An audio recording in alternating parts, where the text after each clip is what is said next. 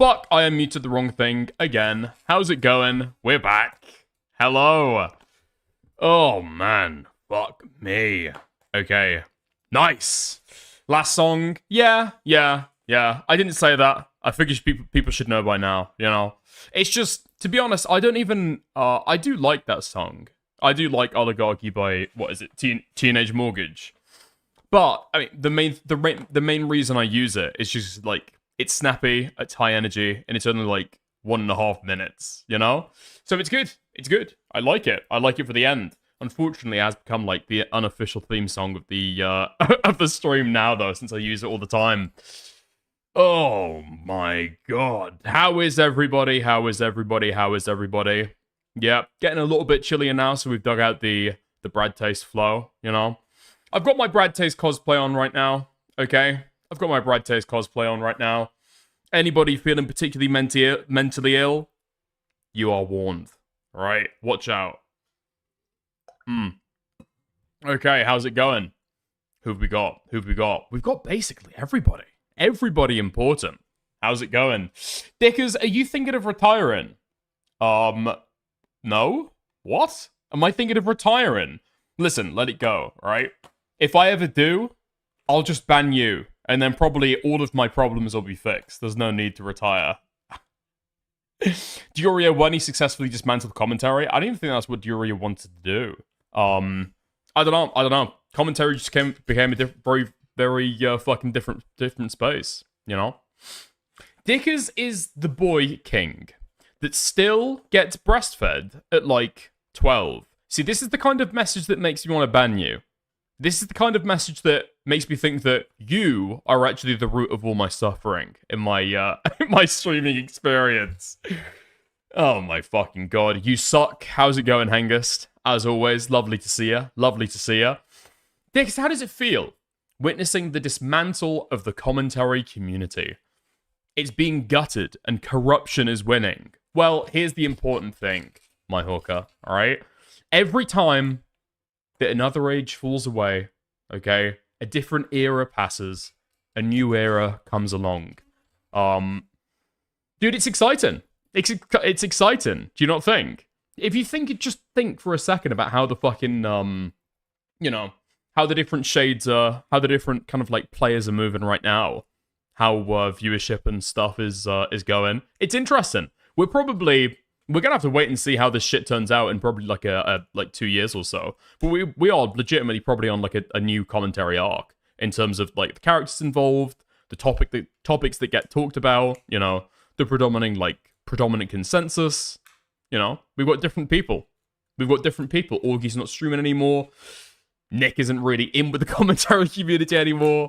You know, you've got different branches and different enemies and different storylines that people are covering. It's fun. It's good. You know? Different people think different things are going to happen. Strangely, different people have different ideas of what's going to happen, and they all think that they're going to be with the in crowd, which is pretty interesting. Everybody's got different predictions about how the future's going to go, and everyone thinks that they're going to be the one on top. Oh, and they say that streaming attracts egotistical, narcissistic people. Can you believe? Can you believe? Yeah, I've heard different predictions of what needs to happen as well. You know, there's probably a little bit of truth in all of it. There's a little bit of truth, probably a little bit of truth in all of it. They just focus on different players and how they're gonna go. But yeah.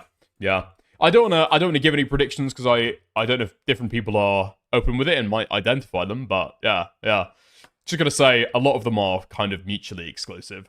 Or I guess the main different kind of predictions going on are what's gonna happen with the Queen and J-Stalk sphere, and then what's gonna happen with the Nick sphere of influence. Some people, I guess no, I'm not gonna say. Alright, some people are just saying that Nick needs to go mainstream, or Nick is gonna go mainstream, and that's gonna be how it goes for him. And then the rest of commentary are going to, like, spin off and do their own thing. It's going to be completely hermetic. But it's going to be, like, a long-standing rivalry that's going to happen there. But, ultimately, well, we'll have to see, okay? We'll have to see. Some people are predicting that this side of commentary just goes through a clusterfuck, and everyone hates each other at the other end. Some people are predicting it's going to go down the sector way. Only time will tell. Only time will tell. I think there are people, despite what, I guess, that side or this side of commentary, the kind of reputation that it gets, I do think that people are genuinely interested in community building and holding people together in like a cohesive way. So I don't personally think that it's going to spin out into nothing. But yeah, I think even people within this sphere of commentary recognize that the way that it functions, or the way that different people hold incentives or desires, or possibly even values, depending on, you know, who who you ask and what framing they give you. Just not very good at making connections or reaching out to different people. But, you know, dude, I mean, like, community talk is so fucking gay. It's just so... It's a little bit... It does get a little bit navel-gazy, okay? I'll admit that. It does get a little bit navel-gazy. Commentaries run by shitters now? Yeah, basically.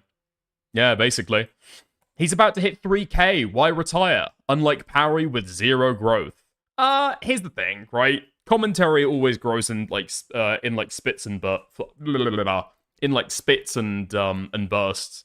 Parry got a lot of growth over the Brandon Buckingham stuff. Admittedly, those were a lot of people who were Brandon Buckingham fans, just trying to track his next movements. But still, you know, a sub is a sub. A sub is a sub.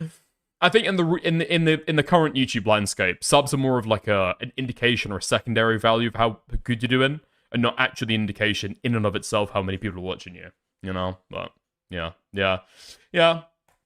This is the only commentary channel that isn't all Legos.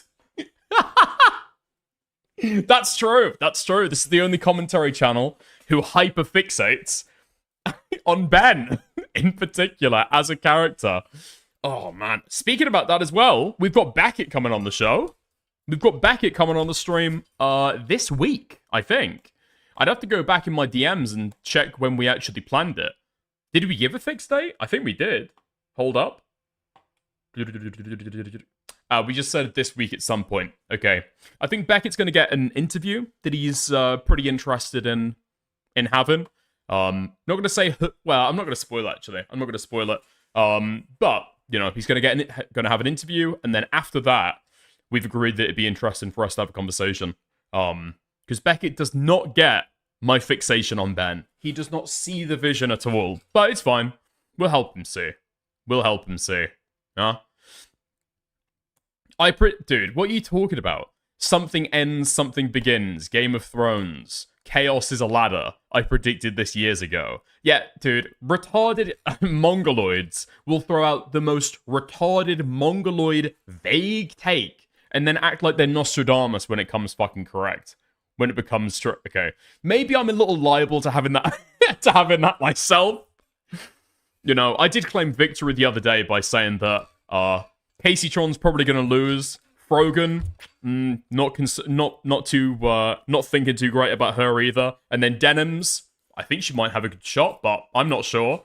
I did declare victory based on that tape the other day. Oh, fuck me. I mean, linking the Klein stuff to the Lego stuff, I'm developing like a deep fucking skepticism about all of these lore tubers. To the point now where I'm thinking like, I'm gonna have to keep like a standard for myself where before I listen to anything that a lore tuber says, I just need to watch like 5 of their videos. There's got to be something. There's got to be a standard like that I can use to be able to separate the wheat from the chaff. Because 99% of these retards are, well, retards, right? That they either don't practice in the area they're talking about, and so their takes are liable to just be wrong, or they don't practice in the state that's relevant to it, and no amount of disclosure is going to be relevant to a layman, because how do you interpret, you know, the difference there or actually get to the truth of the situation? Or they're completely and utter retards, they can't do fact-finding on themselves, because they're used to a judge or a jury doing that for them, I guess. And so they get really fucking lazy, and they just take whatever the popular narrative is and give legal commentary over on that. So, yeah, fantastic. Absolutely amazing. Absolutely fantastic. I've got certain people that I do trust, but it's going to be, like, heavily fucking personal, I guess. Well, personal. What I mean is it's going to be highly individualized, you know? So my favorites are Legal. Okay? Legal. He's relatively good. He's got like a team of researchers, so his coverage tends to be better, in my opinion. And then, fuck. Who else? Who else did I say that I liked? Law and Crime aren't really a legal show, right? Fuck, there's somebody else. That I like. Fuck me. I'm not gonna be remembering it. Shit. Oh, the French guy? The Lawrence French? Oh, and Bruce Rivers, the criminal lawyer. I like him as well. Yeah, I like that. I like him a lot. Sidebar on Law and Crime. Yeah, that can be good. I think it's hit and miss because they get different people in there, right? Okay. Yeah, dude, I need to go back through chat. Wait, what? Dickens calls me a sub and I resent it. I really do need to scroll through chat. Jesus Christ. I've just let it go through and not read anything that people have been saying. Oh my fucking god. Okay. Time to make the jump to media criticism? Oh, from commentary. Yeah, maybe. It's getting pretty hairy. They maybe have a law degree, dude, and a YouTube channel. That quote by, is it Big Bungie? I think it's Big Bungie, right? Legal Mindset has got a YouTube channel and a law degree, and he's choosing to focus on the YouTube channel. What does that tell you? What does that tell you about his law degree? Yeah, okay. Yeah, alright. Oh my god. Legal League is hot. Yeah, that's true. Ooh, Legal Eagle. What the fuck is wrong with you? Legal, I will just say, okay, I will plant my fucking flag and say that his coverage over this stuff has been the best that I have seen, without doubt, on the fucking legalities of this consignment agreement.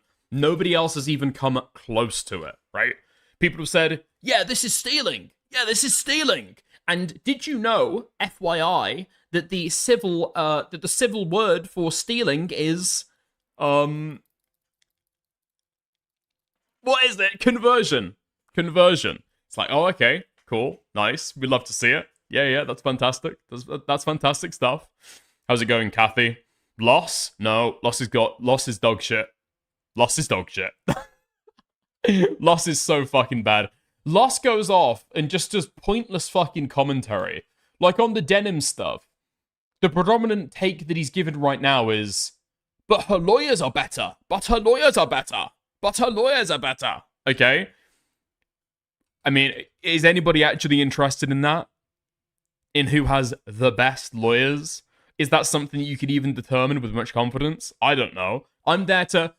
What I want, basically, at the very fundamental level, when I put on a like a LawTuber video, right? I want, hopefully, to learn about a certain situation, and crucially, I want to learn a little bit about the law, right? Those are the two things that I want out of it.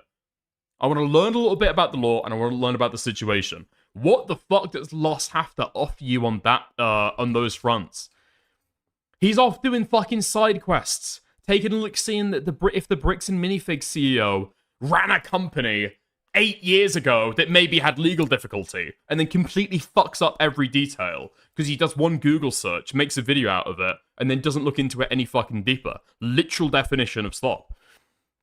He churns it out, just like one bit of Googling. Goes, oh, he was a president of a company that got sued. Oh, let me have a look at the legal documents. Oh, well, the owner is called this. I guess he changed his name. No, retard, that's clearly a different person. Why would a president of a company be on the legal papers as the owner if the company's getting sued? Retard. And then he comes back and says, oh yeah, by the way, whoops, I fucked that up. But nobody will ever start doubting the kind of attention this guy puts into making his videos. Oh, God. Yeah. Wait, what? Like Pyrocynical. Pyrocynical did that first. Right, we need to scroll down. Isn't Legal the guy who said Captain Marvel was victim of assault because a guy touched her newspaper. I'm not totally sure about that. I'm not totally sure. You absolutely could be a victim of assault if somebody touched your newspaper, though. Right? It just depends on the legal definitions, right? It is what it is. It is what it is. You can touch somebody's property and get charged with assault, though. Absolutely you can. Yeah. You don't even have to touch somebody for it to count as assault. You can put somebody in reasonable fear that they're about to be harmed physically, and that counts as assault as well. Legal, rapes again! Thank you, Reservoir, for the raid. I hugely appreciate it. I hugely appreciate it. Okay, and there we are. All caught up. Thank you very much. Lovely stuff. Okay. She beat him up and broke his bike. Wait, what? She beat him up and stole his bike. Okay, that might be in something in relation. You read my comment out of context, retard? Yeah, I can tell. I can tell, alright? Do you mean like threatening lashes, perhaps? No, actually, threatening lashes will continue, just so far as we're aware. For the people who feel perturbed by that in the Discord, by the way, okay? Your only option is to accept your lashes or improve your behavior, okay? Something tells me certain members are going to choose obstinately to do the second. We'll have to see. We will have to see. Dude, posting a clip in the fucking Discord. Check on it 10 minutes later. 0 retweets from the people who are continually talking in the Discord. People who I know for a fact have Twitter accounts. We need to be doing something. We need to be doing something in this community. Yo. Thank you for the 2 New Zealand. I appreciate it. Can I lash you when you don't like and retweet my clips of you? Yeah, you absolutely can. You absolutely can, alright? Unless people are, like, posting retarded fucking clips, then, yeah, I should be, retweeting all of those. So, unironically, if you post a clip of me, just send it to me in DMs. I will respond to it. I will retweet it.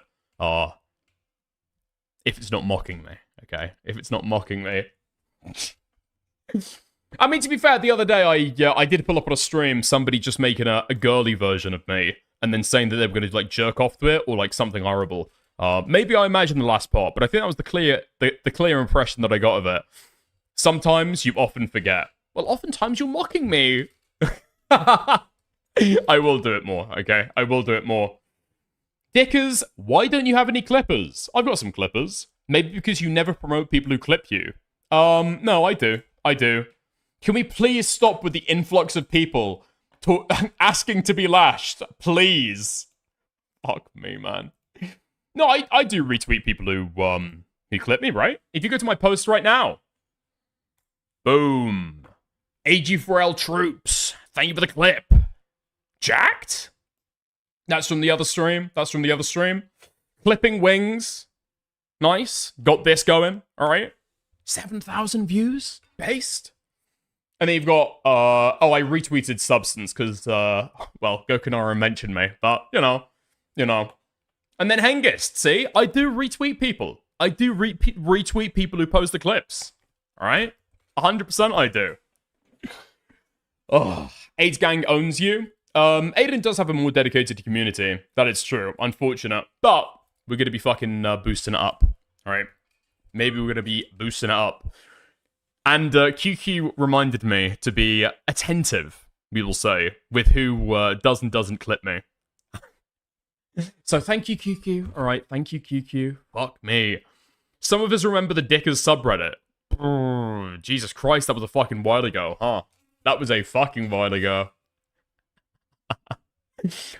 Imagine trying to bulk while being Indian. It's literally impossible. Okay. Thank you, Inside Out, for that incredible analysis. Thank you very much. Dude, I see an Inside Out message from chat in Kick. I think it's going to be funny. I read it out. It's literally just racism. It's... You got dick. Aiden's... Okay, Indians you're poop. getting too big for your boots. Indians poop. Rather than clips, I suggest we all make dioramas. Yeah, please don't. Please don't. Dude, dioramas are the most fucking annoying thing that I see on Twitter all the time. That is the most likely thing that you can do to make me fucking block you, like, permanently. uploading a fucking AI-generated diorama. Please kill me. Holy fuck. I will say, though, over the Pegasus stuff, more Pegasus, more paddles. We're calling them more paddles now. Yeah, it is kind of rough. It is really, really rough. I was thinking about this in the shower yesterday. Just having, I guess, shower thoughts. It's not necessary to the story, but, you know, there we are. I was just thinking, like, oh, fuck me. I kind of feel bad for the guy. Because clearly he just doesn't understand how it sounds. When it's like, Hassan pulled me up, only to realize that I'm jacked! I'm jacked! I don't want to laugh at you, okay? I don't want to laugh at you. I really, really don't. But unfortunately, I hate you. And so I don't really feel that bad in the end, you know? But no, oh, fuck me. It's just somebody being overly confident about their appearance. Trying to, like, flaunt it. Fuck me. It's not even his fault. It's literally not even his fault. Look, okay. I want to preface this with nothing in life can truly hold you back. Okay? And by which I mean, there is nothing in life that can truly preclude you, exclude you from reaching your goals. Having said that, being jacked and Indian, I don't know if those things go together so well. I can't lie, you know? I'm not sure if those things go together very well. That seems like that might be not a preclusion, okay? It's not going to stop you, but it's a hurdle in your way. You know, it's a hurdle in your way. And I'm not saying that as though white people have got superior genetics on the bodybuilding front. You know, you've got black people who are like 10 times better. You know, they've got naturally dark skin, helps with definition, helps with all of that stuff. You know, imagine how easily you could. Yeah, that's not really okay. That's not really the selling point that I was going for there. Yeah, that's not really the selling point that I was going for there. I appreciate it though. Can we get a reaction to Joe Weller absolutely losing his fucking mind, please, Dickers? Wait, did I put that shit in the title? Dude, that was one of my planned segments. Did I put that shit in the title? Let's go over that shit before we go into anything else. Yeah. Dude, I don't know what's going on with Joe Weller. I'm sure people know who Joe Weller is. Right? Big YouTuber guy from the UK. Used to do those spooky, scary videos where people would go and go on ghost hunts in haunted houses. No? I'm sure people know what I'm talking about. Joe Weller, YouTube. Here we are. He is kind of last generation's YouTuber, to be fair. Alright? What the fuck is this? Public WWE finishers. Hi mate, have you ever thought of offering like a Sky Dance package or anything like that? Say? Uh-oh. Oh, no, again! He got the starter! Austin with a starter! There goes the Undertaker! What the hell is this?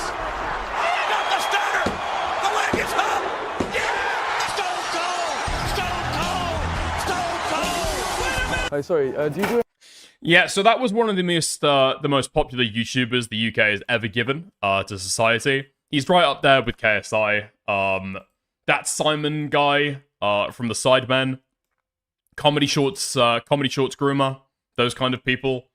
Yeah, dude. Exploring haunted abandoned school. Warning. That's just a house, isn't it? That's just you just go into like an old rundown house in the north. Good vibes in here, bro. Like seriously. And as always, yeah, 12-minute video, and there's only one part that's fucking interesting. I'm over there, like seriously. Like, There's probably a smashed window. what the f was that? Did you hear that? The donk sound. What the f was that? Bro, it's the most fucking... How many views? 10 million views. The most rewatched part of the fucking video. And he even describes it as a fucking donk. Dude, it's a haunted donk. It's a haunted donk in the quiet...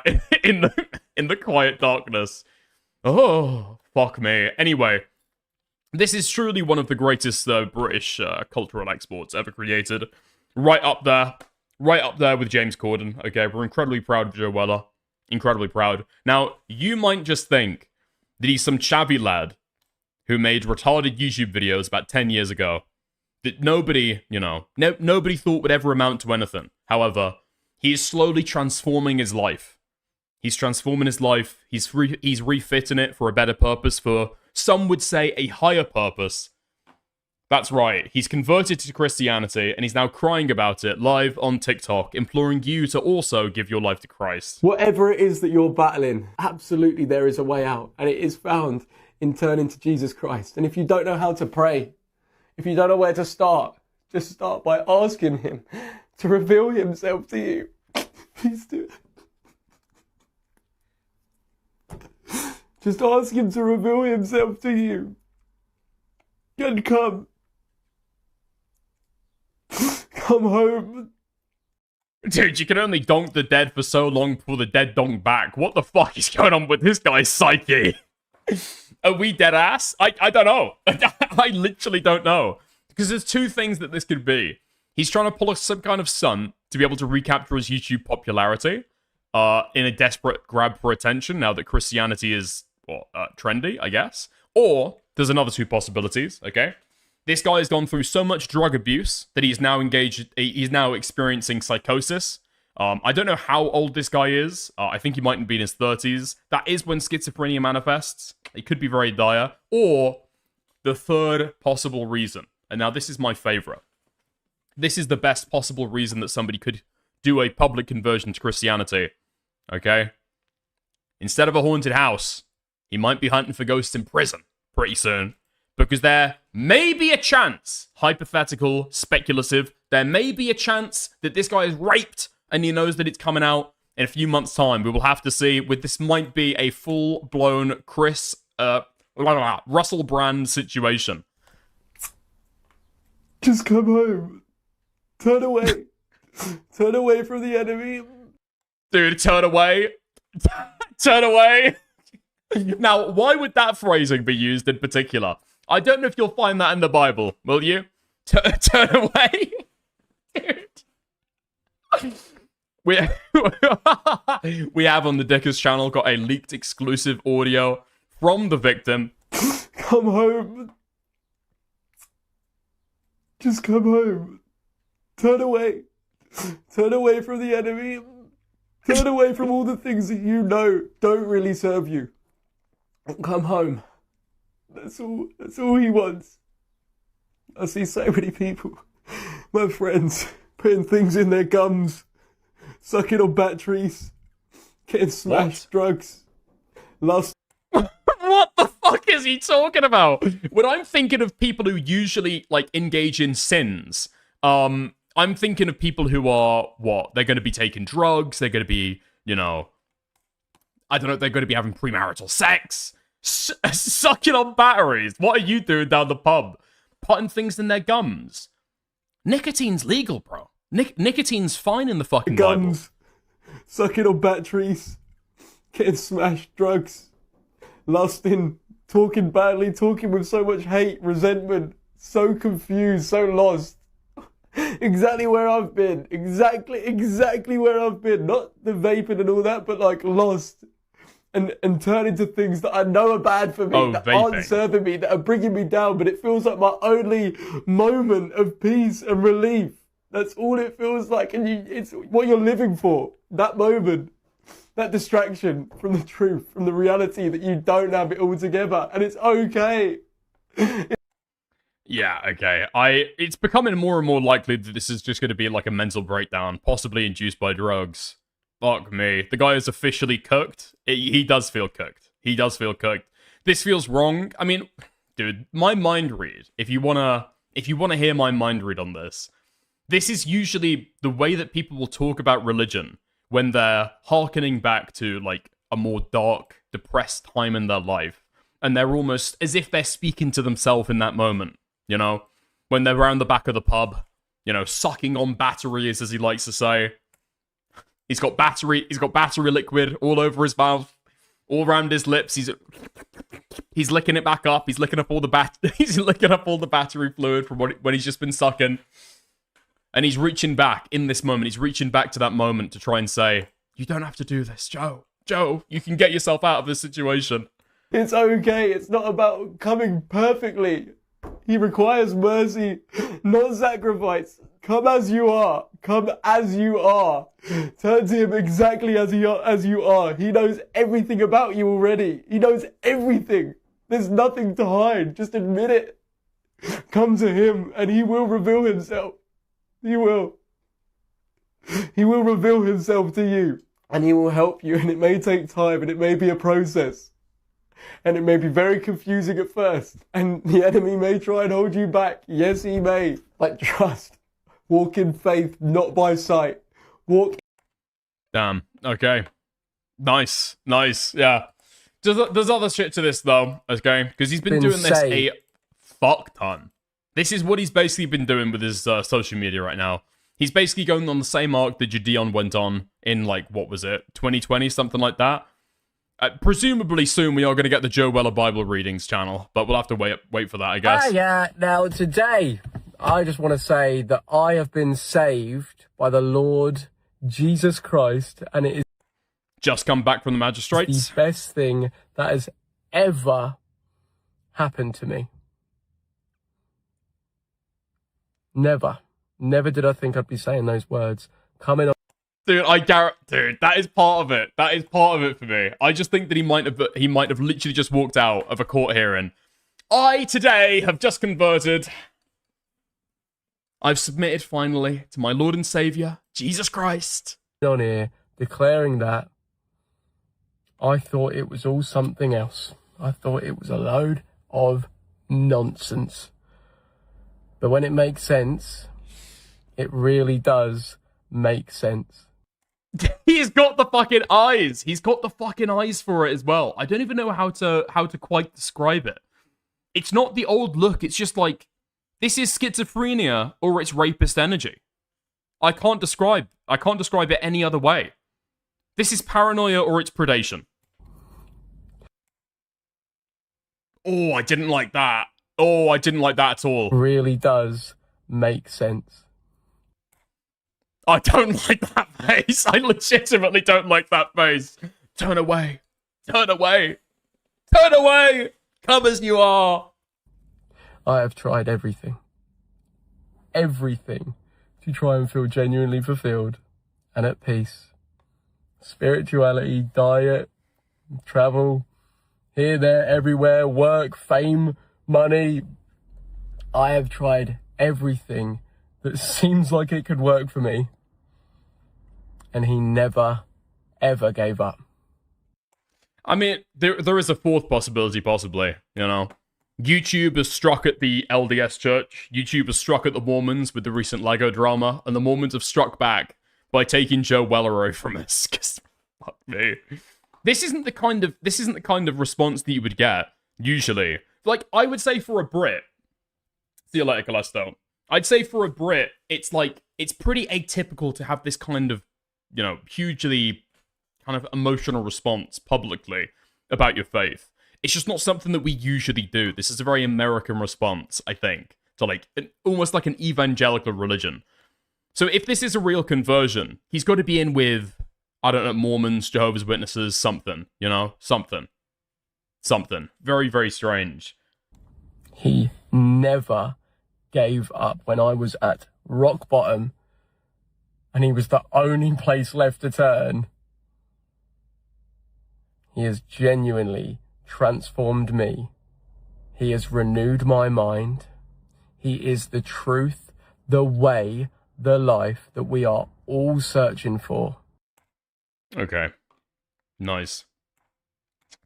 There we are. I mean, there's literally nothing else to be said on that story. There are like several reasons. We're gonna have to wait to see what exactly comes out of it.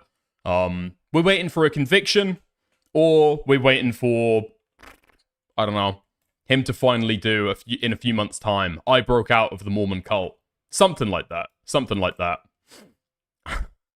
I can't listen to this anymore. I'm off to get deep-throated by a toothbrush. Alright, see you later, North. Not very proddy. What, in terms of Protestant? Nah, it's pretty proddy. That is quite Protestant. You wouldn't see Catholics doing that usually on social media. Catholics tend to be a little bit more subdued with that. What the fuck is this? Okay. Okay. Yeah. Thank you, Kathy, for the clip.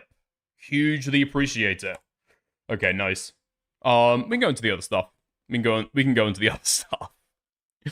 It'd be funny if he came on with a beard, no mustache, quoting the Quran and Hadiths. That would be 10 times better. Wait, what hair color is Joe Weller? We need to check that before we say anything else. Is he ginger? Could he be? Absolutely, there is a way out, and it is. Nah, I don't see any ginger in him. I don't see any ginger either. Nah, it's a shame. He's got the right beard for it, though. By which I mean he's got no beard at all. If you convert to Islam as a white guy, I don't know. I don't write the fucking rules. I don't write the requirements. I don't know who the fuck Allah is looking for, but they usually tend to be ginger and have like a really fucking patchy beard that they can't really grow in. You know? Yeah. What filter are you using? I'm not using any filter. What do you mean? I think I would look better if I used a filter. Okay, I'll say that. I don't think I'd be looking like this if I had a filter. Alright. Diorio, talking about the Denims lawsuit. And then you've got an archive version as well. We can take a look at that. I'll slap that onto the docket, 100%. Wait, did Diorio talk about it? All I've heard from people is saying that Diorio will not talk about it, in fact. I heard that Diorio wouldn't be saying anything. At least that's what Bonkers told me. Bonkers made a post earlier that Diorio had said that he would go over the Denims lawsuit, and then retracted it. He deleted the tweet or something. You know? Yeah. Okay, and I've been sent the exact same thing. Literally the exact same thing by Kathy. Okay, I hugely appreciate it. Thank you very, very much. Alright, nice. He talked about it in the intro yesterday. It was even in the live stream start tweet. Oh, damn, really? Okay. I saw people went and, search for it, were rummaging around in the VOD to try and find them talking about it, and I didn't see them turn up with anything. But, okay. In fact, leading us into our Ethan Klein segment. I made a prediction. I made a prediction a couple of days ago now. But as the tides turn, people start to see Ethan Klein as a lolcow. They'll realize that they were correct the first time about Ethan Klein, when everybody turned on him and said that he was schizo, depressed, constantly ruminating, hyperfixated on his enemies. Shirt today, guy. Thank you, Will Is Me, for the 2. I appreciate it. Glad to see you back, Will. But, you know, I said that, and I think we might start to see the fruition here. People might start to realize that Ethan didn't change at all. He just got on the fucking Zempic, and that was about it. Alright, Kino Casino, given their take on the Denims legal hearing. Let's go. Our boy lost in court. H3 Felton! Hold that L, Ethan Klein! Hold that L, buddy! The casino is nothing but fickle. One day you're a high roller with a big stack of chips at the table, swinging your dick around, splashing the fucking pot, going to the strip club, making it rain. And then the next day, a dirty sex worker cleans you out for everything, robs you of your Rolex collection and your chips, and you're a felted fucking homeless bum on the side of Las Vegas Boulevard. Change! You got change! Yo. Fuck me. Kino Casino is commentary for ADHD-riddled autists. Now, as a particularly, I don't know what the word is. I don't quite know what the word is. It is definitely somewhat ADHD. I'll give you that, you know. A little bit of a penchant for the performativity. I personally, I do like Kino Casino. I can't lie. I do like the way that they play it up and the energy they fucking give, you know? I do like it. I just don't know how the fuck they managed to keep that up for hours. I legitimately fucking don't. I could see doing it for like about 10 minutes. Obviously, Ethan Klein has tried to emulate this, right? When he was talking about the iDubbbz lawsuit, he was talking about felling the dragon. Felling the dragon, it showed only one scale, and it was down. Like Smaug, or whatever the fuck. Obviously tried to emulate their style. Yeah, Ethan Klein, I think, has, like, referenced the Kino Casino boys. I don't know if he watches their show, or if he just watches the clips or what. But he's clearly seen that they're in his corner and have decided that, oh yeah, I'm in with these guys, actually. I'm in with these guys, actually. He thinks that they're backing them all the fucking way. Unfortunately, he's realized the exact same lesson that several other lolcows by now have realized. DSP, Review Tech USA, Kino Casino aren't really loyal to anybody, in fact. And they'll only support you for the fucking storyline. They don't give a single fuck about you, and they will turn around and A-log you. Possibly the worst thing that could happen is being actively supported by Kino Casino. Because at some point, they are going to fucking heel turn, alright? And they're going to heel turn quicker than you ever thought was fucking possible. Because they're there for the fucking performativity, right? They're there for the fucking show. They're not there for you. Alpha Ethan, how did you lose in court? Okay, this is his natural habitat. How did she? What happened? How did she win here? No fucking way, really? Ethan said that Kino Casino are cool, but they shouldn't use slurs. Is that really? If I'm thinking about the top 10 issues with Kino Casino, they shouldn't use slurs. PPP. How did a Jew lose in court? How did a lose in court? Court deems defendants used as actually transformative. showed up to court. You know that PPP would say it if he felt comfortable enough. If he was streaming on Rumble, if Jeremy Hambley was successful in taking these guys off of Kick, you know that that's what they would be saying over on Rumble. Because she actually, unlike Frogan, who just decided to eat the entire legal fund and not show up to court, and Casey Tron, who was too low IQ, white trash, and poor to realize that she might win, and so just folded and did the humiliation ritual. I don't know if that's quite fair. I don't know. White trash, poor, and what did he say? Like gay. I don't know if that's really fair. Casey Tron is just in a really fucking precarious position. And I don't know. Maybe it's gay. I actually sympathize with Casey Tron. I feel really fucking bad for her, you know? She's caring for her fucking parents. She's trying to make sure that they're okay. She recently got made debt-free, but she's trying to look after them at the same time. It's a really fucked position to be in that I don't think that many people could possibly sympathize with, but yeah, I feel bad for her. I genuinely feel fucking bad for her. Although, to be fair, Casey Tron literally added no commentary whatsoever, so she might have been crushed.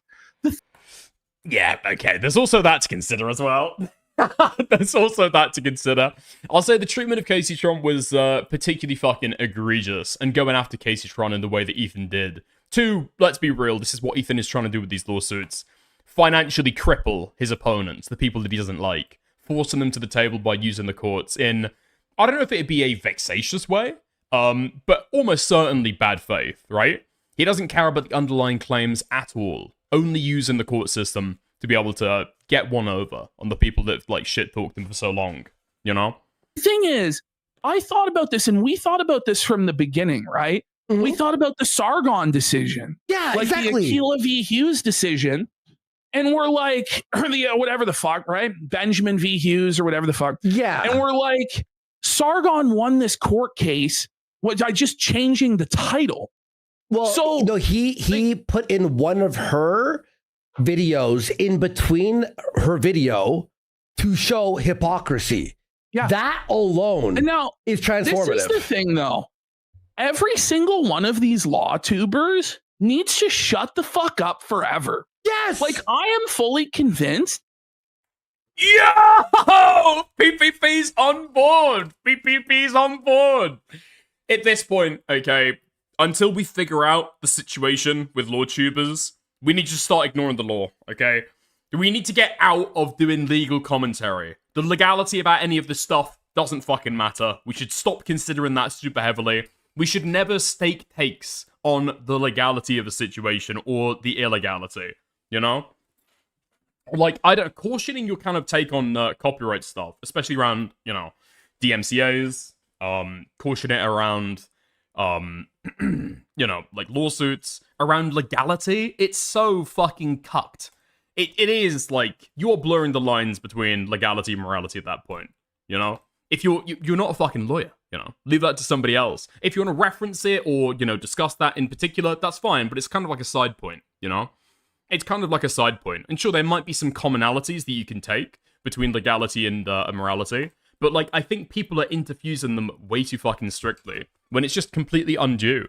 And again, if you are like giving your entire take and saying, well, this is completely, you know, I guess premised on the legality of the fact, I think that's really dicey territory. I don't want to give a hard stance, because could I imagine myself saying that in the future? Possibly, actually. So I don't want to make like a rule or a principle just off the basis of the Ethan Klein lawsuits, you know? But I think when you're doing that, you got to realize you're on really icy fucking territory. That none of them have any idea what they're talking about, and they all just give the take of what they want to happen. Yeah. Instead of what's actually going to happen. Yeah. I disagree with that. I totally disagree with that. Is it what they want to happen? That's possibly a factor in there. But you got to remember that these fucking law tubers are YouTubers like anybody else. They're there to be able to, you know, give a take, give a message, give a read to an audience that's going to find it receptive and jive with it, you know? You could take one law tuber who takes a look at a certain case and thinks, I think a lot of people are wrong about this, actually. I think what they perceive as bad or unfair or mean that they want to call illegal, I think that behavior is actually totally kosher. I think it's totally fine.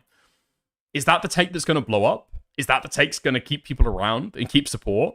Is that the take that's going to keep your connections to commentary? No, not really. So do you end up, what, just like not talking about it at all? Or do you end up actually siding the other side? Because that's the way that the internet's going right now. Given the legal perspective for your client, which is the popular narrative at the time. I genuinely think that's how some of these law tubers fucking interact with this stuff. They see the popular narrative that's going on, and they're fighting against the right people, and they decide that's going to be their client that week. Okay, that's going to be who they, you know, against all reason, are going to vociferously advocate for. Yo, thank you, Lizzie, for the Dick Rider Plus membership. Thank you very much. And they're all, this is the thing, they're all talking about shit that they have no speciality in. Like, you've got people that are like, I don't know, like a criminal lawyer talking about copyright and stuff like this. It's like, obviously you're not going to fucking know what you're talking about. Sean's our boy. We'll make excuses for Sean. He got this wrong. But Sean is actually some. I mean, it's difficult because it's not exclusionary. I wouldn't say it's not exclusionary to being able to give a take, because ultimately those people are still going to be a cut above me. You know, they've gone to law school. I have not. Boom. You know, they've spent maybe like 4 years studying pre-law for their bachelor's, and then an additional 4 years studying law at law school to be able to get their GD. Like, they've got some level of training that I just simply do not. And even if they work in, I don't know, like criminal defense, they're probably going to know like a few basics about contract law that might be very, very useful, you know? And so again, it's difficult to be able to assess this stuff, especially as a layman, trying to figure out which experts you should and shouldn't listen to. Because that's what it is at the end of the day. If you go into a law tuber, you're trying to get an expert opinion on like internet drama. And unfortunately, most of them are retarded. Sometimes they'll be critical on something like, we want, and we're like, oh. Legal mindset, though, it's like, bro, you're on watch, bro. Like, how many bad takes are you going to give, bro, on this stuff? Be careful to legal mindset. Telling this guy that he's on watch, I think he might do he might do a desperate injustice to himself, okay? If you get what I mean. Like, it's just legal mindset. More like legal dick sucker. Bitch. So, I don't know. And it's like, listen, we're not fucking lawyers. We're retarded. We don't fucking... So we trust these people. We're like, well, legal mindset said, you know? Well, legal mindset. And it's like, listen, how can a Jew lose in court? I don't know. He just got fucking felted. And you got people out here on the street that are like, this was a bad decision. How could this happen? No. Dude, I mean, he's talking about people out here. That is Kino Casino fans. That's been the prevailing sentiment that I've seen from people. People say, how did a case lawyer fucking lose in court? This is an awful decision. How did these people get off the fucking hook? I can't believe that they admitted that they were there to steal views. How did the court not punish them? Okay, yeah, you're coping super fucking hard because you've you've invested so much emotional kind of you've put so much emotional investment into the story You're finding yourself like distraught, literally on your knees, tears streaming down your face after the court gives a tentative ruling saying, no, this is probably transformative, actually. Oh, I just don't give a fuck. Fuck him. Fuck him. Let him lose. Let him fucking rot. Maybe this will fucking teach him not to splash the pot like he does, buddy. He's punching down on these poor left. I honestly don't give a fuck. But apparently it's tough for him here. The court deemed defendant's use as transformative throughout. Really? Really? Really? We don't give a fuck when some huge YouTuber that's been massively established and has garnered like millions and millions of dollars for himself, independently wealthy, right? Is able to like throw that wealth around to be able to fuck with the ecosystem. We don't care about that. Didn't Kino Casino just go through a situation like that a few months ago? I don't think they were too happy, were they? I don't think they were too happy, you know? But I guess getting somebody's channel reported and sending somebody to fucking court, you know, those are, you know, we can forgive the lawsuits. We can let the lawsuits ride. The live stream, defendant provides commentary pertaining to criticism of the nuke. The fair use. Kino Casino won. They've been shat on by everybody for years. I can understand that, right? I can understand that. But unfortunately, you've let yourself get way too jaded, and you've decided to give away your principles. You look around and you see that other people don't have them, and then in return, you decide to abandon yours. You're like, what's the phrase? You're like a sheep of another flock at that point, you know? This inquiry does not ask whether the criticism or parody of the copyrighted work is just or accurate or mean-spirited, but simply whether the use is the kind that copyright is designed to protect. So basically, if you add any commentary at all, it seems like you're good and you can do this. Even. Whoa, huge Frogan redemption. Huge Casey Tron redemption.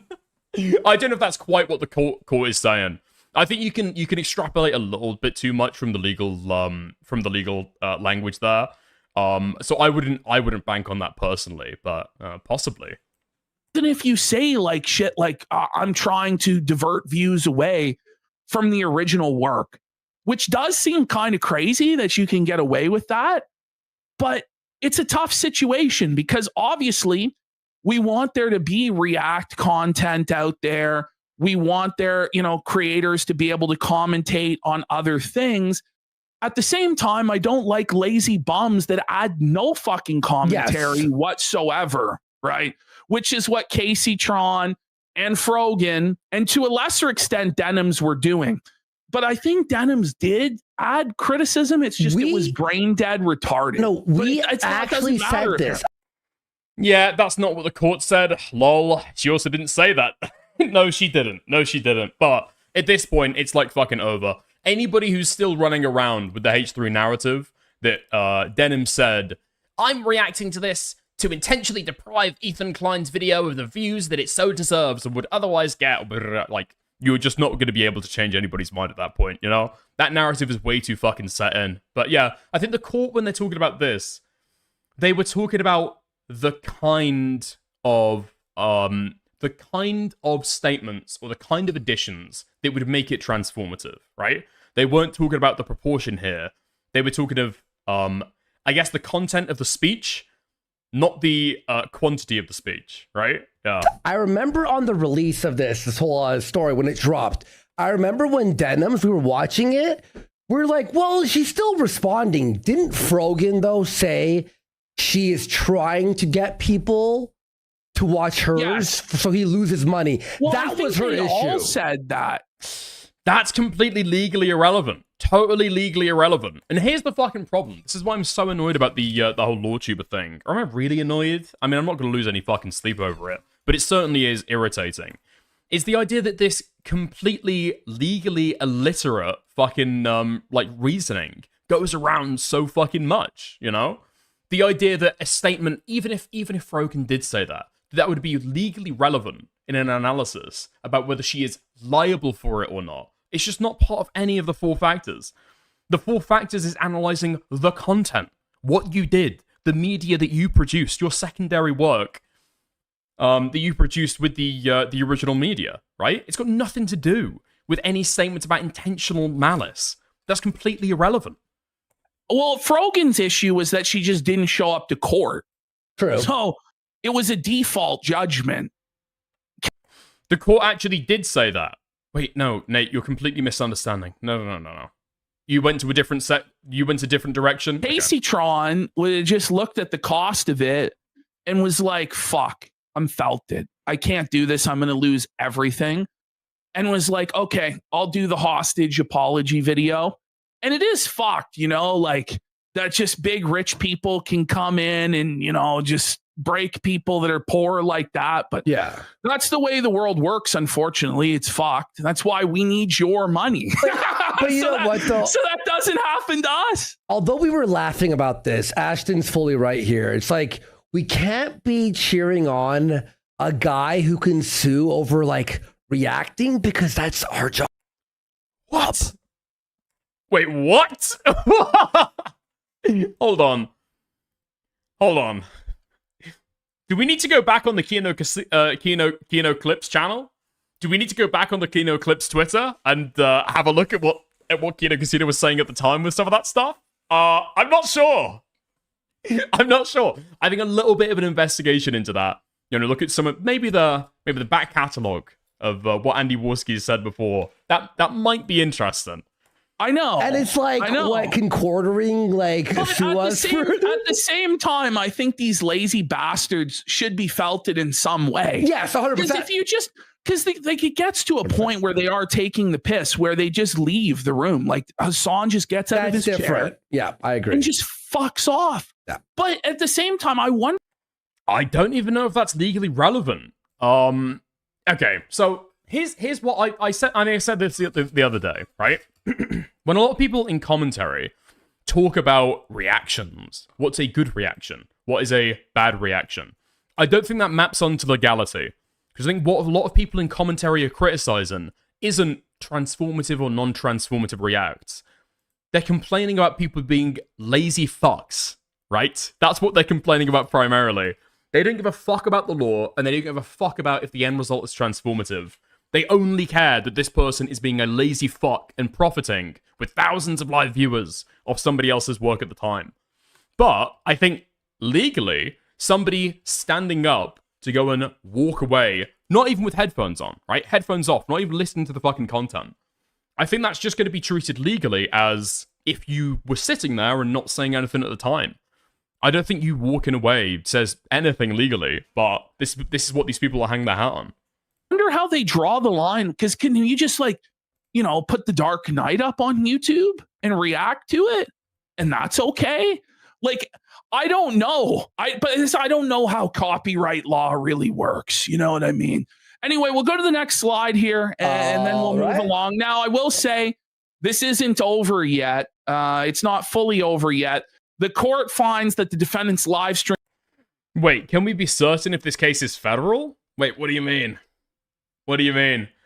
I think it relies... This is going to be the extent of my fucking knowledge here, okay? So this is going to be big pillar of salt time, okay? Not a grain of salt. We're taking a pillar of salt with this take. This is what I personally believe to be the case. Go and look it up yourself, okay? I think that what happens is, there is technically no... I guess... There is no... How do you rule something in a federal court? Where's the federal state, But I think federal laws are executed in courts that reside in certain states. But the decisions made in those technically states that reside in courts that reside in those states, the rulings they give on federal laws are still precedent setting across the entire United States. So for example, I think this was ruled on in California. I don't think it's just going to be exclusive to California. I think it is going to be US-wide. This is the decision. Stream is not a market substitute for the nuke.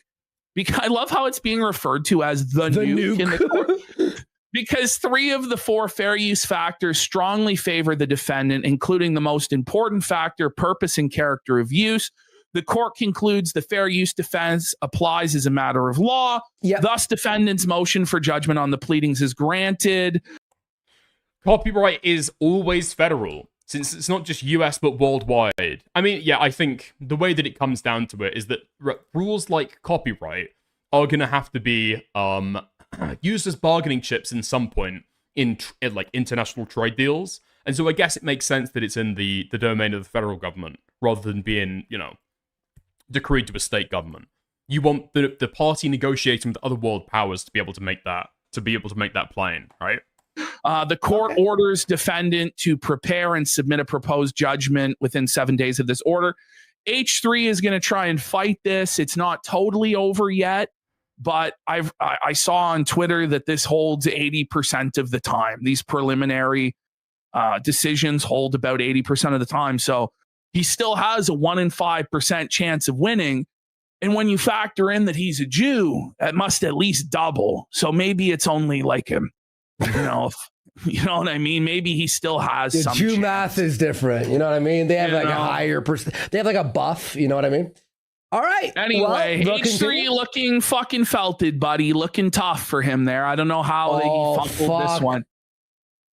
Nice. Okay. There we are. Yeah, I know. 1/5 times 2. What is that? Hold on. What is that? I don't know. 3/5? I'm not sure either. Okay, based. Casino turning on Klein. Wait, hold on. Do we dare go to the comments section? It's Twitter. Is it going to be full of porn? Nah, they've got it. Okay. I think this tweet got posted over on Yeet as well. And so we'll take a look at the comments section there. I can't believe Ethan's lawyers, in their infinite wisdom, thought that she was mean to me was going to help them. I thought Ethan had the best lawyers. Bro, what happened? Yeah. Wait, Goob? Wait, hold on. I think I might know this guy. You spend way too much time on Twitter when you start to recognize usernames. I think I know this guy. This was the guy that was arguing with me that the lawsuits towards iDubbbz was good, actually. They were totally justified because he hates iDubbbz. I believe he had a sister that died of cancer, and so he's just got like an irrational, like emotionally driven, right? But definitionally irrational hatred of iDubbbz. And so he's just happy no matter what happens to him. Legal Mindset, famous real estate lawyer, Lamau. Please never forget that he is retarded. I wonder if he'll double down and appeal. Has he commented on it yet? I think Klein has been largely silent about it, I thought. Has anybody got any statements that Ethan has made while he was on the pod? I haven't seen any clips at all. I've just seen people combing through his Instagram story. I've seen people combing through and cataloging more of his Instagram stories than I've ever seen. Because literally every time that he posts, you've got a guaranteed banger tweet saying, Ethan Klein is talking about this, rather than addressing the lawsuits. And it's just some retarded fight. It's like a video of an otter. It's like a kid playing with a sandcastle. And guaranteed 100,000 impressions on Twitter. Is his show pre-recorded? Wait, what? Ethan Klein's? No, I don't think so. I think Dan at the very least responds to chats at the time, right? Reads out donors and such. Yeah. He hasn't said anything, but AB said something. Wait, I think I did see AB say something. I think I did see that, actually. Didn't AB's response boil down to, I don't know, what's going on to the court case? I don't know. I'm not sure.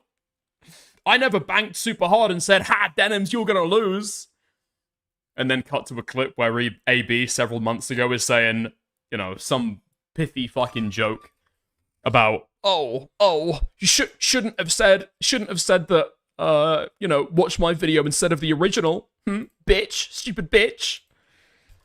Yeah, I'm pretty sure that's what his take amounted to. Just so many people right now trying to claim and pretend as though they weren't totally behind these lawsuits, supporting these lawsuits, and now trying to claim as though they were totally ambivalent to it.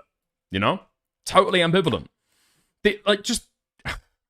I think for different people, okay, the best way to see what people's original coverage was like is just ask yourself the question, what would their content be like if Denims lost this lawsuit? What would their live stream be like announcing that Denims is felted, is done, it's over, hundreds of thousands of dollars in damages, how's she gonna pay it back? Is a song gonna chip in? Just think about what their stream going over this stuff, if Denims had lost, would look like. And I think that tells you everything you need to know, Dickers, you don't understand. Denims called CPS. Yeah, that has been the cope. You see less and less people bringing up CPS. I don't know if it's starting to permeate the understanding that Ethan lodged these live streams and videos with the Library of Congress like a month before the CPS call ever got made. 1 month, 2 months. No, I think it was in January that he lodged them, right? And I think he got CPS called on him start of March. Yeah. I think like a month and a half or something like that, right? Yeah. But I don't know if that understanding is permeated around into the ether. But I just don't see people cite CPS nearly as much to be able to justify this stuff now. You know? 2 months before? Yeah, that sounds right. Okay. Anything else? Denim sucks. Bit Ethan Klein is a huge retard. Suffer, Mr. Klein. Okay. Over on Yeet. Now, Yeet has possibly got even more wretched retards following him than the Kino Casino clips. Hutch still is, lol. Dude, I was about to say that Hutch will still be talking about CPS when he's got no hair left, but, you know, yeah, Hutch will be talking about CPS until the end of time. Just in the same way that Hutch will be talking about Hassan to the end of time. That guy is, you can just, like, watch Hutch's stream today, and you'll have the next 50, 100, 2,000 fucking Hutch streams, you know. Barely any variation. At some point, his teeth will fall out, and so he'll stop scraping them with roots and leaves, but, you know. I think that's going to be the only variation. Okay, nice. Top comment? Based? Just the fat in yellow. Just yell the whole time. Welcome to the Kino Casino. Welcome to the Kino Casino. Poof. These guys calling the winner before the river card. Hold your smoke just a little longer, boys. Yeah, okay. Cope. Cope. Yes, let me listen to people being finessed by the quartering. They know the law better than lawyers, just going off pure legal speculation. Wait, what? Wait, what? I don't think this guy has constructed this argument in the best way, has he? Let me listen to people being finessed by the quartering. They know the law better than lawyers, just going off pure legal speculation. I think you might want to say legal reasoning, right? Rather than legal speculation. But, okay. I mean, they even admit in the clip they've got no fucking clue, but, I don't think it's really Kino Casino that you need to rely on for the way the, court case has gone. Like, a judge has spoken about this stuff, I think, you know. I mean, I understand not wanting to trust PPP and Andy Borski, but, yeah, a judge has spoken about this stuff, so maybe give that a read. I don't know what to tell you. To be fair, the one that to be fair, she was the one that the case stood on her stating, in no uncertain terms, that the goal was to steal views. There was some commentary for her. As wrong as it was, that's not material. The other two were doing it in action. Hers was in words. Now, unfortunately, this guy is I don't even know who this person is. I literally don't know where this guy comes from. Do you ever see a chatter online, or somebody, like, speaking, writing out tweets, and just wonder, like, are you actually a fan of any of these people?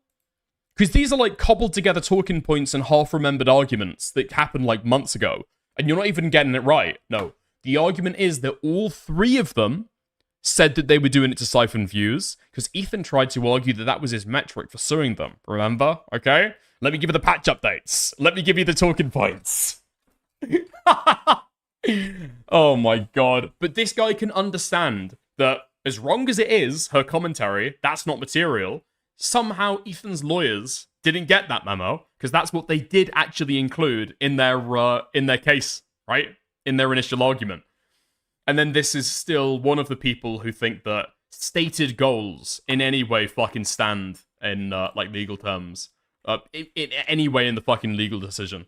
Or, you know, the arguments here. So fucking retarded. Also, yeah, lol. In no uncertain terms. Really? In no uncertain terms? Somebody from chat says, "Thank you for watching it so we don't have to." And then she says, "Yes, if you enjoyed watching it, give me money." Based chill. Based chill, in fact. I'm gonna start doing that more often, you know? To people I dislike, to people I like. I think that's just a base way to start chilling. If you enjoyed watching it through me, rather than giving the original creator any views on this media, I'd appreciate a dono. Thank you very much. I should do that after every fucking clip. Oh. Is it called Kino Casino because Ashton is rolling the dice every time he eats a cheeseburger? Lamau. Fatty needs to calm down before he has a heart attack from yesterday's 20 DoorDash orders. Interesting. Very interesting. These are just the same names. Holy fuck. Dude, this is like the fucking Snarker meme. Do you know what I'm fucking talking about? Do you know what I'm talking about? Hold on. I need to go to Queeman's Twitter. I know he posted this from the Destiny subreddit. Give me a second. Give me just a second. It is the do you feel surrounded? That's the plan. Dude, this is what I fucking got. This is me writing a tweet criticizing Ethan Klein. And then you realize it's all the same names. Again and again and again. Thank you for your reactions to things. Thank you very much, Maple. I hugely appreciate the $5 that is not going to Kino Casino. And not going to Yeet either. Thank you very much. Thank you very much. You're not in America though, lol? What do you mean? Anyway, but yeah, it's this fucking meme. It's this fucking meme. If you talk about Destiny long enough, you will recognize the exact same 20 names that come and defend him. If you argue against any of the fucking targets of Ethan Klein, it's the exact same 20 names that will come and defend him. So weird. So fucking strange. Somebody needs to write a bot to be able to study this this ecosystem, you know? Go through and like catalog a huge list of active Twitter personalities too big for your boots. that talk on different things and what their opinions are. Tell your viewers to like your stream, you beggar. Yo, Kitten Screaming, thank you for the $2. That's very true. We've got 144 people over on YouTube and only 24 likes, which means there are over 120 people who are sat there at their PC or their mobile device with an unliked stream. Thank you very much. I'd appreciate if you could change that. It costs nothing, takes 2 seconds, and helps the stream an awful lot. And thank you for reminding me, Kitten Screaming. Oh, man. Is there anything there? Is there anything else? They got their channel back up, or did they move to another platform with the rest of the deplorable creators? Okay. Counting your chickens before they hatch. Didn't watch the entire clip award. Calm down, you retards. It's not over yet. Didn't watch the entire clip award. Nice. And then Brock Anderson. Back with the third. Back with the third tweet. Let's see if he nails it this time. I store on Twitter, and also the Jews. Rock solid logic. Dude. Very strange that Ethan Klein supporters are just finally realizing that Kino Casino makes anti-Semitic jokes. 7 days of this order. H3 is going to try and fight this. It's not totally over yet, but I saw on Twitter that this holds 80% of the time. These preliminary decisions hold about 80% of the time. So he still has a 1 in 5% chance of winning. And when you factor in that he's a Jew, that must at least double. So maybe it's only like him. You know. Damn. Okay. Unfortunately, 3 shots, 3 misses. Poor Brock Anderson. Did Chud's kick get fucking banned? Wait, did it? Hold on. We'll go to Dioria's reaction in just a second. Kick.com/ChudLogic. Nope. There you go. Kick has been fucking up for me recently, though. I don't know why. They told me to reach out and I don't know, like message them on Twitter to see if we're gonna get it rectified. I messaged them on Twitter, and the response I got back was, "Oh, wow, that's troubling. Send us an email." Okay, nice. Yeah, we appreciate it. Fantastic. Great stuff. I think it's down again. Their app sucks. Their fucking website sucks. Kick has just got to be one of the worst fucking places to watch content online. Shout out to all the people who are still in Kick Chat, by the way. Hope you're enjoying it over there. Yeah. We've got Reinhardt. We've got Debonate. We've got Carcinogenic Potato. We've got Wickedless. Yeah. All right. Appreciate you guys over there for still sticking with it. Okay. Do we go to Diorio's reaction then? Let's have a gander. Oh no, Kathy got me the fucking AB response. All right, let's have a gander at this.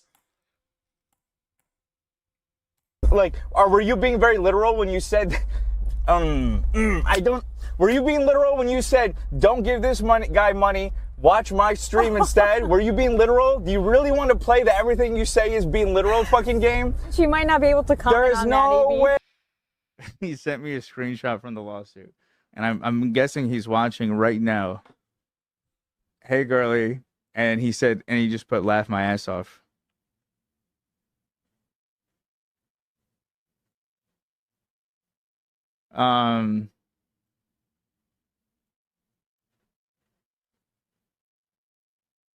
Okay, sending me lawsuit updates I don't even fucking know about. Mike acts like I'm like, that's right, Denims. That's why you don't steal content. like anytime the lawsuits are brought up, I'm like, that's right, Denims. Like, bro, I don't even fucking talk about it. Fuck off, dude. Shut up. Him. Hold on. Okay. Nice. Cutting, running, acting as though they never supported him in the first place. I think we're probably looking for a little bit more of a strong statement at the beginning, but that's okay. We've all come round to it in the end, you know? We've all come round to it in the end. I never supported these at all, actually. I never supported these at all. Really? Okay. Interesting. Didn't AB used to do commentary? I thought that was how Ethan found out about the guy. No? He used to do, like, drama commentary videos. Don't know. He's getting his checks signed by different masters these days. And so maybe he's not quite as concerned about how things are going to shape up there. You know? Well. Okay. Let's go and have a gander at what Diorio said about it. When was this? Was this last night? Was this today? Let's have a look at the Diorio live. Doesn't.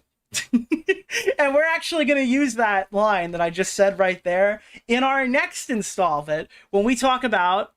Oh, is this not it? What is this? Oh, yeah, that's the channel. When we talk about the Denims court case. Yes, I have heard about it. The Denims court case information has been released. A Yeet tweet came out, I think while we were live on... I want to say Friday. We were live Friday.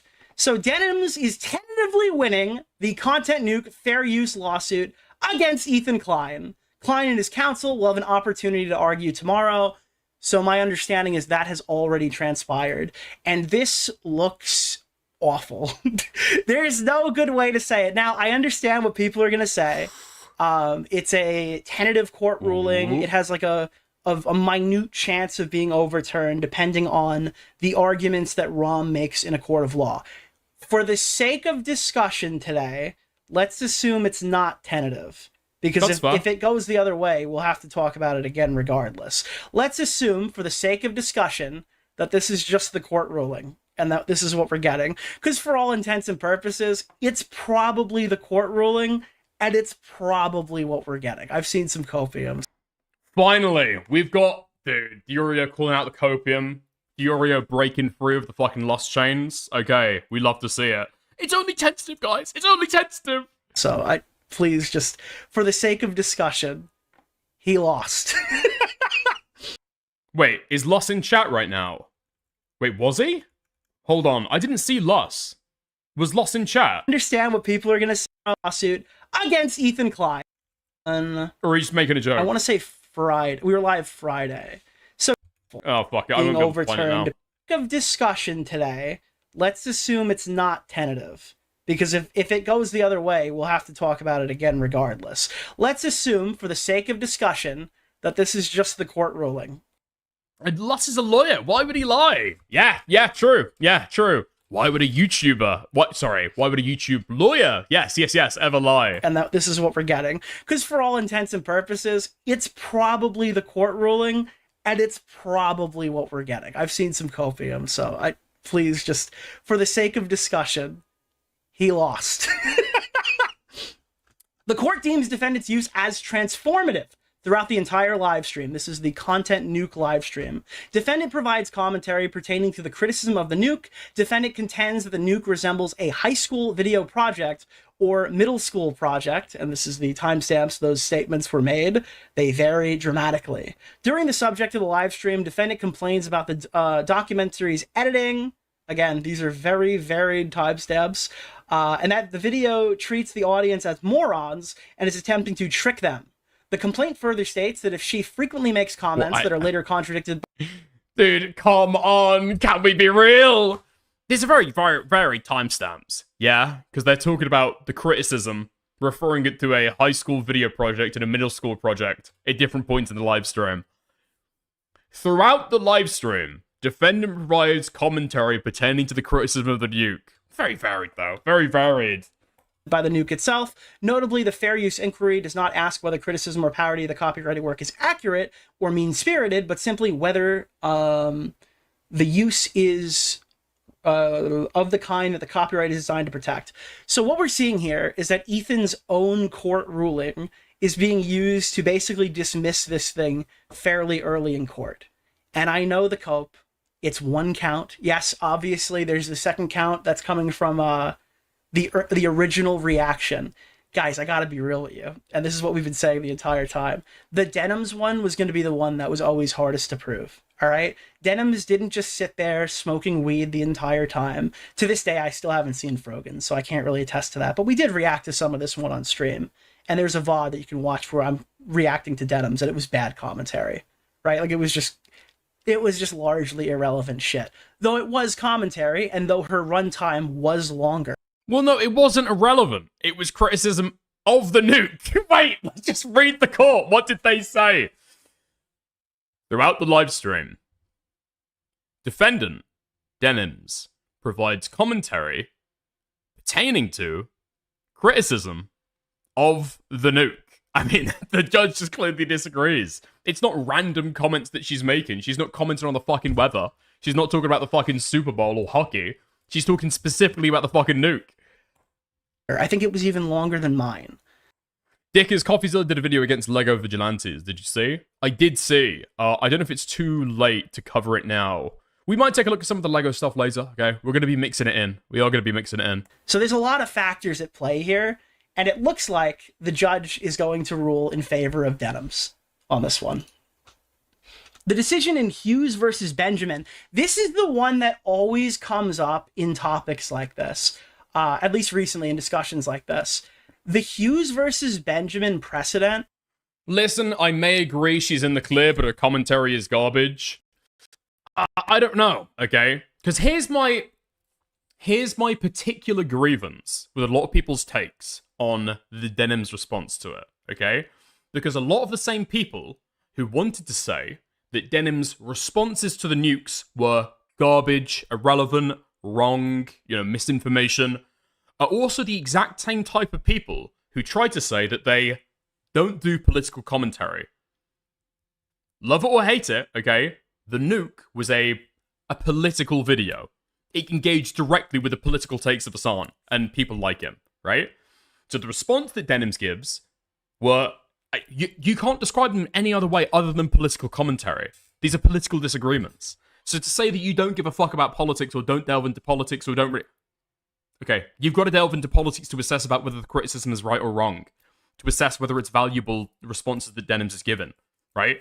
So I don't know how you can say that you're not political and then try and cast judgment over that at all. I'm saying all of this in retrospect, but, I said the exact same shit at the time. Is that a clip that has no commentary, just two clips back to back, like something you'd see on a tweet, can literally be fair use because of the title of the YouTube video. That is an uphill battle to defeat in a court of law, okay? That is just not... That one is nuclear. I didn't know about this one until, 2 or 3 years ago, but it wildly reshaped my understanding of fair use. Because the Hughes versus Benjamin I think that case only happened 2 or 3 years ago, no? Case is legitimately different than what you'll see here. Obviously, it's not the full use of the work, and there are other things that had never been tried in court before, right? Ding! Nate raped. But that one is it challenged what my perception of fair use even was when I saw the Carl Benjamin, the Sargon of Akkad case that happened. That was called like SJW Levels of Awareness. I think that video is back on YouTube. You can find it on Sargon's channel. So that would be Nick's titles are safe. Yeah, Nick's titles are safe. Because 3 of the 4 fair use factors strongly favor defendant, including the most important factor, purpose and character of use, the court concludes that the fair use defense applies as a matter of law.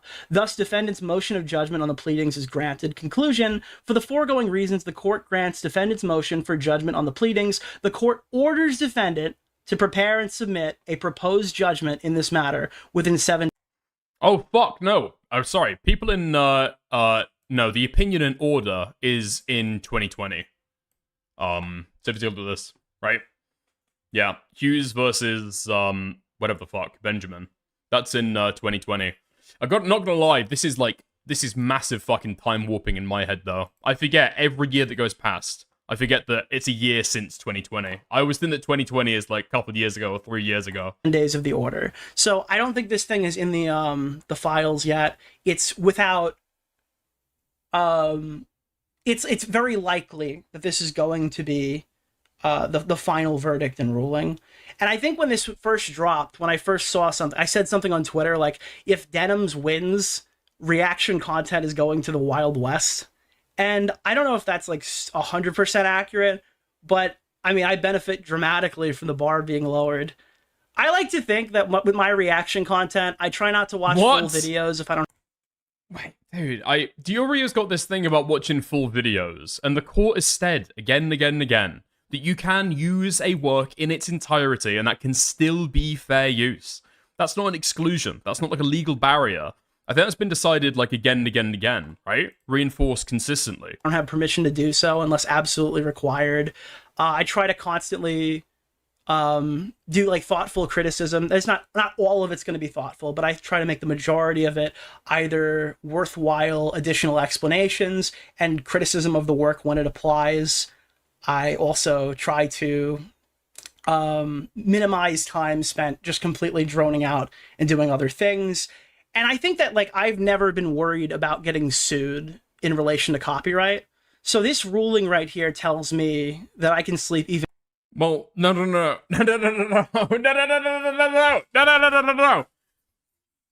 Ethan wasn't motivated by the copyright complaint, though, was he? That wasn't what was driving him to do any of this stuff. So, Denims, what has been demonstrated here is that you can give a good faith reaction in the case of Denims, or you can smoke pot and conk out for a couple hours, like Casey Tron allegedly did, right? And you will still get the exact same result. You will still get sued either way, because the case wasn't predicated really on copyright. Ethan didn't care about that stuff. It was predicated on the fact that somebody had pissed Ethan off enough that he decided he was going to fucking sue them. Now, they might not eventually fucking win, right? But 9 times out of 10, when these kind of cases do get brought up in court, people don't have the funds to be able to fight them, and they end up signing some kind of like groveling settlement, as it did Casey Tron, right? This is exactly what happened there. I mean, it's pretty simple, no? It's pretty simple. There's a reason when Ethan was going through Denim's response that she put out there on Twitter, right? He said, listen, she doesn't get it. She doesn't understand what's going to happen here. Listen, she's never been in court before. Let me tell you, because I know. This stuff's not going to court. This stuff ain't going to court. You really going to go to court over this degree of money? Nah, you'll write the fucking settlement. You'll come to the fucking table. And in the case of the people who sued, who Ethan sued and lost, or at least settled, you'll probably be slapped with a fucking non-disparagement agreement as well. Even easier at night. So yeah, you can give a transformative reaction or a non-transformative reaction, and it ultimately doesn't matter to people like Ethan Klein, because that's not why he sued people. Because the bar is a bit lower. Now, I know the other one is like supposedly even worse, so we'll see how far the bar could possibly go. But I guess this is like Dark Viper AU's suicide pact. Someone said, how's it going? After he loses the lawsuit, Ethan should sue Denim again, and I would support that. How's it going, Smaggle? How's it going, mate? Flowers to that guy. Holy shit, because I think this is going to kill his momentum on that one. Not anymore. Now you could sleep during the video. Oh, let's not act like Denims was falling asleep watching it. I don't think that that would be super accurate either. So yeah, Denims is going to come away here. This puts Ethan at a asterisk. What is it? Two out of 3. I say that because, I mean, I wouldn't count out the Frogan one yet. I know. Was that me? Was that Furio? Oh, wait, that was me. Whoops. A video started auto-playing on Twitter.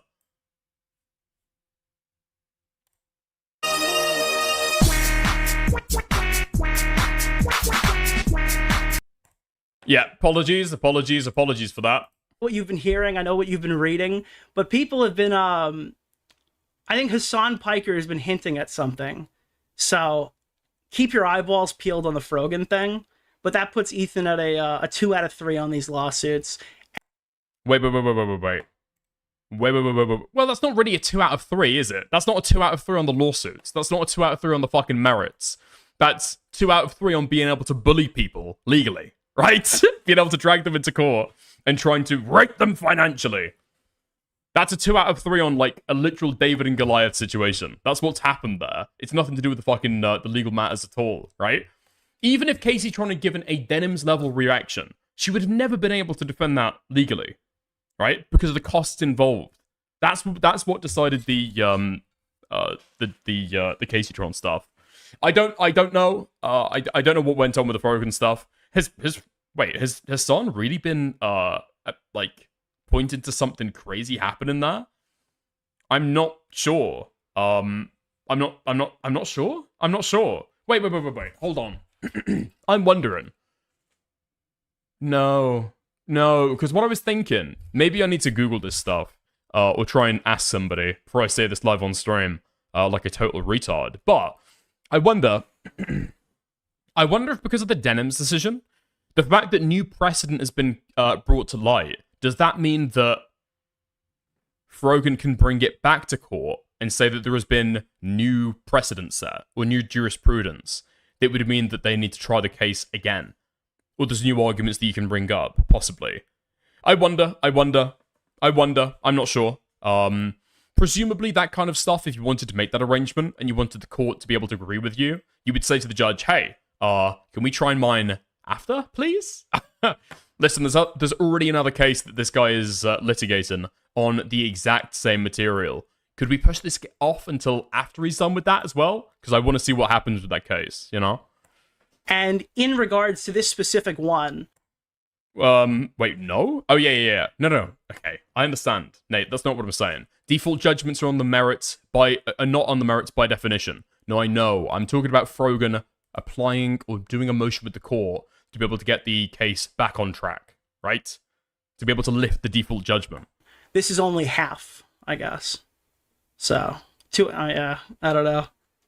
Let's see what happens to the mods. I don't know what's going to happen with the Frogan one, but I'm not... You can appeal a default? Yeah, that's what I'm aware that you can appeal a default. But the appeals that I've heard of, at the very least, are like, you were stuck up the top of Mount Everest, you'd been trapped there by an Islamist militia, and you'd been forced to be a sex slave in captivity for the last 6 months, and so you couldn't respond to it. Like, what are fucking crazy circumstances for them to let you off a fucking default judgment, I thought. I'm not a lawyer, so I don't know what could possibly turn it around. I think Frogan has been trying to subtly hint at something happening to that effect, right? Because Frogan has said, hey, guys, it's not over. It's not over till it's over. I'm not sure about that at all. He's always hinting at something. Well, it reminds me of Reckless Ben. Just because emotion... Real quick, as a Brit, can you please explain to me the phonetic possibility of pronouncing TH like V? What with the word 3? You pronounce it as vree. No, I can't. For default judgment is filed doesn't necessarily mean it's going to make it all the way there. When the court... Ethan technically never served Frogan, so he might use that. Wait, what? Frogan was never served with papers. Sorry, what? Did she not hire a lawyer and paid him a certain amount of money to be able to draft up something initially. They served a black woman. Kathy, you're going to have to send me something about that. Because I'm pretty sure that that is a complaint you would have to be made pretty early on. I feel like, especially the case that's been so highly publicized, and you can prove that Frogan did know exactly what was happening. I'm pretty sure you, I don't know, you might be able to get away with that somehow. Court says that there's a default judgment and here's the amount. I will credit Ethan Klein with the win, I guess, in that lawsuit, but not a minute sooner. Not a minute sooner. And I think it's a bad look to lose to your own fair use standard that you set. 100%.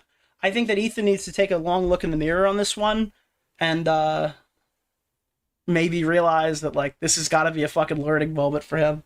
This is, like, it is kind of embarrassing, for sure.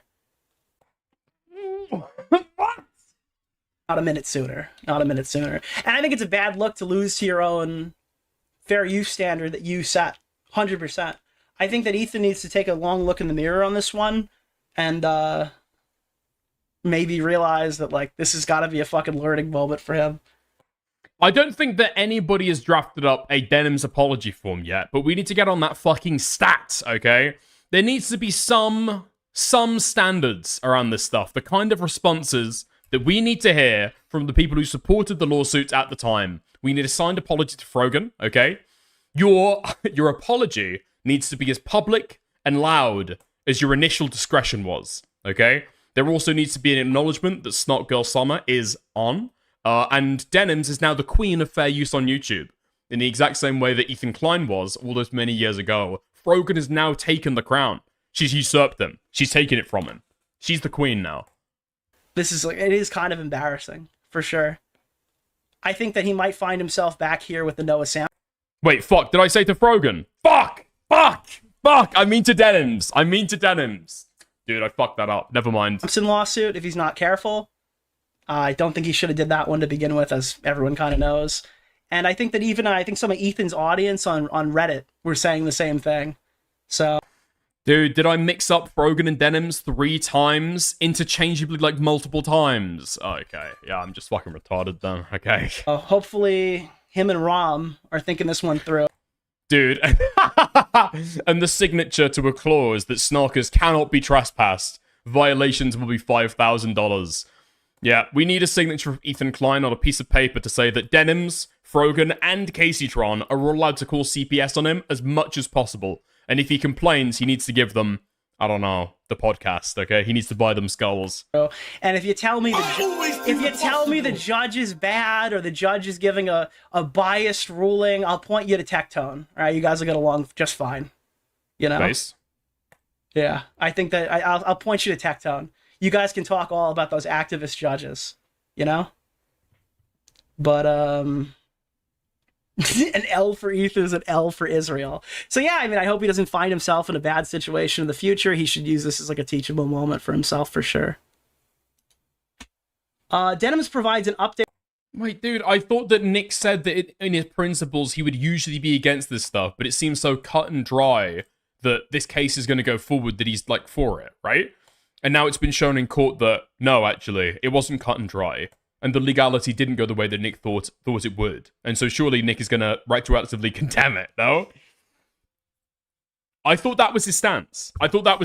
Somebody can clarify to be able to disagree with me. I thought that was the way that Nick justified it. I believe he said the opposite. What these weren't legally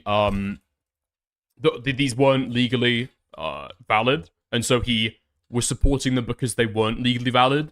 What do you mean he said the opposite? Nick said it was cut and dry fair use. I don't think Nick ever said that it was cut and dry fair use. I think you're pulling that out of your fucking arse. I don't know what you're talking about there. So this is Denims' discussion saying like, hey, we won this round, but it's not over yet. So there's this creature named Nicholas Diorio. He has this segment called the Ultimate Rape Reviews. He thought that they would settle? Yeah, but that was in response to Nick talking about it setting precedent. He said that he didn't think that it was going to go to court, it wasn't going to set precedent, and people who were concerned about that were retarded because they were going to settle, right? Actually, both the Aquila case and this case are the same. I don't know Both what judges is the said Aquila all one the Sargon unnecessary one? details Aquila and Ethan put in their complaints to Wine is actually them proving it was fair use. Gotcha. The judge, basically, the hearing was on the 5th, on Friday, and the judge released this document on, I believe, the 4th? I might be biased, but I feel like Nick said we will wait and see, but I don't think he thought that they would win. We might have to roll back the tape on that and take a look at what the coverage was initially, but I don't think that's what Nick said. I believe it was the 4th. Yeah. I don't know where this came from, because my understanding is it's not in the folder, or it wasn't in the folder yesterday. And I think he said there would be no precedent if Ethan won. No, he didn't say that. Specifically on that point, I remember him saying that people crying, he sidestepped it. He said that people who were crying about the precedent it was going to set shouldn't cry about it, because none of this stuff is going to go to court, and so you shouldn't worry about it. Ignoring entirely the possibility that it would go to court, and it would set a disastrous precedent for the fucking space. Given the fact that, obviously, intentional stated malice is completely irrelevant here, right? tentative ruling basically says that they want to grant the motion for judgment on the pleadings and that they find that my work is fair use. And a big reason why tentative rulings are so important is because it's very rare that they are. And my understanding is. Yeah, he tweeted that if Denim's won, it would be the Wild West for copyright infringement. Yeah, he thought that it was likely infringing, right? It would set precedent in the other side, and that Denim's reaction was so lacking, insufficient, untransformative that it would be ruinous to the React community. She's accurate here. It's like a 90% this thing's going through. Changed. Like, it's not impossible. I legitimately, I said this yesterday, right? I don't know why people are wringing their fucking hands and acting like if Denim's won, it is now the Wild West. It's awful. It's ruinous. You now can't enforce your rights as a copyright holder. Dude, why the fuck do you care? Like, as a commentator, you should be interested in the fucking content popping off. You want Denim's reacting to Ethan so that you can get the clips the day after of all the retarded things that Denim's has fucking said. And as a chatter, you should want the exact same fucking thing. Why are all of these people... I literally don't know what interest is motivating these people to feel as though they want harsher restrictions on what people can and can't do with other people's copyrighted work, other people's YouTube videos and streams and stuff. I don't know why that suits your ends at all. If anything, and Ethan was actually concerned about how soon Sony or Disney were going to enter into the space. This is a good defense against that. Support. Less than 3, Yo! less than 3, less than 3. Thank you, Specs, for the 2. I hugely appreciate that. Yeah, but I just don't get what's motivating these people at all. Yo, thank you. Okay, this is the clip that I'm talking about. I think. Everyone was telling them what they were going to do was going to lead to a fucking like adpocalypse or something like that. Like what you said before. Is that what people were complaining about the precedent being set if Ethan wins? Precedent being set could damage everybody and stuff. But the reality of the situation, Vega, is I don't think this shit's ever going to get to trial. This is 3 lawsuits right now. The precedent, well, I mean, it's in the name, right? Like if he's suing them with... I mean, wouldn't the fact that it's 3 make it more likely that one of them is going to end up going to trial? Within the law and what's described in the law as violating the law, that's not really a precedent. It's just like Disney suing somebody for copyright law. They're not setting a precedent for anything. They're just following the law to get their money and their IP protected. That's all. Dude, it's just so fucking retarded. Yeah, when Ethan Klein got sued over copyright infringement the first time, did that not set any new precedent? They're just following the law. They're just following the law. What do you think? What do you think is going to happen here? Literally, what do you think is going to fucking happen here, man? Come on, dude. Think about it a little bit more. That's all he's doing. Well, now, if they win, then they're the ones that set the precedent, as far as I know. Is with that. A couple of years ago, I'm actually... How does that even work in your fucking mind? Precedent is set when there are questions answered in court, legally, that have as of yet been unanswered. That's what precedent means, right? You get new answers, or you get answers to questions that have never been asked in court before. So how the fuck would Denim's winning set a precedent, but Ethan Klein winning not set a precedent? I mean, dude, how old is this coverage? I mean, I guess I'm molding over coverage that happened 11 months ago, almost a year old. But still, dude, it's so fucking annoying. The kind of statements people will make it about this at the time. Just so fucking retarded, man. Be longer than a couple at this point. You know, Sargon was in a copyright lawsuit. I did not know. I haven't heard that name in a long time. Sargon? Yeah. He was in a lot. Okay, I think they go into other stuff. Nice. He thinks precedent means the law changes because the ruling goes against the law. I guess, right? I guess that's your definition of precedent. A judge looks at what Congress has done and said, no, no, no, no, no, and they decide on their own with no Supreme Court vote that they're going to decide to change the text of the law. I guess. That a judge can overrule, or like not overrule, but that the judge can change their ruling or change the decision, the original decision, but your lawyer would have to provide like a lot of evidence to convince the judge not to rule that way. So I feel really good. Oh, and then something else that's very important. So it could be anywhere. So just so we're all on the same page. That's what precedent is. That's not what precedent is. That's not what precedent is. Okay? So the Supreme Court, they can vote to be able to overturn a law and say that it's unconstitutional, and that changes the text of the law. But when you're talking about precedent, you're talking about the interpretation of the law, right? A precedent being set is answers to questions that have never been asked before legally. It might feel like a change, but technically it's a clarification. It's an interpretation that's given, not necessarily a reinterpretation. Again, that takes like a higher court overturning previous precedent to be able to set a new one. Shut up, socialist. Like Brown versus Board of Education, like Roe versus Wade, right? Like Roe versus Wade, sent it back to the states, said it's unconstitutional. You can't make laws about this. Then abortion was like largely unregulated. It was difficult to be able to regulate it. So we still have to wait anywhere from... Yeah, so basically this is not going to be like an overnight thing either. 2 days to 2 months for the judge to officially publish a final ruling. Right? So... And if so that time would start yesterday, no? It's kind of weird. Do courts operate a lot on Saturdays? Because that was a Saturday. Maybe on Monday. We'll figure out what the final ruling is. Maybe next week. Maybe the next week after that. I don't have a time, unfortunately. Roe removed it from the states? That's not true. Roe made it unconstitutional to be able to regulate because of privacy considerations, right? Making any law restricting abortion would make it onerous on your privacy, your right to privacy from the government. And so the federal government could make rules about it either. So yeah, we have a lot of stuff to wait for, I guess. And even if the tentative ruling goes through, Ethan could potentially still appeal. Which, I mean, I imagine he probably will. Shut up, socialist. I have to say, one really sad thing about... The 4 pillars of fair use are so underexplained it can be interpreted in millions of different ways. Okay. So there's some truth to that, right? There's some truth to that.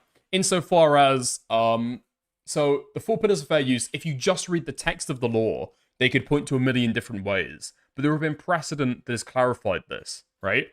The fucking wild thing to consider is that technically, so far as I understand, the 4 pillars of fair use are not an exhaustive list of the considerations in copyright. And so, again, so far as I understand it, technically, you could meet all 4 pillars of fair use, and theoretically, you could still lose your fucking, your lawsuit. You know? It's not an exhaustive list of the considerations. So yeah, copyright is really fucking... it's really fucking complicated. If you want to go through and do like a fucking Doctor Strange mind map of all the millions of different worlds that you could end up with. Yeah, but I think, like, following the 4 pillars of fair use, I think you generally, like, arrive at the correct decision, like, most of the time. I almost feel a little bit bad for Ethan because a lot of there are cases where fair use doesn't apply. Yeah, like fair use is an affirmative defense, right? People that... Oh, I saw this part. This is just like she gets a comment calling him Lex Luthor, and she's like, "Guys, this is where the anti-Semitism is. It's from the people who support him. This never happens over here." That are on his side are some of like the most anti-Semitic people I've ever seen in my life. Yeah, that's true. We can skip past this. And then... Wait, what do you mean? That's just true. What? You've got Kino Casino backing up, Ethan. predominantly a lot of the people who fucking hate lefties are supporting this shit against Denims and supporting this shit against Rogan. They're going to be far more anti-Semitic than whatever lefty you can conjure up. If he appeals, obviously the case would. Like Mike from PA calling the Jews that demonic ethnicity. That's like fucking weak sauce. That's fucking weak shit compared to the stuff that Kino Casino fans are pumping out every single day. Go on even longer, but if he doesn't appeal, there is technically still the other case. So he's suing me for the content nuke, but he's also suing me for the countdown episode, the podcast episode before the content nuke. So and that's the one where he's talking. Actually, if you remember that clip, the clip that we're talking about here is the one with Bo Blacks, ironically, when the crew was like going over Bo Blacks' fucking pronouns. That's that one. Yeah, there's a lot to still discuss and still get to, and it's not over till it's over, is what I'm saying. But everything is boding as if you never made a Jew joke. I mean, I made like a Jew joke probably this stream. Really, really well right now. So this is, again, something that is very important to note. This is a tentative ruling. So we will find out in the next coming days or weeks whether or not this ruling goes through. But it's very, very good news because generally it's pretty rare that a case... Dude, is this a US British thing? I don't know, or maybe I'm just mispronouncing it. Literally, all of the Yankoids I'm hearing talking about this right now are using the word tentative, where I thought that it was tentative. Is that British English, or am I retarded? That a All right, tentative... so this is redundant. Yeah, case is not getting overturned. Here's the LSF thread talking about it. This is 9/11 for Tectone. The judge quoted Ethan's own ruling. Again, it's a bad look. It's a really bad look. No, oh my god, dude! For once, I pronounce a word one way, everybody else pronounces a word a different way, and I end up saying it correctly. This is the first time this has happened in possibly my entire life. Okay, base, that's fantastic. It is tentative.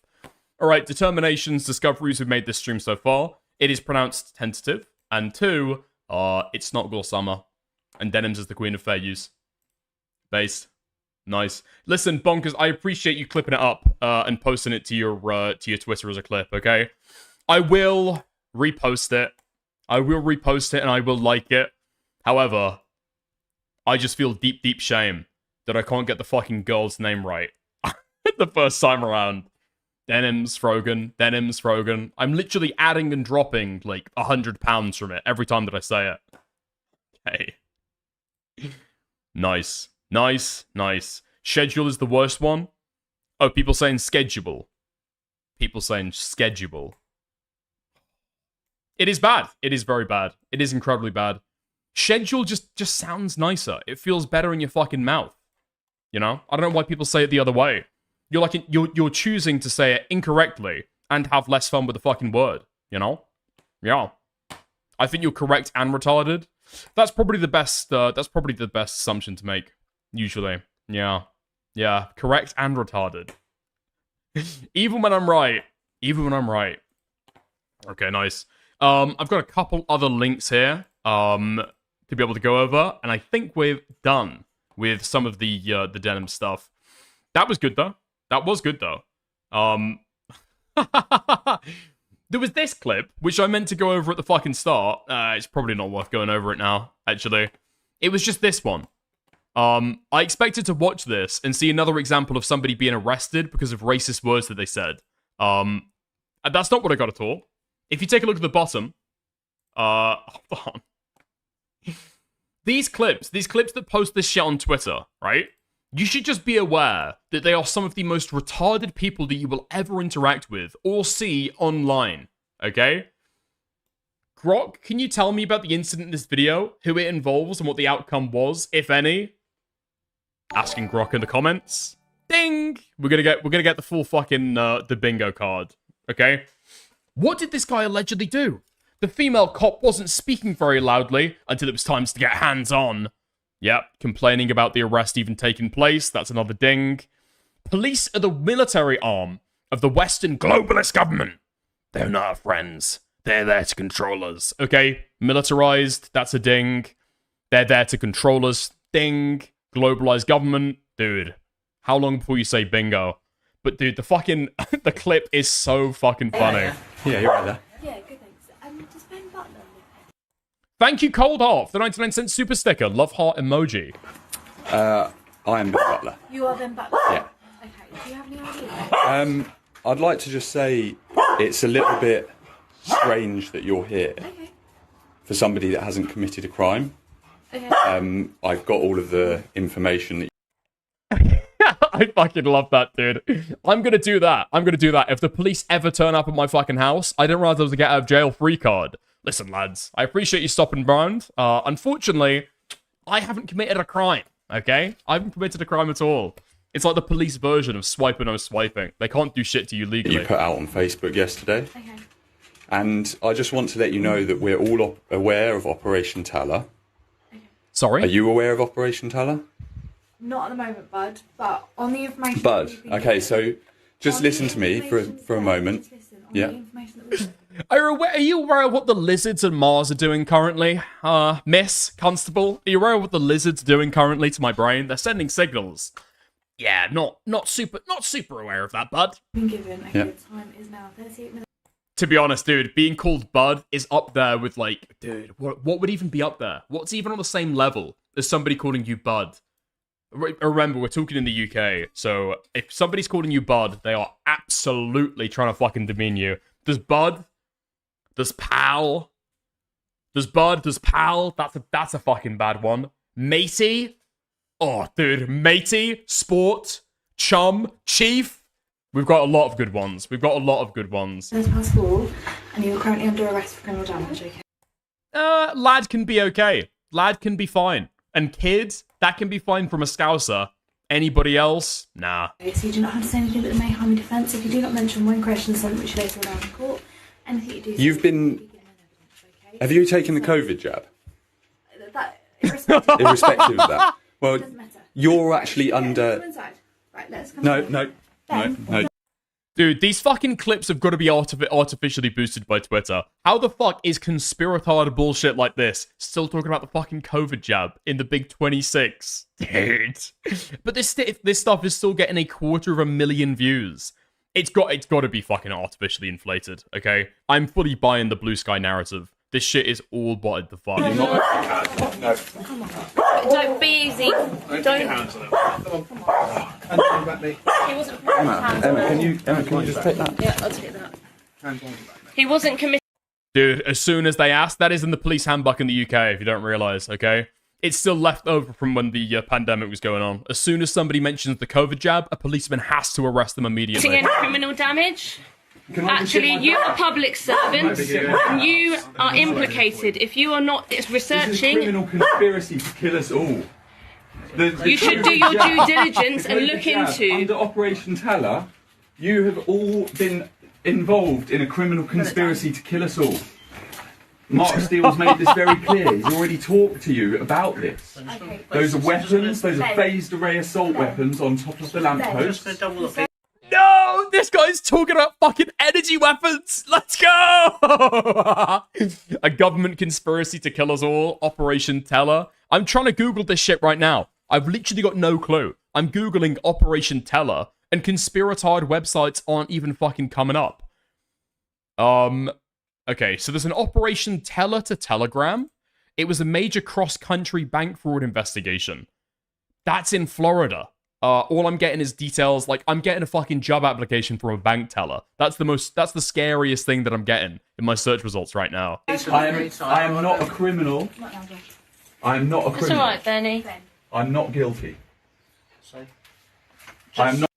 Yeah, what I'm imagining is happening here is it's either a 5G tower, because they said that he's being arrested for criminal damage, right? It's a 5G tower that he's decided to go and, like, try and destroy, or it's one of those, what are the fucking cameras that they use in cities now? Is it ULEZ? Ultra low emission zone? Something like that. Something like that, right? I don't know if he's going around destroying 5G towers, or if he's going around, like, destroying cameras that he thinks are space lasers. Not guilty. So what are we looking to do, Ben? So we'll be going to custody. Do you have any sort of... I am not guilty. Do you have any physical mental health I'm not a issues? criminal. He does not have any physical mental health issues, okay? Absolutely none. He's absolutely sane. You're working for a criminal, insane organisation. You do your service as public servants to research into these radiating technologies. Yeah, just FYI, I feel like if we want to bring it back to a drama, this is what all of you sound like when you try and tell me about the police in the fucking Lego drama, okay? This is what I'm hearing. This is what I'm hearing. Do you have any shoes that we can pop on? Because I'm obviously mindful I don't want you... I'm only watching this video on stream right now to try and learn police de-escalation tactics to deal with crazy people. Get his shoes. Can you get my bag as well, then? Yeah. Mum, can you hold this? Right, Ben, I'm just going to do a quick search, mate. Just You've all made a mistake. Escape, alright. You got anything on you that I should know about, Ben? They're working for insane criminal organisation dickers. You don't understand. You don't understand. I am mentally well, I'm physically well, and they are working for the Church of Latter-day Saints. Dickers, don't you understand? They're in the pocket of Big Mormon. No, he doesn't. No. Ben can't for himself, funny. Do you have anything on you? They want to have a monopoly on going up to strangers' houses and knocking on the doors and bothering them. They think it's more effective if people can get away with doing it all the time. I can answer for myself. Right, but actually, give me a quick sec.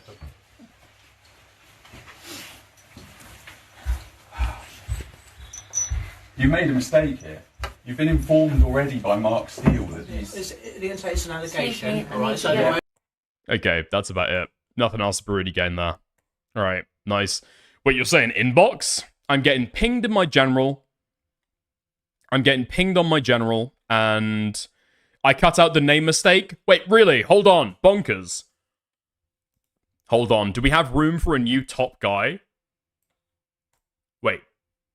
Bonkers is the guy who runs the Not Nicholas Diorio Twitter account. Hold on. The kind of responses that we need to hear from the people who supported the lawsuit at the time. Your apology needs to be as public and loud as your initial discretion was, okay? There also needs to be an acknowledgement that Snot Girl Summer is on, and Denims is now the queen of fair use on YouTube, in the exact same way that Ethan Klein was all those many years ago. The kind of... Dude, he cut out the name flub! Okay. Dude, total fucking bonkers support. Huge bonkers support. Okay, currently one of my top clippers. Currently one of my top guys. He has earned a follow back. I didn't realize that I wasn't following him until literally just now. Okay. Have we got... Did I see in my notifications we've got a Boblax response as well? We've got a Boblax reply. Hold on. Yo! Oh, we've got to retweet another one. Nice. Now Nicholas Diorio says he benefits from the ruling. Creator Dickers. Yeah, we'll go for that one as well. He never actually looked up and read the law. He just guesses it in his head based on what people online have said about copyright. Lol. It comes across a lot fucking worse coming from Boblax. I can't lie. But yeah, anybody trusting Loss may as well be making it up in their own head. We'll say that at the very least, okay? Because Loss is making it up in his own head. It's a tentative judgment, guys. It's a tentative judgment, and it's only on half of the case, okay? Denims did not win, actually. If you think about it, if you really think about it, okay? Denims loses even if she wins because she had to pay for court costs. She had to pay for lawyer fees, right? Denims wins anyway. Denims loses even if she wins. You gotta believe me. Loss might be the first person to ever overdose on copium. If you don't see any more uploads from that guy's channel, you know what's happened, right? You know exactly what's happened. Now you sound like the link I sent you. Oh fuck, I've still got to check the inbox, haven't I? Yo, okay. Brand new emotes. Let's go. I need to go after stream and add these to Kick. If Kick's not fucking up, I'll go back and add these, okay? I'll go back and add these. Thank you to Inside Out for sending them my way. Okay, what the fuck is this? Inbox.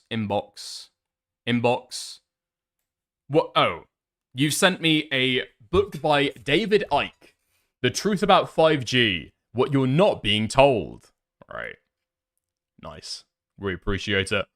We appreciate it a lot. Wait, hold on. New top guy bonkers? What's he sending to my inbox? See, these are the kind of benefits that you get when you clip the streams, all right? I hold you in much higher regard. I trust what you send me. Let's go. Who the fuck is this? Oh, wait, what? Wait, why does this guy fucking follow me? All you snark-brained idiots that only care about Ethan's suffering because Israel bad, who are celebrating an unofficial victory of a partial pleading. Dude, it's the exact same shit, man. It's the exact same shit. An unofficial victory of a partial pleading that isn't even in the docket. It isn't even in the docket. Cope. We snarking though, bro. Okay. Snarking is legal now. Snarking is totally legal. I can leave my seat and still snark, and that's legal too. Your comments are bookmarked. Good luck, idiot. Good luck, moron. I'm following you. I'm following you to bookmark your tweets. One day there will be a comeuppance, and the shoe will be on the other foot. Read my words now. Read my words now. Just wait till it's in the docket, buddy. You know what?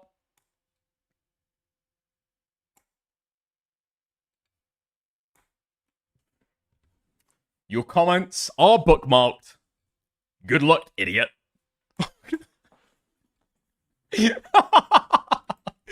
Okay, nice. Wait, look at the quote. Wait, what is it? Okay, nice.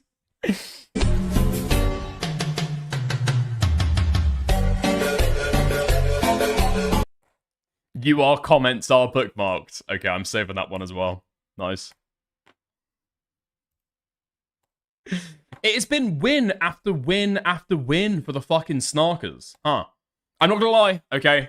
Not gonna lie. When it was Loner Box, DGG, Hutch. Well, okay. When it was DGG, bearing down on us, things looked a little dicey there for a second, alright? But trust the plan. Trust the plan. All comes through in the end. Or actually, speaking about Snarkers, speaking about inter-Snark war, yeah, I got tagged in this. I got tagged in this last night. Fuck, actually, hold on. Shamu says he was going to explain on stream today about his negotiations between him and Otley Noah. Fuck me, does anybody have a timestamp to that from the Shamu stream? If you do, feel free to send it in, okay? Feel free to send it in. But I saw this clip from Aiden talking shit. And I got additional notifications because a bunch of people started replying to it from DGG. This is unintentionally retarded, says Placker's Bonsai. And Denal is hopping on this shit as well. So presumably, Denal is gonna, clip up my response to this? Hello? Our conversation. Is it true Beckett will still not... No, Beckett will talk to me, and it's sort of... I had a multi-hour conversation with Beckett where I moved his position on the doxing claim. Same happened with Gilded Poo. The only one I've seen still... Even Queeman, which I appreciate, because Queeman didn't have to do this. Queeman is obviously, for obvious reasons, Queeman is very against, and so am I, but like very against and hyperperceptive to instances of doxing, cases of doxing, etc., where I felt that even if, it just wasn't going to be worth it. But even he said on his stream, he thinks people went too hard at me over that given claim. The only person I've seen stand by it as of now is Dickers. And that one is really weird because Dickers is like, he's like, it doesn't matter to distinguish whether it's spreading a PII or doxing. But then with the Elder Drazi shit, he has the correct take and argues that it isn't doxing. Mm-hmm. So clearly, even though people were spreading that guy's PI, you can agree that that wasn't doxing. Well, the Elder Drazi stuff is down to the fact that it's not private, right? The fact that he's linked to it himself. And in fact, I think when I've spoken about the Drazi stuff, I said that I don't want to make any strong statements about it at all, because I'm just not sure. But if he's linked to it himself, then yeah, it's not private, right? And so the necessary private condition of doxing just isn't met. I don't know how that relates to what any of Aiden's stuff, though. So I don't know why that distinction matters there, and what...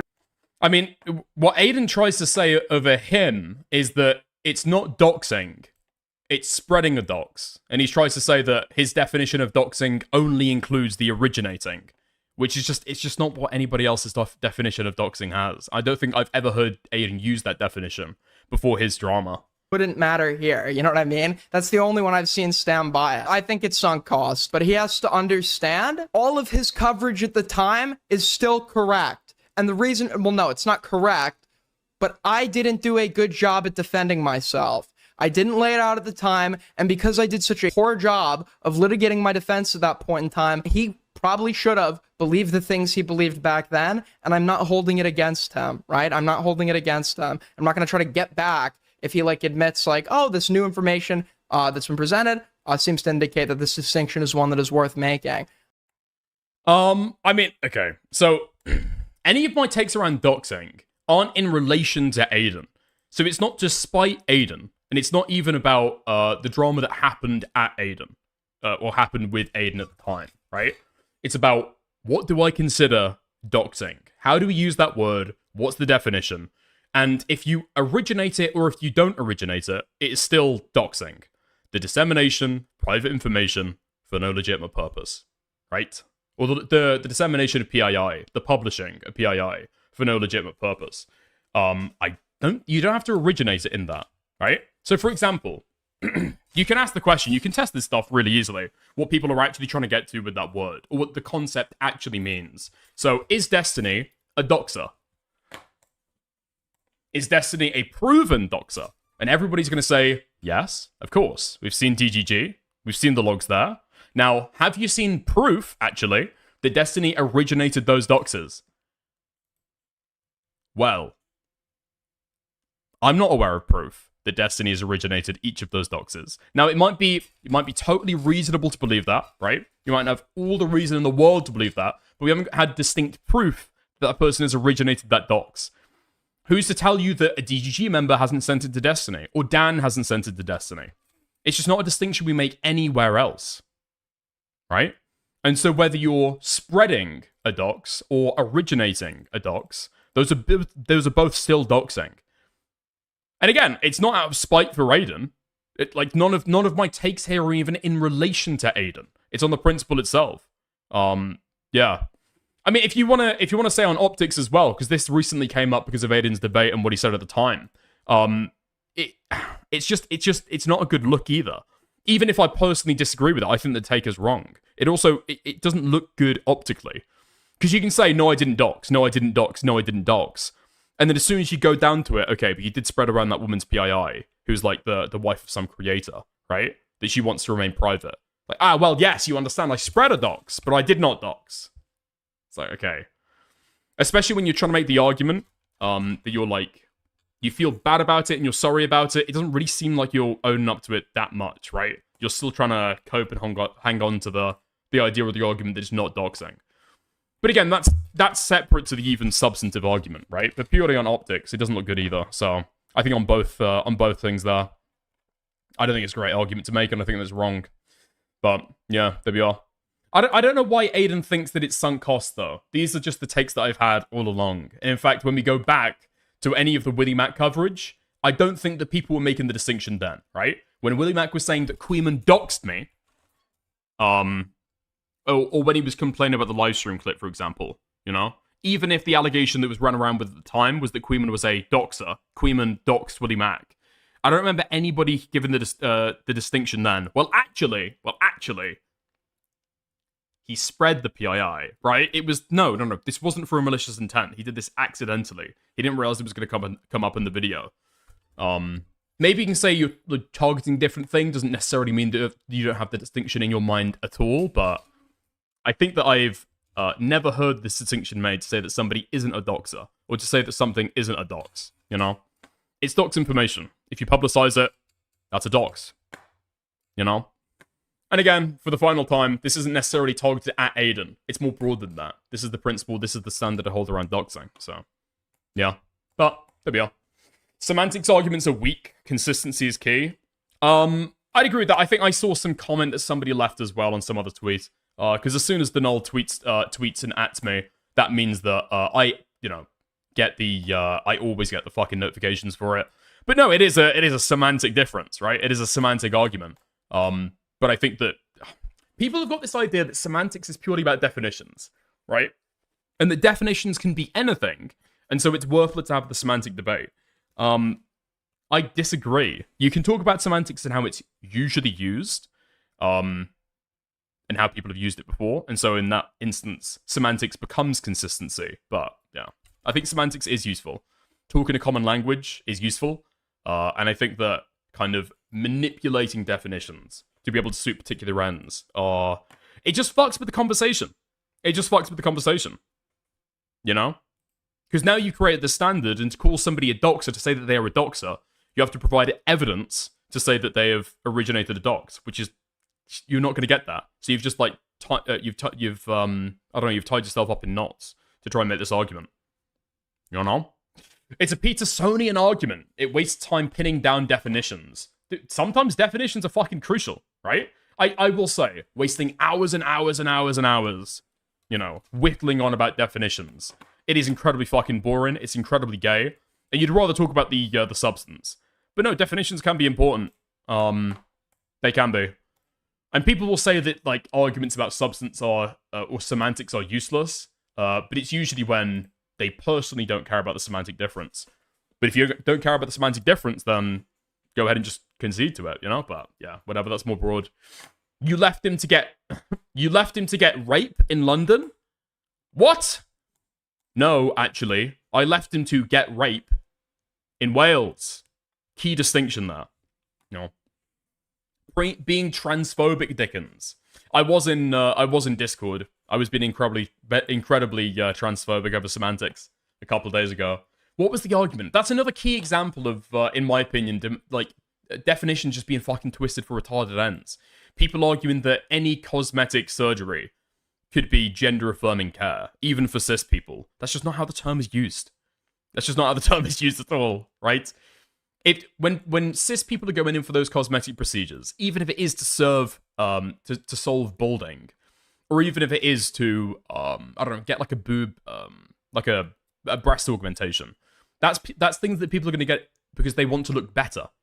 Not necessarily because they have some kind of cis kind of gender dysphoria, and they've got this idealized form of what a man and a woman looks like, and they want to be more in line with... I don't think that's where that's coming from at all, right? They want to look prettier, or they want to look handsome. It might, cluster around gender ideas, but that's not gonna be the thought process in their mind. And I feel like it is an intentional confusion that people have made, because I think by defining cosmetic surgeries, or a lot of cosmetic surgeries, into the term of gender affirming care, you've got like you've got a get out of jail free card when conservatives say we should ban gender affirming care, or I hate gender affirming care, or only T-slurs get gender, something like that. It's like, actually, have you ever heard of a hair transplant? Have you ever heard of a BBL? Okay, that's not really what we're talking about, though, is it? Like, that's just an intentional confusion to be like, oh, actually, you can't ban all gender-affirming care, because that would mean I can't get my ass did. I can't get my ass buffed up. Not really. Right? Yeah, we're not having this fucking argument again. Okay? We're not having this argument again. To be fair, many conservatives do hate cosmetic surgery. Yeah, but that's out of the bounds of discussion, you know?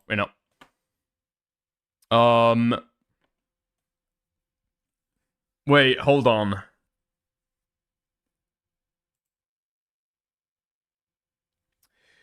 Okay, QQ is trying to, like, send me some details about it. I'm not sure if that's true, okay? I'm not sure if that's true. If that's the additional information that Aiden's talking about there, then sure, I could see it. But I'm guessing I'll have to have a look at this stuff after the fact. I'm not aware of that link. I'll say that, right? Okay, cool, nice. All right, fantastic stuff. Let's move down the line. Okay. Fuck me. I was thinking of going and having a gander at Deep Humor. Deep Humor has been having a raging hard-on for Internet Anarchist for the longest fucking time.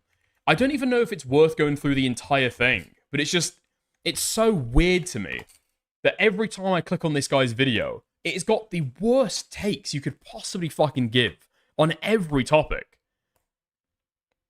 Internet anarchists tricked YouTube.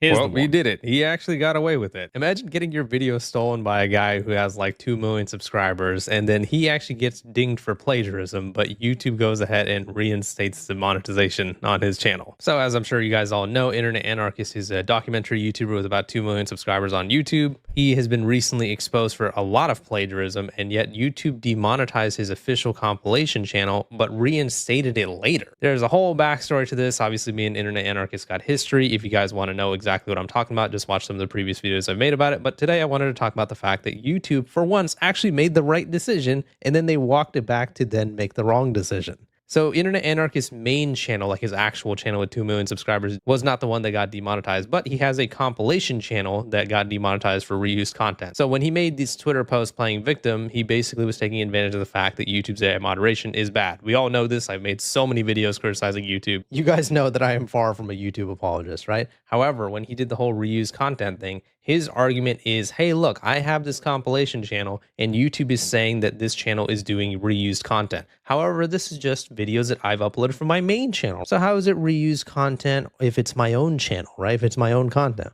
Well, that's the problem, Internet Anarchist. It isn't your content. What I believe likely happened is that some of the videos that he has here in these 2.5 hour plus long compilation videos are some of the videos that he's actually stolen from other creators, right? So maybe that dinged YouTube's AI moderation to be like, oh, actually, maybe this guy is stealing other people's content, not just uploading it from his main channel. YouTube Just totally retarded. I feel like nobody understands the fucking the reused content rule.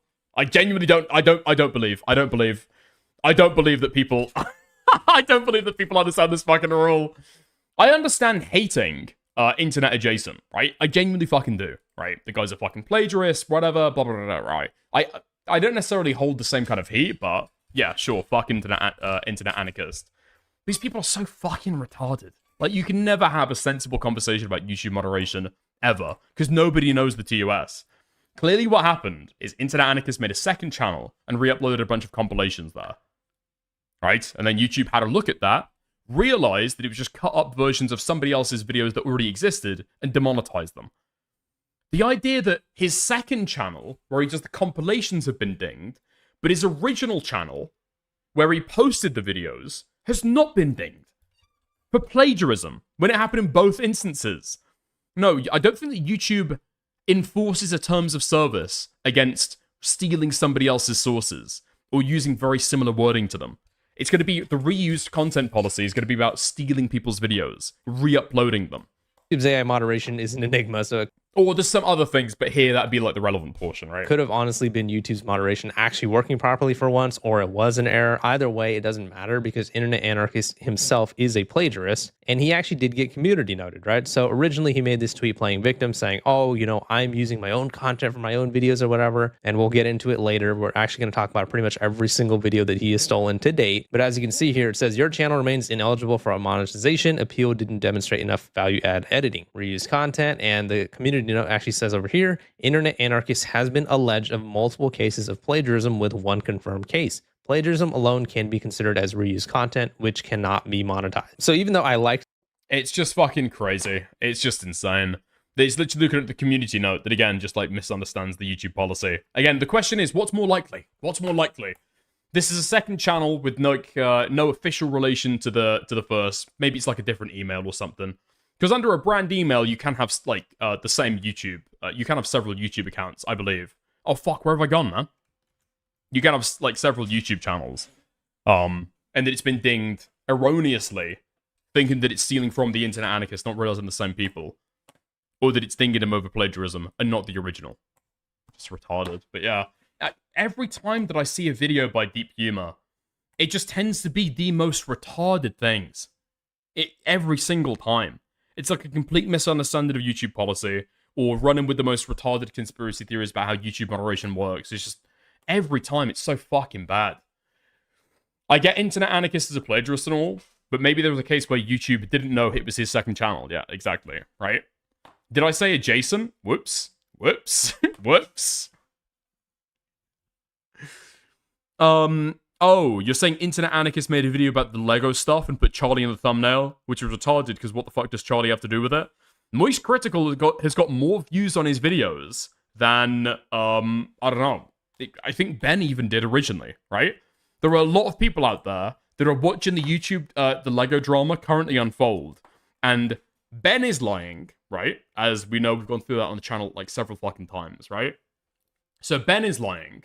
And then Moist Critical is giving his opinions on the narrative and crossing over Ben's lies.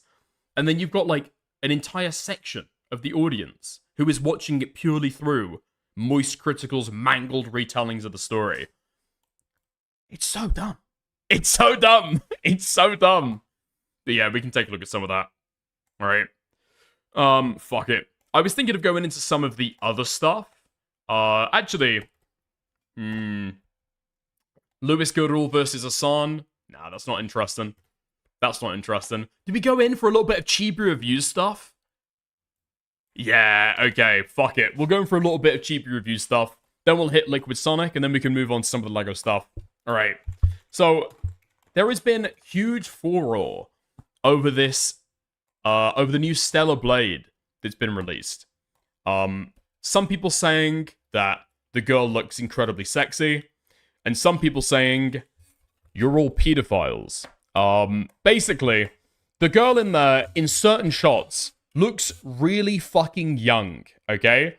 But we can go through, I guess, the 7-minute video that he did initially. Yeah? People keep on posting this version of the image where she looks older and completely ignoring the bit of the trailer where she looks at about 12 years old. I don't know, dude. I don't go in that much for, like, gaming, politics-related stuff. But, I mean, she looks about 12. I've got no horse in this race. I really don't care, but she looks like a kid.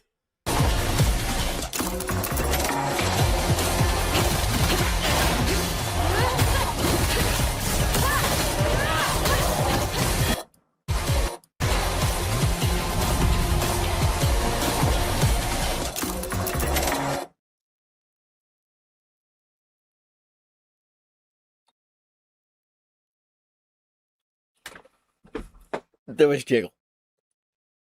There was Jiggle. There was Jiggle. Oh, you gotta love it, man. You gotta love the just complete, unabashed shamelessness. Like, I appreciate it, man. I really appreciate this. Like, what a trailer, bro. Like, Shift Up really is becoming one of my personal favorite studios in the last few years. And obviously, Chibi Reviews soying out at the fucking, it's just so fucking stupid. Chibi Reviews soying out the Stellar Blade, trailer has been used to great effect already. Here's Shamu. Did Shamu do it? Yes, okay, let's go. Shamu with the fucking edit. We're gonna be using this for a while, I think. We're gonna be using this for a while. I love you a lot.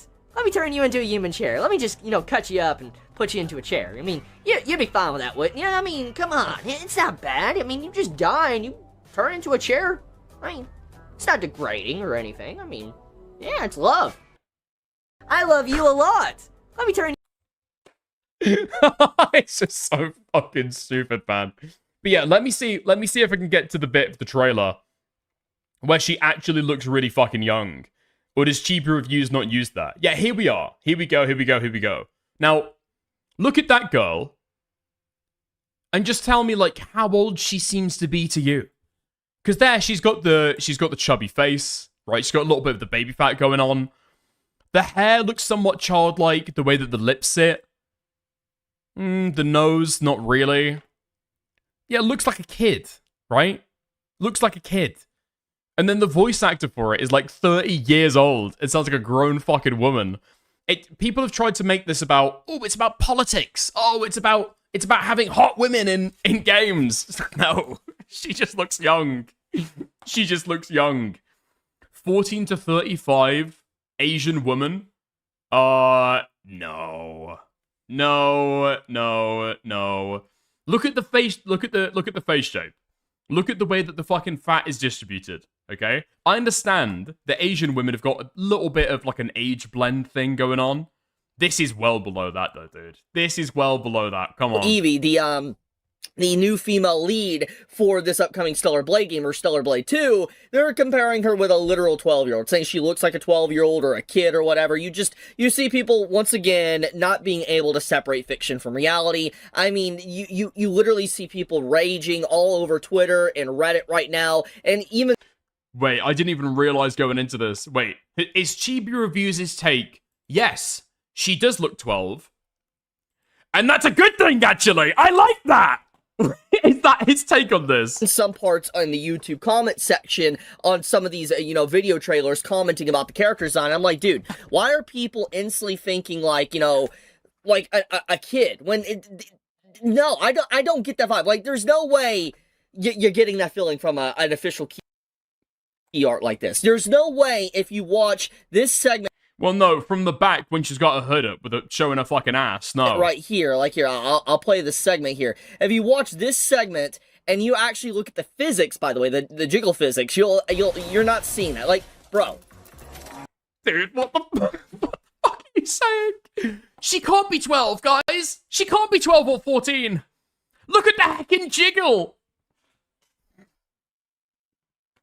I think it's time to pack it up. Like, whoever is legitimately doing that, I think needs to take some medication. Like, I want to show something else, by the way, so when comparing, I love how we actually really, in the past, 3 days, we get to see the difference between modern female character design in Western development, and then also Eastern, design in character development. Like, I don't get how people are trying to use this as like a political point and not realizing the empirical fact that Asian countries have a reputation for being full of fucking pedos. I don't know what you mean. Like, Asia is where lolly comes from. Asia is where, I'm not sure, pedophilia was invented, in my mind. Yeah, why are we surprised that Asian characters look really fucking young? Just how they design it. Like, I mean, look at this is obviously an exaggeration, but I mean, you definitely have seen the original picture of, for instance, the new God of War game, and how everybody's just saying, they really uglified the female character. But then you look at, for instance, Stellar Blade, and it's the exact opposite. It's just a very beautiful looking character, and one of the big narratives that has been, circulating online for the last few days is that, guys don't want to play female characters. Guys don't want to play a female character. And, people have been throwing the term around guys are misogynistic, you're an incel or whatever, or chud, if you don't want to play a female character. Literally, who gives a fuck about a female character? Literally, that's not fucking dialogue that's been going around. What's been going around is the tired old arguments that these people have fucking spun back up from 2012 about women in video games. If you ever go back into the fucking gaming community and have a look at the discourse they're having when a new game is announced, it is always the same shit they were talking about in 2012. And they have the same conversation over and over and over and over again every fucking time. I've got to say, the two champions of this community, though, have both given disastrous fucking takes. So Chibi Review's notorious pedophile has come out and said that he finds the character quite attractive, actually. She's not 12. Chibi Reviews thinks that she's hot. And then Asmongold has come out and said, yeah, she looks really fucking young. Evie! I'm listening. The Scarlet Sin. That's the beginning and end of it all. How about you try taking a hit? You're acting a little strange today. Why does she look 12 and talk like she's 30? A little excited? Evie! Yeah, so the whole Stellar Blade stuff has been fucking disastrous. Wait, hold on.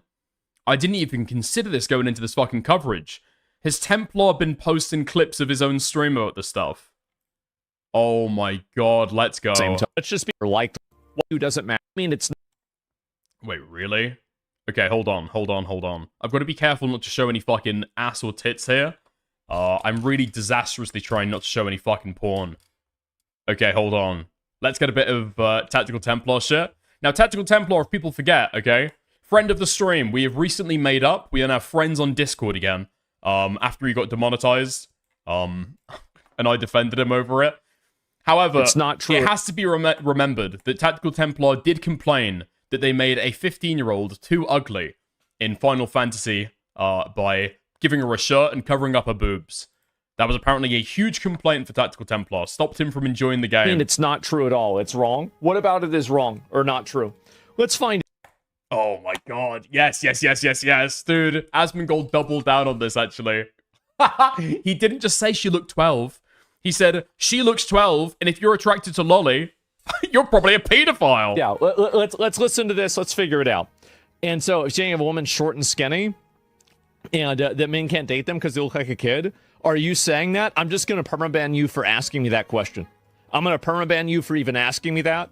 I don't, obviously that's not what's being discussed. That's not what's being said.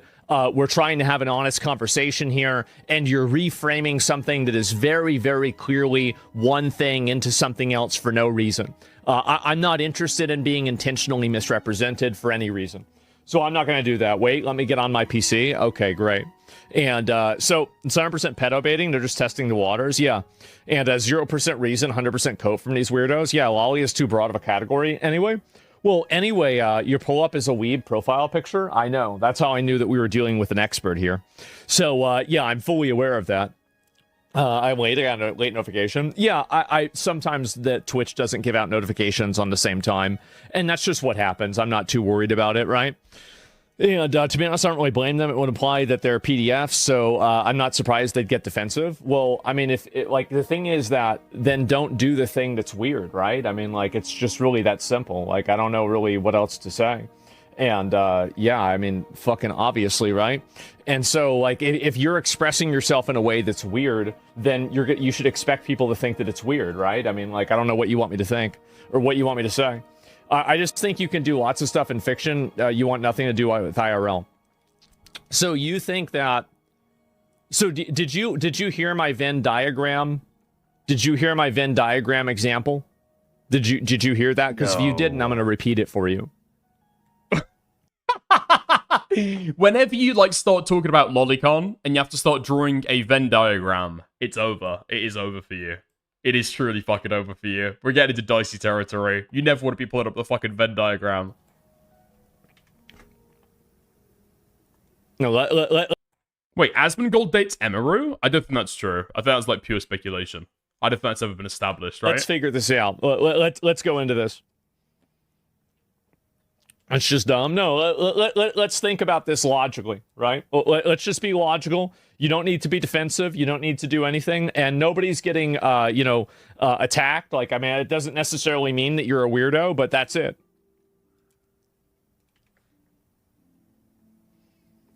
We'll see what he says. Did the chatter just self-report? I didn't hear it. Can you repeat it? Let me see what it says. That argument doesn't work IRL. Yeah, I mean, like, let's think about this. You might not know what a Venn diagram is. Well, I'll give him like 1 minute, and then we got to move past this. There's like other things going on today we got to look at. For an example of defensive, he's acting like you're saying he's a pedo. You're saying that there's overlap. Yeah, I don't think that correlates. Okay, you don't think it correlates. Okay, so here, let me ask you guys a question.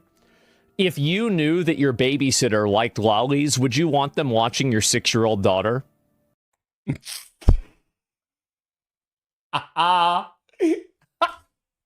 The killer question. The killer question every single time. The killer question every single time. I mean, it's a trap, right? It is a trap. If for the person to be consistent, you have to force them into a position where they say that, yes, actually, I would want that person to look after my kid. I wouldn't care. I wouldn't care at all. I wouldn't care at all. Oh, man. Asmongold has brought this on himself. Wait, has he actually? Has he actually? I'm trying to think now. I'm trying to think. I think this is Asmongold's situation, where he's kind of separating the wheat from the chaff, you know? He's attracted a lot of people through largely Tectone's association, like Chibi Reviews, who are all like, I don't know, pedo lolicon freaks. A lot of those people have now attached themselves to Asmongold. And this is now the point where he's cutting them off. I'm not a pedophile. Actually, I don't like pedophiles.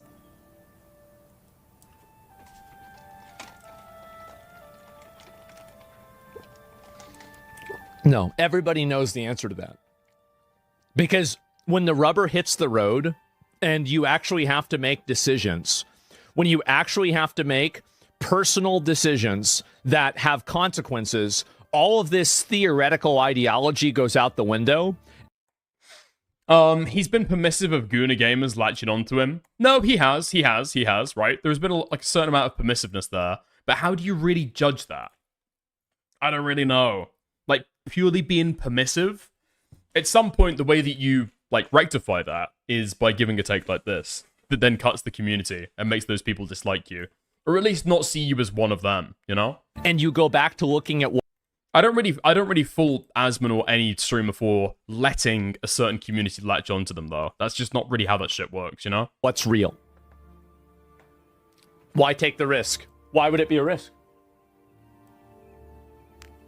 So, yeah, there it is. And so, anyway, and this is... Is Templar reacting to this? I mean, we've got 3 minutes and 30 seconds into the clip, and we haven't heard a fucking peep out of Templar. Really great to hear the clips of our #1 most authentic content creator. If only we could get him to say fucking anything. I do wonder what Templar's takes were about the Denims lawsuit. I do wonder. What I find to be so obnoxious with people that are like this is that they always want to intellectualize something, but the moment that you take this and you apply it to real life, it like for example, like, would you want school teachers, like, let's say there's a school teacher that's really into lollies, would you want them being your child's first grade teacher? Like the low IQ doctor. Yeah, people say IQ doesn't matter. Okay, well, we're gonna have, listen, here's what we're gonna have. We're going to have a 85 IQ surgeon that's going to perform your surgery.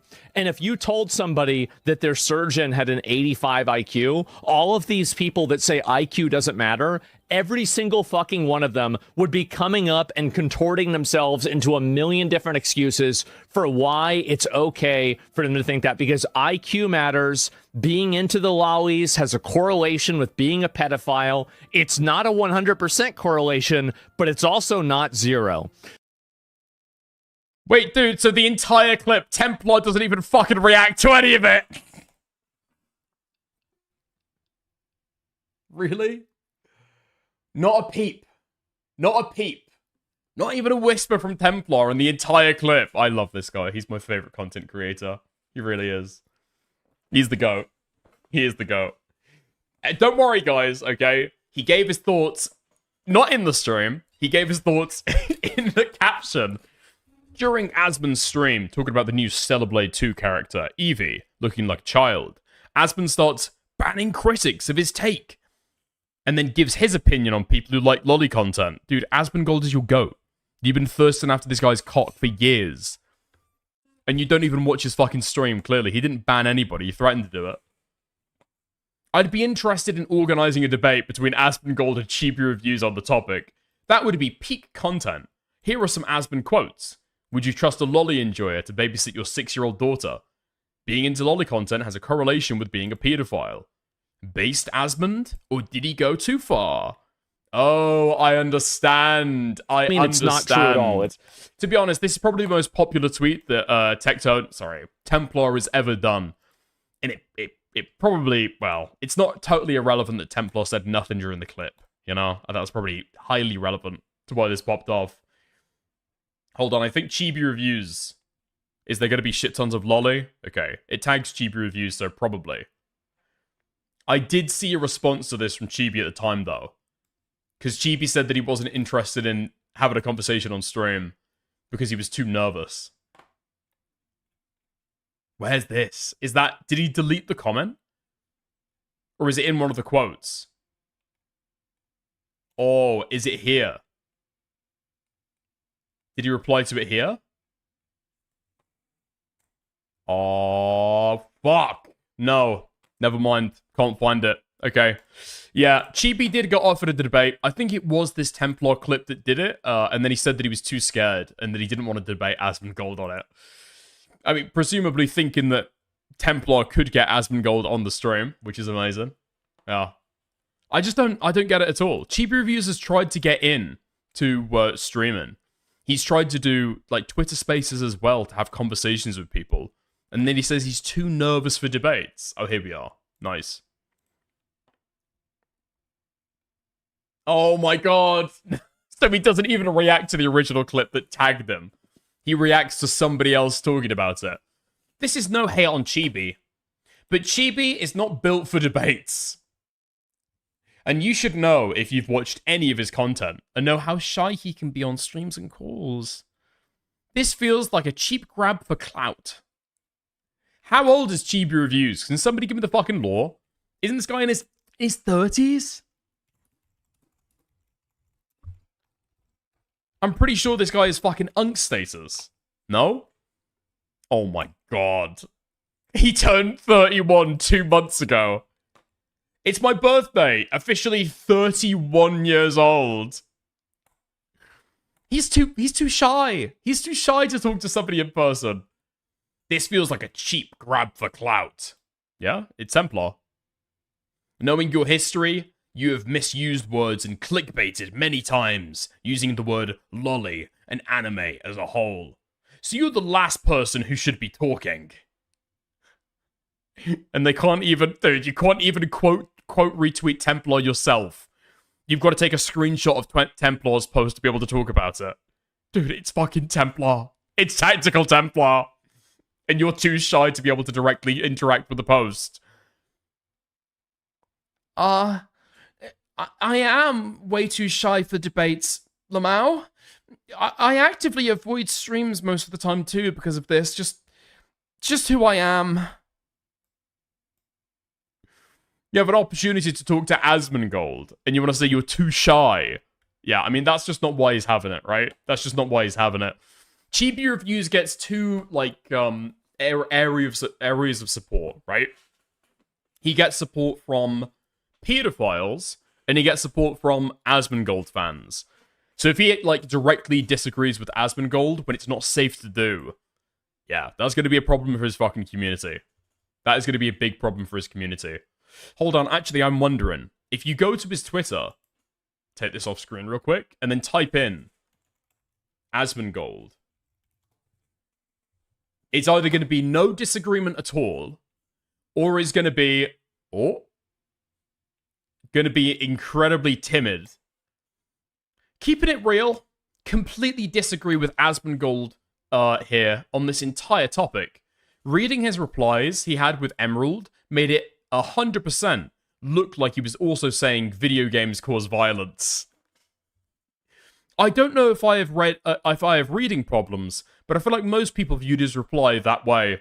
Also, Evie looks like an average Asian woman that has likely face and body scanned. Oh wait, that was likely face and body scanned. I'm not sure about that. If that's the case, the woman just looks like a fucking kid. Yeah. Okay. Dude, really? This take was given 3 days ago. And then what? 11 hours ago we realized, okay, nice. The water's fine. The water's fine. It's safe to be able to disagree with St. Asmund now. I think that's probably what's going on there, right? Almost certainly. Yeah, almost certainly. What a fucking pussy. Okay, nice. This guy is so strident in his defense of fictional content. Well, he's normally so strident in defense of fictional content, right? But when Asmongold gives a take that he's not that copacetic with, doesn't jive with exactly, he waits 3 days to give his take. He waits days to disagree, instead of when it's popping up and getting millions of fucking impressions on Twitter. Okay. Yeah, is there anything else on that? No, I found it's basically everything. Yeah, like I say, I don't really even care about the gaming politics side of any of this. I just think the girl looks like about 12 in some of these scenes. There are probably some areas where she doesn't look 12. Let me try and find them. So, for example, when you take a look and you see the entire body, right? Clearly she's not a kid. I think in that instance, clearly she's not a kid, right?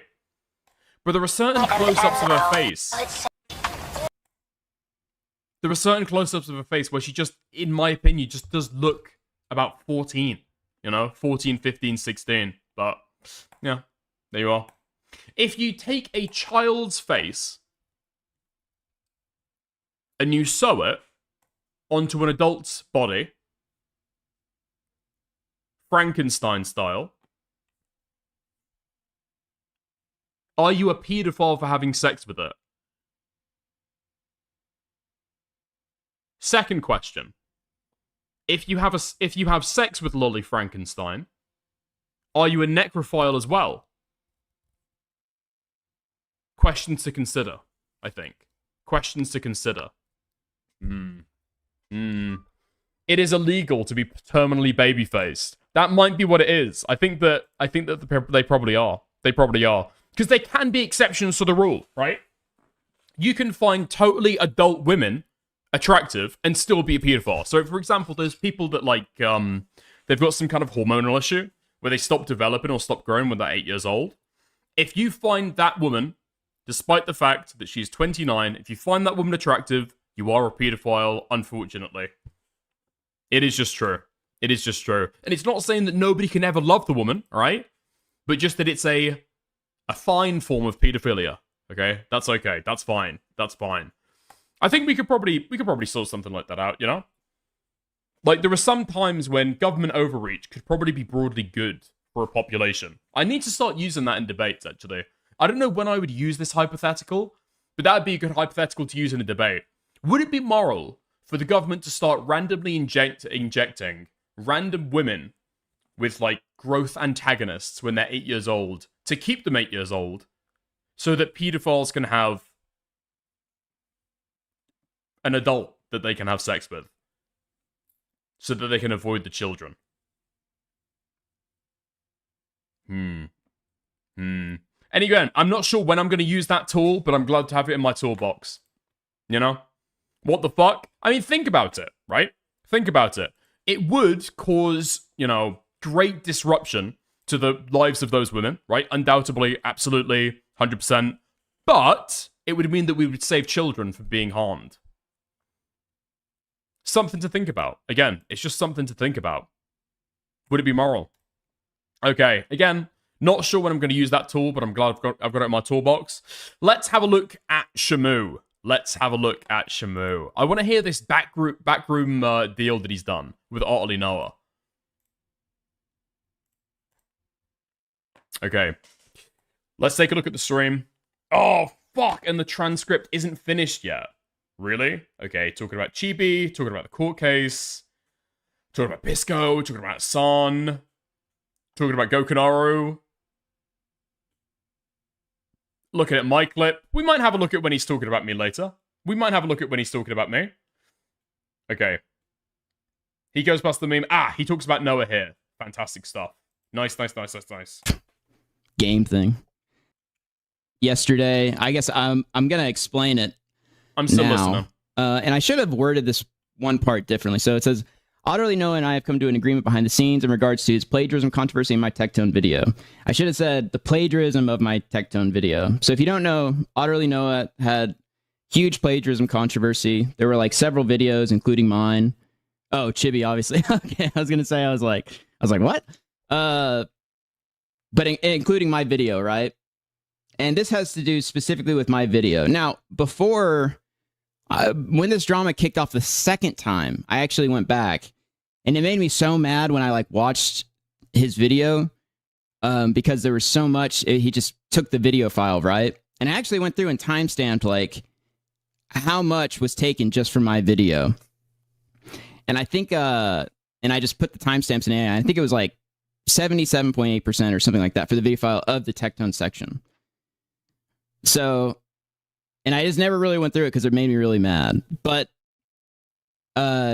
Noah reached out like 2 weeks ago to make amends, basically, and to give me a percentage of the video and of the ad money for the Tectone part.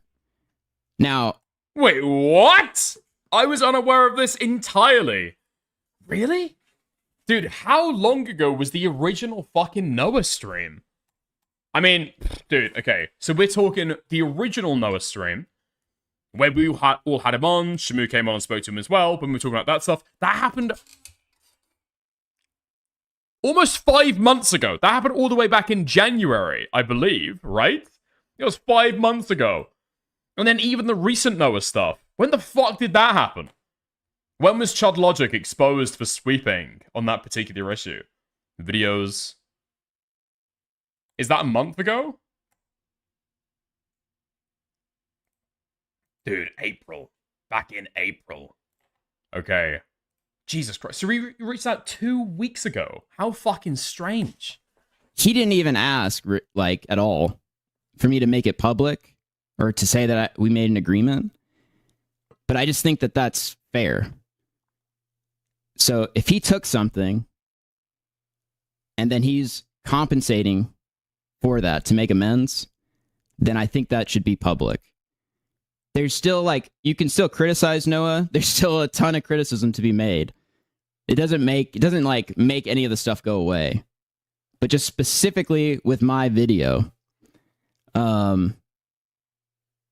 he's... How fucking weird. There's several things here, okay? What is the most likely explanation for this is that some Discord shitter has whispered in Noah's ear that this might be a good idea for him to do, to be able to get back in people's good graces. The second idea, Will is me, is already bang on to that, alright? He is terrified of Shamdocs.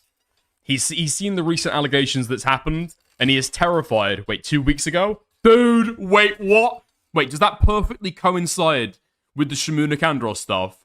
No! No! No fucking way. He's heard that Shamdocs and Nick Your Address are in a snark doxing Discord together, going after the people they hate. He's like, listen, Shamu, okay? We can talk about this, man. We can talk about this, dude. Don't post my IP address. Don't post my address, please. We can still talk this out.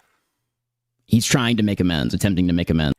Yeah, I would say possibly the third reason as well is that the film industry job isn't nearly going as well for him as he hoped. And so he knows that he's going to return to YouTube, and he wants a little bit more of a soft landing before he comes back, you know? And do that. So that's basically all there is to that. And yeah, I don't know if anyone has any like thoughts on that or anything, but at least he's trying to make him. Yeah, and like I said, he didn't even ask for me to. I just think it should be public. I don't think he's worried about the public response, Shamu. I don't think he's doing this for the public response. Dude, 2 weeks ago, that is way too fucking funny. If someone's willing to compensate for, taking something, a mistake that they made, which is what I actually said, I think, in a tweet when all this stuff kicked off. It was like, there should be some ad money or something like that. Now, I never thought he would do it because people are assholes or whatever, but no, he has, and I think it's worth being public that he's, attempting to make amends. Not that that diminishes any criticisms of him or like what people think of him or anything like that, but just. Dude, I've got to do that one of these days. I've got to get on this fucking meta. Like, one time, just once, one time, I've got to dox somebody. Not half-ass it, with no kind of excuse, no explanation you can fucking give, Oh, well, technically it was linked puppet. No, full fucking dox, okay? In the words of Destiny and Dan, I need to run a full dox on somebody, just so in the future, my enemies will give me tributes. Because this is what's happening. Noah is approaching Shamdox's throne to be able to give him just a, please, sir, I will give you tribute, sir. I will give you tribute, my liege. Please don't Gigadox me. I need people in the future. Nice little earner, I think. Wait, fuck! And then Shamu's watching and he's fucked up my theory, I think. He reached out on May 12th for the record. I think that was before the controversy. Lamau. Fuck, we might have to check with that. Just in my case specifically, and I don't know if he's done it with other people, but yeah. So that's it. All right. Shamu sweeps.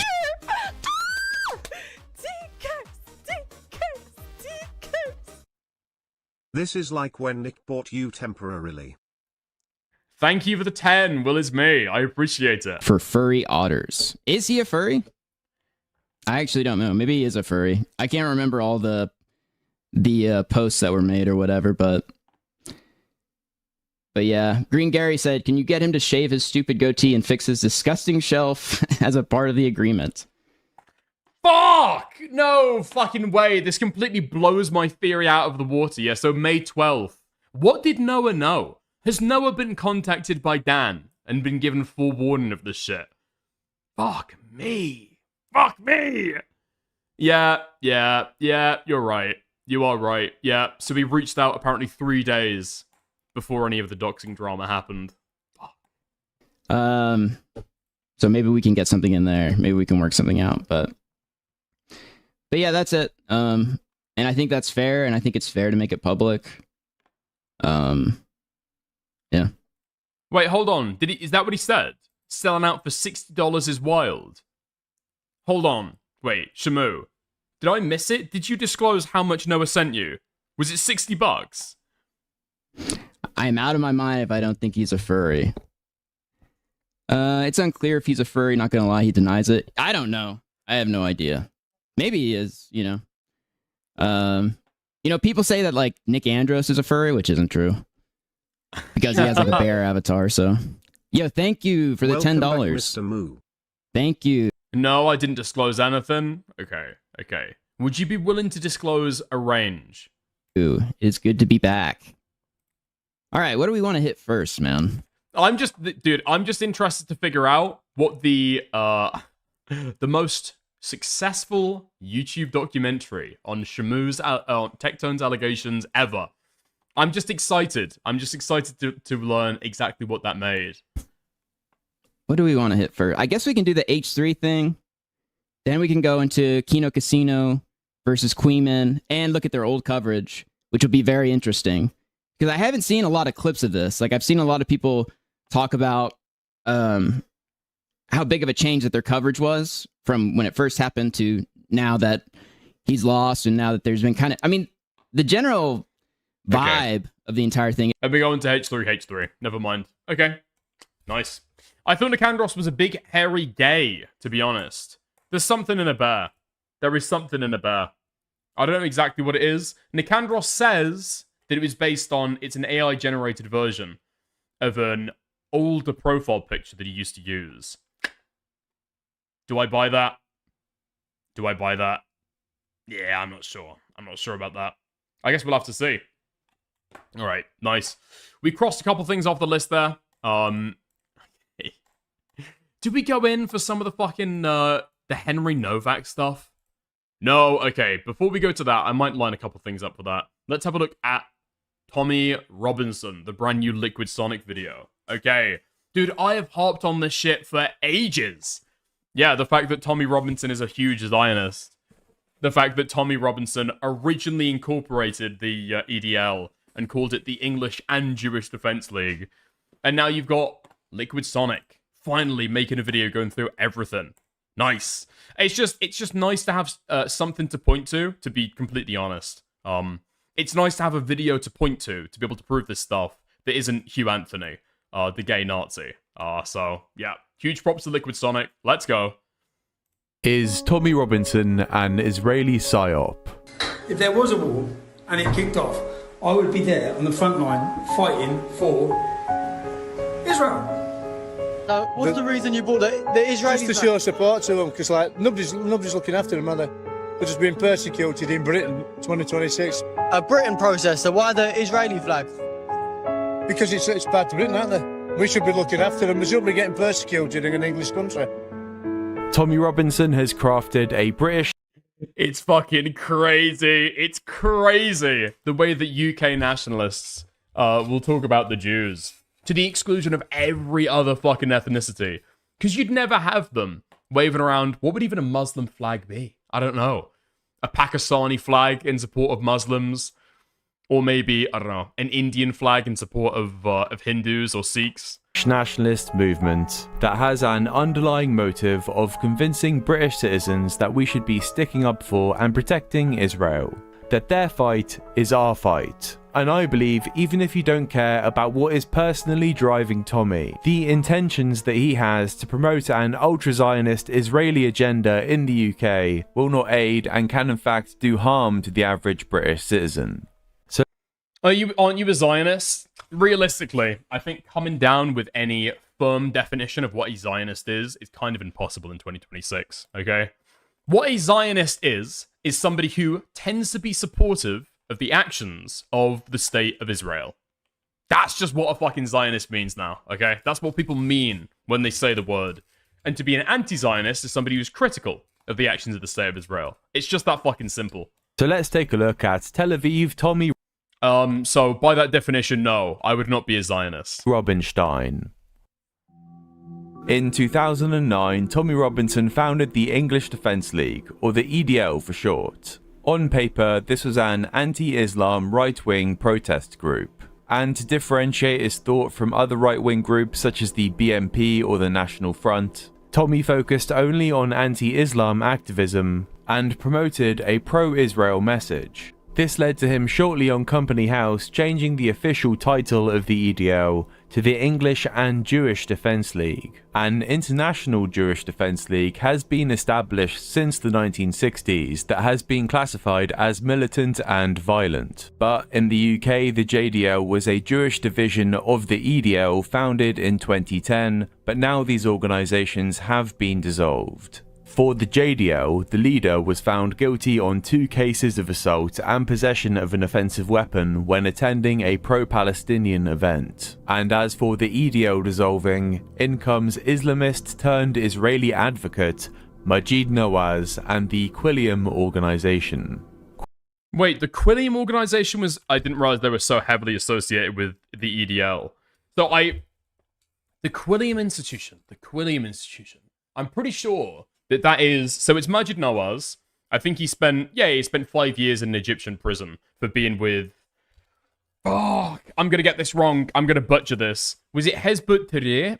I can't pronounce it. Hezbollah Tahrir.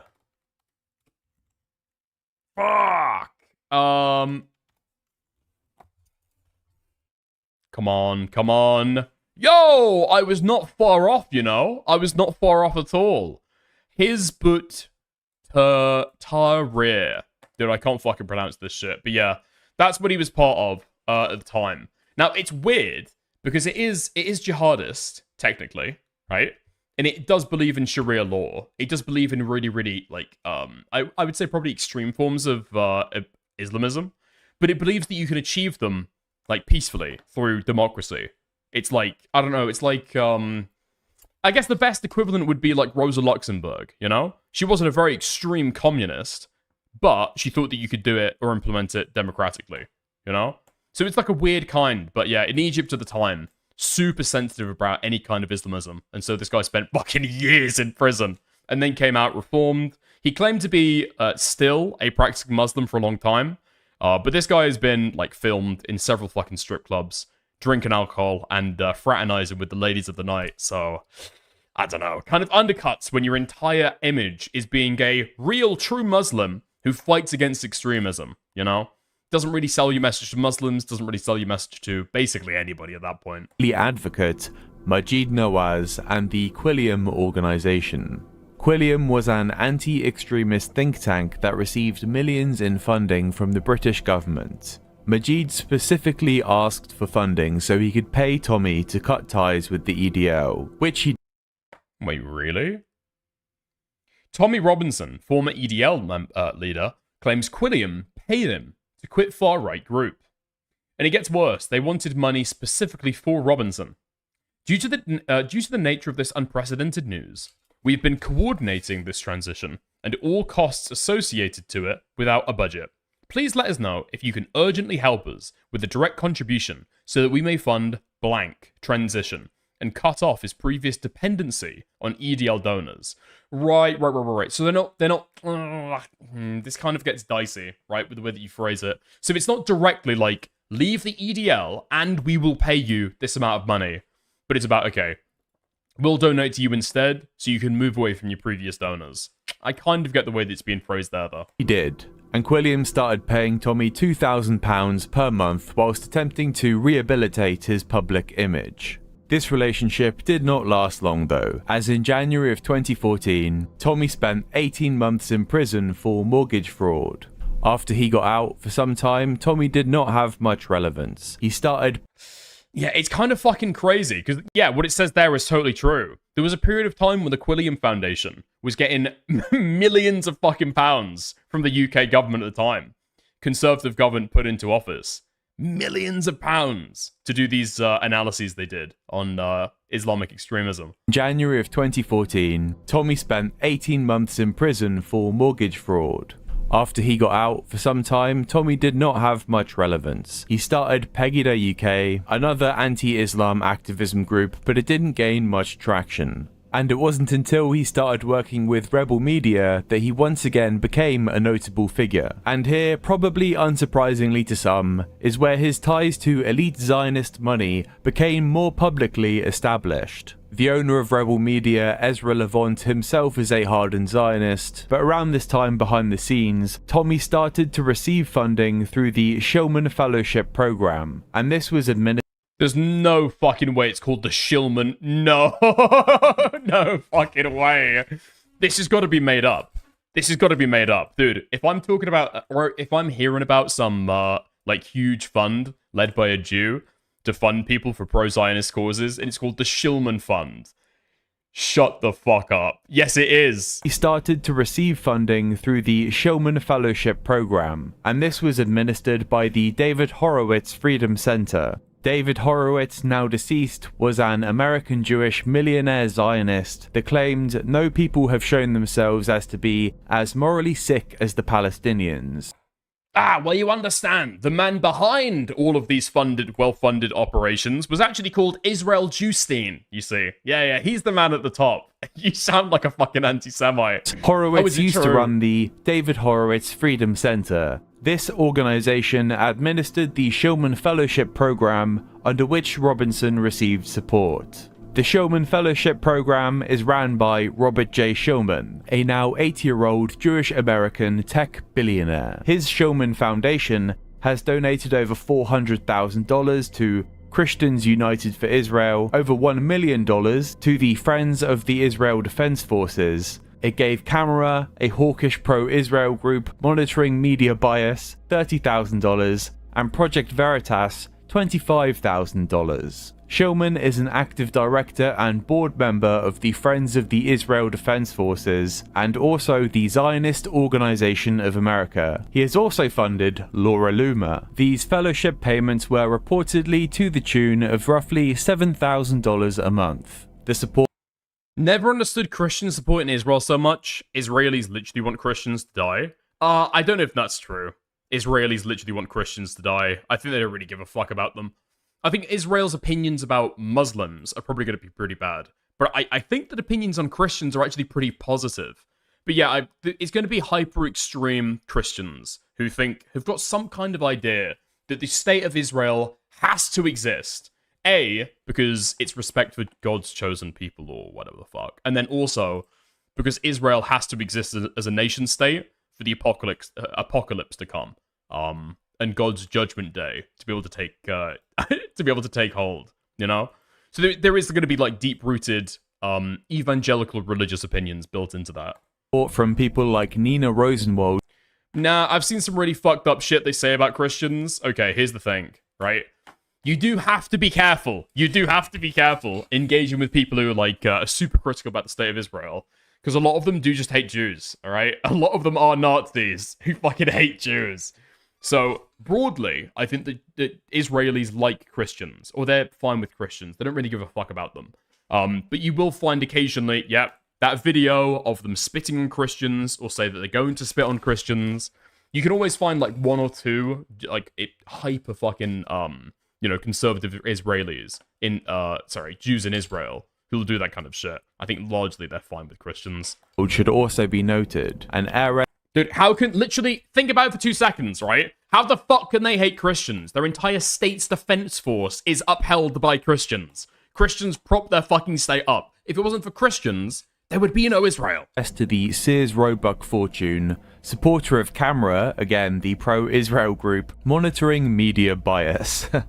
A board member of the Middle East Forum and founder of the Gatestone Institute. It's reported that she gave $2.9 million between 3 groups that subsequently helped fund or champion Robinson. And this connection brings us to the Middle East Forum. The Middle East Forum was founded by American Jewish scholar Daniel Pipes. It is a think tank non-profit that in 2002 started Campus Watch. This was a website which identified what the Middle East Forum saw as problems in the teaching of Middle Eastern studies at American universities. The project was accused of McCarthy-esque intimidation of professors who criticized Israel when it published dossiers on professors thought hostile to America. The Middle East Forum stated it became heavily involved in supporting Tommy after his imprisonment for contempt of court in the UK and spent $60,000.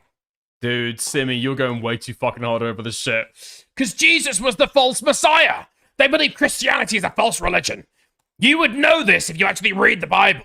Yeah, and Christians believe that Jews are going to go to hell because they reject the teachings of Christ, who is the way, the truth, and the life. None come to the Father but through him. Right? And you understand the animosity doesn't travel the other way, necessarily? On legal assistance, organising and supporting Free Tommy Robinson rallies in London, and coordinating political advocacy around his imprisonment. In 2025, an official invitation from the Israeli Minister of Diaspora Affairs, Amichai Chikli, was sent to Tommy, which he accepted, and he spent ages there just doing ultra-Zionist Israeli shilling. Here he is in Israel, talking about how he's struggling and how he needs your money. As I currently walk through the Muslim quarter of Jerusalem, we have come on this trip, as we do with all of our journalism, we have no large donors, contrary to the nonsense you hear. We struggle. The thing is, Tommy, I don't know any Jewish billionaires, and it's been reported that between 2018 and 2021 that you yourself earned at least $2 million. Why do you need my tenor? Epstein and Bannon had a very strange little conversation about Tommy that was released in the Epstein files. Epstein first shared a link to a Hill article covering Tommy Robinson being convicted in contempt of court. Bannon responds in inverted commas, backbone of England. This should be interpreted as sarcastic, as Theo Usherwood once tweeted of Bannon claiming Tommy was the backbone of this country.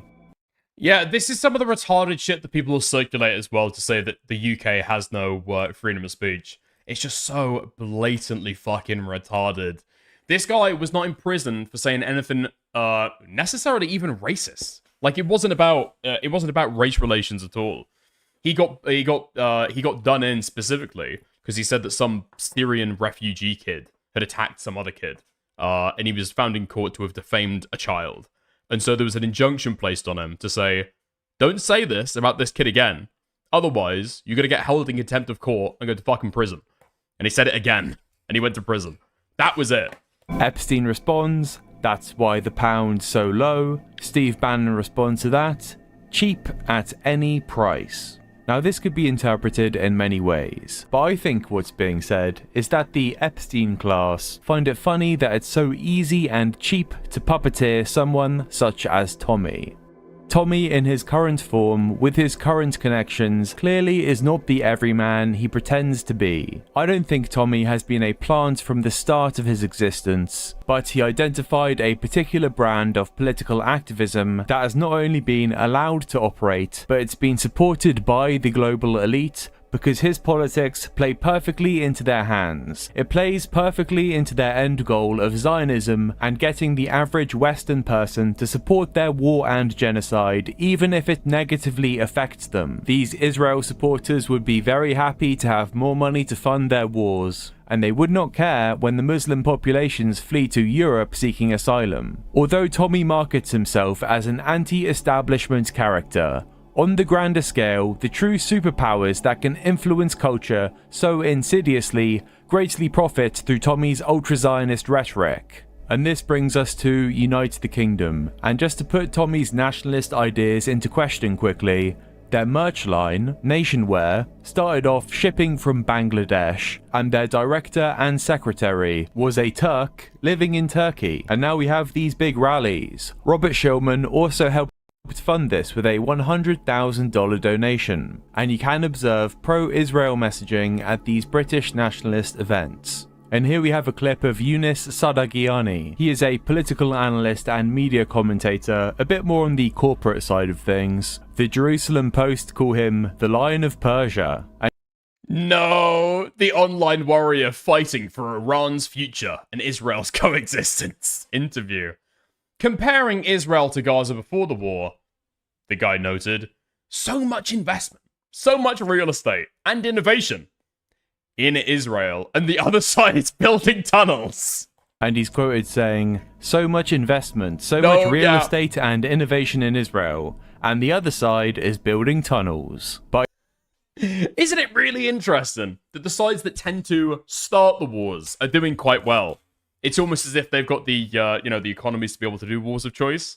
And then the other side that are constantly waged against, or at least under occupation, yeah, they don't seem to do so well. Don't seem to do so hard. I think Eunice can give us an idea of what might be being said behind closed doors by these wealthy investors that support Tommy. What's going on, man?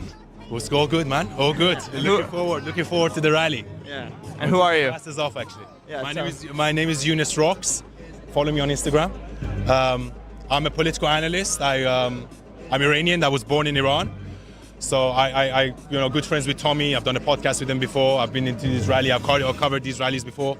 And it's the alliance of the Iranians and the British and the Americans and the Jews, I think. Yeah. This doesn't sound like fighting back against the political elite. This sounds like being in complete agreement of what the political elite want to impose on the UK. Tommy is selling British nationalism with a very strong focus on anti-Islam. Then you get home and open the box, and what you've been sold is become a slave to Trump and Netanyahu. Shalom, shalom. Shalom, shalom. How are you feeling? I'm happy to be here, mate. I'm honoured to be here. What are you hoping from this trip? I'm hoping to show solidarity with real strong leadership. I wish our country had a leader like Netanyahu. These are the first words that come out of his mouth as he gets off the plane in Israel. These people will... I guarantee this guy's got no fucking clue about Netanyahu's policies either. I think somebody asked in chat earlier, is he a grifter? Yeah, like, obviously so. Obviously so. This guy doesn't give a fuck about what he fucking says, so long as it brings him in some fucking money, you know? Like, I don't know people that are, like, maybe unaware about Tommy Robinson, but he spent the best parts of his career, shilling for Israel, okay? And then as soon as the, presumably, the funding dried up, starts making a shit ton of Jew jokes. Yeah, doing the fucking... doing the fucking money-grabbing jokes, wearing the fucking, the Hasidic kind of traditional outfit with the fucking curls, taking the piss out of Jewish influence, when that serves him better. And now, for the best part of his career, he's been propping up Sikhs as well, saying how much we love Sikhs. We love Sikhs. Sikhism, in Tommy Robinson's world, has been the approved brown religion that is predominant in the UK. Muslims? No. Sikhs? Hell yeah. They're some of the most, prominent, most visible, kind of like religious sects in the UK. And he's fucking loved them.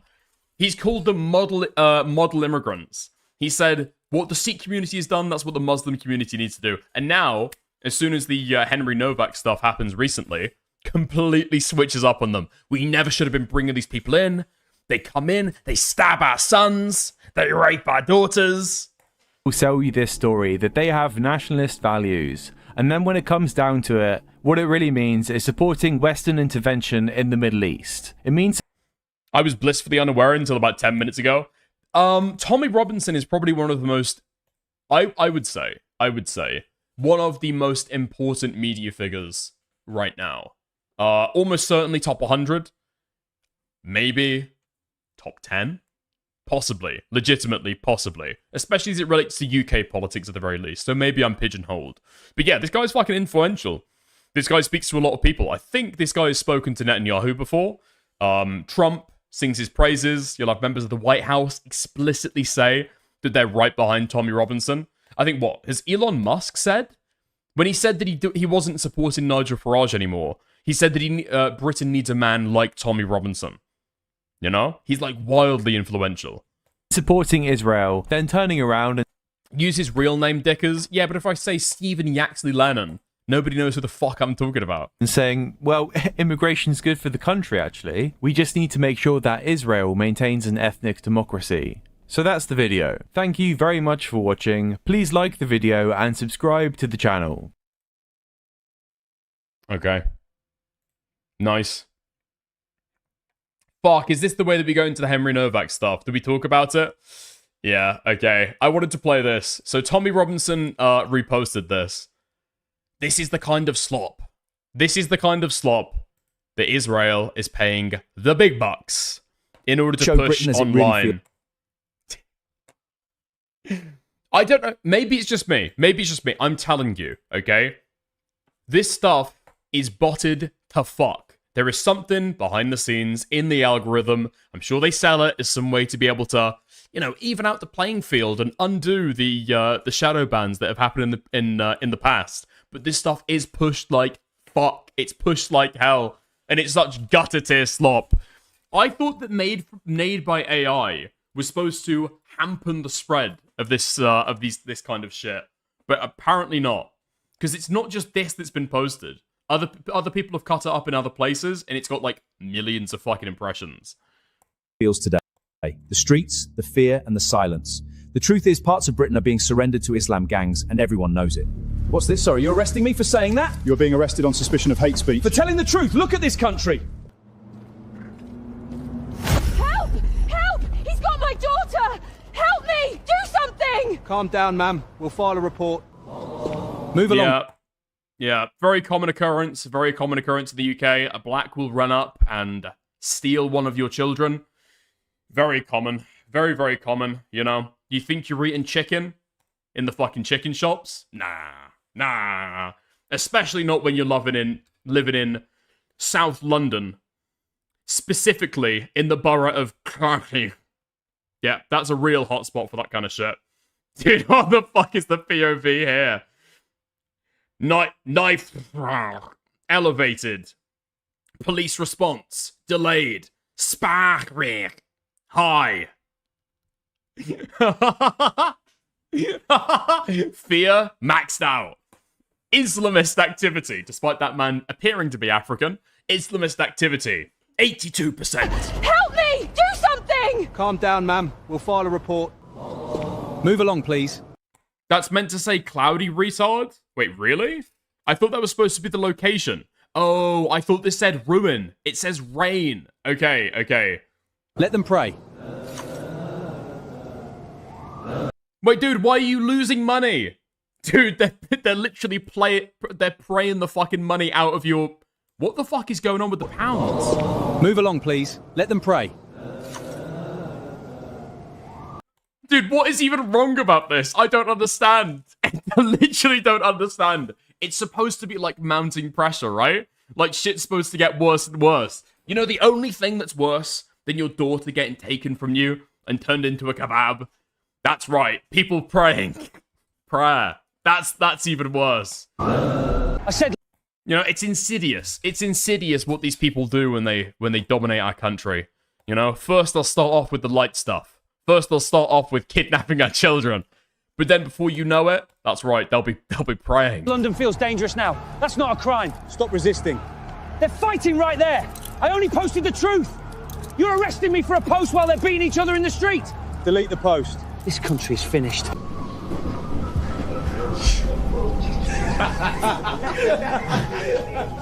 and the police are right there. The police are right there. Dude, you can't even do floor sits anymore in the middle of a train without Muslims ganging around you.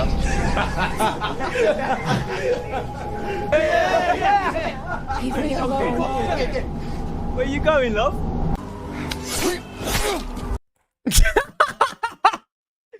What the fuck are we doing? What the fuck are we doing? What are we doing? Why are we creating aura posts for a fucking infamous murder that just happened? Like fucking Mortal Kombat finisher, man. Imagine if somebody recreated, I don't know, the circumstances of Charlie Kirk's death, and they turned it into like an elite sniper cutscene. You going, love? He said something racist to me. He attacked me first. I got stabbed. I can't breathe. Dude, the fucking voice as well. The fucking voice. He said something racist to me. Am I just like laughing at a racist accent? Yeah, I might be actually. I might be. I might have gone so anti-racist that I have become racist. No, this is my country. This is my country. This is what it's like day in, day out in my country. Yeah. The Kapan is for stabbing, not slicing. It doesn't really matter when he's dead, does it? You know? Doesn't really matter when he's fucking dead. Why does he have zombie hands? Been stabbed. Obviously. You guys wouldn't understand. Okay, you wouldn't understand what happens when you get stabbed. In the UK, yeah, zombie hands just happens day in, day out. Yeah, unfortunate. Yeah, this is the shit that Tommy Robinson posted after the fact as well. So again, I will remind you that Tommy Robinson has spent most of his career propping up Sikhs, saying how much you love Sikhs, campaigning with them, holding hands with them. The murder of Henry Nowak. It took 2 minutes to go onto Hampshire Police's website. Yeah? Hampshire Police. This is where this institutional racism, this is why the white boy was handcuffed. This is why, whilst dying, this is their policies, okay? The murder of George Floyd by serving police officers in the USA was a pivotal moment for policing in the UK. How the fuck was it a pivotal moment? A dead crackhead who died of a drug overdose in the United States in a legal hold by a police officer. But anyway. Dude, it's fucking crazy for Tommy Robinson to be talking about anybody else doing drugs. This guy, infamous cokehead, by the way, infamous cokehead. Apparently, allegedly, when this guy is preparing rallies or preparing to go on marches, he is always asking, have we got the gear? Yeah, have you lads got the gear? Have you guys got the gear? Gear in the UK is like slang for coke. It's slang for cocaine. Infamous fucking cokehead. Driving the need for real change. Whilst a tragic event happened in another country, policing across the UK has... I mean, it's just retarded as well. There's like an interplay between the UK right and the US right as well. The idea that he died from a legal hold. Yeah, the guy was found guilty of murder, you fucking retard. It's kind of past the point now, isn't it? It's kind of past the point. Over many years, had a strained relationship with some communities. The murder of Henry Nowak. It took 2 minutes. Wait, what? That's the end of the clip? There's no way. What? He took way longer in the one that I'm thinking about. Hold on. He goes on like a whole fucking coke rant in the one that I'm thinking about. Oh, he cut it up into different clips. Okay. Why is he so obsessed with us? Because he gets a lot of funding from the US now, right? So, it's true, the Israeli influence is a portion of it, but the US influence is another huge bit. Like, a lot of the people that got banned from coming to the UK for the Unite the Kingdom rally that he was organising, a lot of those people came from the US. And a lot of US media outlets have spent a lot of time investing in, like, rehabilitating this guy's image. Education. Oh, pardon me. Nope, sorry. Okay. This is the longer clip that I was fucking thinking of. Dude, does this guy, like, snort a line and go and create 20 different clips by about serving this police shit? officers in the USA was a pivotal moment for policing in the UK. How the fuck was it a pivotal moment? A dead crackhead who died of a drug overdose in the United States in a legal hold by a police officer. But anyway, distrust associated with police in particular for those in minority communities. We will pursue offenders and deal with offences that cause the most harm to our ethnic minorities. Not the most harm to the public, the most harm to our ethnic minorities. Address disproportionate victimisation. Make sure that staff and officers are trained to recognise and deal with crimes that impact most of our ethnic minorities. Do you know who the biggest impact is against? It's us. How many ethnic minority girls were raped from one end of the country to the other? I'll tell you how many, not fucking many. It was all young white English girls, right? And you didn't charge any one of those people who raped them, calling them dirty little white bitches with a hate crime. Why Wait, what? Yeah, okay. Ethnically motivated was this rape. Sikh man not charged with a hate crime? Yeah, that's what people will say. That's what people will say. I don't think Tommy Robinson is... he's not retarded enough, as some people are, to say that none of the people in the grooming gangs were charged. Because he knows that they were. And he uses that quote that comes from one of their trials. He made it about race when he rang the police and said, white boy. And he accused him of racism. So it was a racial murder. That's what this was. Dude, it's just so fucking retarded. So that did happen, right? He rang the police after and said, yeah, he attacked me. He, like, tore my turban off and called me, like, something racist. But the whole idea was that Henry Novak had been beaten up, or he'd been attacked, but it was in retaliation because he attacked them first. And the racism was thrown on top. That doesn't make it a fucking hate crime. He was racially targeted by that man, and he was murdered, and your police officers done nothing because he was white. Because you were so scared of this. So the officer who handcuffed him, the officer ignored his plea after plea after plea. Oh yeah, by the way, the guy who stabbed him, yeah, he's being prosecuted. Just I don't know, important detail. He's been prosecuted. For an ambulance, he's been stabbed. They fucking ignored him. Would they ignored him if he was non-white? You bet your life they went off because their training wouldn't have allowed them to. This all comes down to police training, government training. The hierarchy of the police, the head of that police is responsible. Your hands are dirty because you created this atmosphere. Not just a handcuffing officer, you, the government, Keir Starmer, every one of you brought in these policies that attack white people. That's what it is. This is an attack. It's just so retarded. It's just so unhinged. I mean, the facts are that the guy died on the scene. There was no chance to get him an ambulance. There was no chance to get an ambulance at all. People can say that the cops failed him, but I'm pretty sure at the because he's been charged. I mean, yeah, he's being prosecuted. I think he was sentenced already because the judge handed down like his verdict and passed gave some comments as well. Said that it was a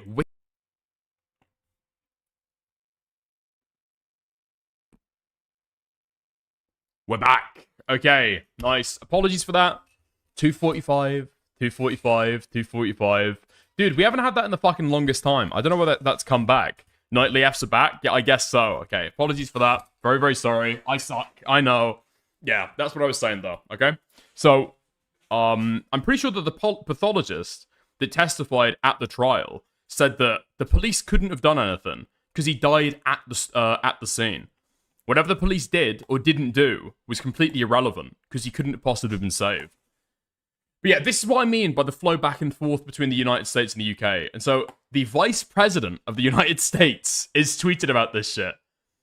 Henry Novak died the same way civilization dies.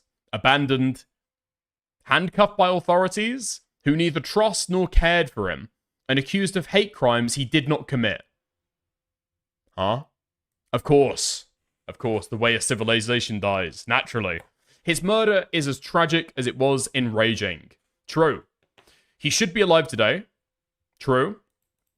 And he would be if the last few generations of European elites had stood their ground against the politics of self-hatred and the mass invasion of migrants, many of whom despise the West and the people who love it. Henry was far from the first to so needlessly lose his life, and I fear he won't be the last. Each time a life like his is lost, the proper response, the only response, is righteous anger. One of the most important things the Trump administration has proven to the world, is that stopping the flow of mass migration and defending national sovereignty is a matter of political will and leadership. Anything else is an excuse. It's because we love the West that we want to preserve it. We love our civilization, we love our country, we love our children. And nobody should ever die the way that Henry Novak died. May God comfort those who loved him, and may God rest his soul. You could literally say this any time that, like, an ethnic minority commits any crime. Right? Like, literally any time. But nobody wants to talk about the fact that immigrants also... This is gonna sound fucking insane, okay? But you've got to hear me out. Let me cook. Give me about, 2 minutes, alright? Nobody talks about the empirical fact that immigrants also kind of soak up some of the crimes that we commit, right? If you've got some, white guy walking through some really poor area of the UK, looking to go and rob somebody, or looking to do, a random mugging, he is, of course, more likely to, encounter a white person and mug them. However, there is a chance that his mugging will get soaked up by a random brown person that has immigrated to the UK generations ago, And that is something that people always ignore. That's something people always ignore. Also, these kind of like random attacks tend to be inside these communities. You know, white people are more likely to attack white people. You know, ethnic minorities are more likely to attack ethnic minorities. It's just how like those communities work, you know? They said, if you say you can't breathe, then you must be breathing. What, to Henry Novak? I don't think that's true. Oh, can we talk about him saying he couldn't breathe is something these same people mocked Floyd for? Oh, I see what you mean. Yeah. Did we watch the footage?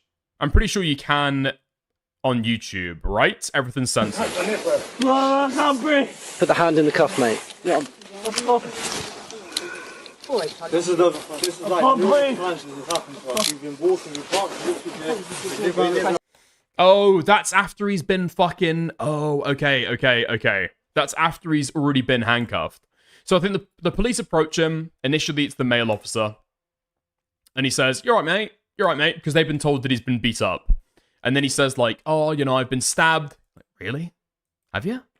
So he kind of, like, lifts up his shirt a little bit. Doesn't do a proper inspection. But, I mean, you see no blood. Apparently, with the kind of blade that was used, it leaves internal bleeding. But it's not like you bleed out. I don't know. Apparently, it's something about how the blade works. And so there was just no blood outside of his body. He was clearly dazed. He was clearly confused. Was it a knock to the head? Yeah. But in any case, he wouldn't have been alive. Can we get a van for one of you? That was crazy. It was really fucking insane. Yeah. Racist 90 foot. Nothing happened.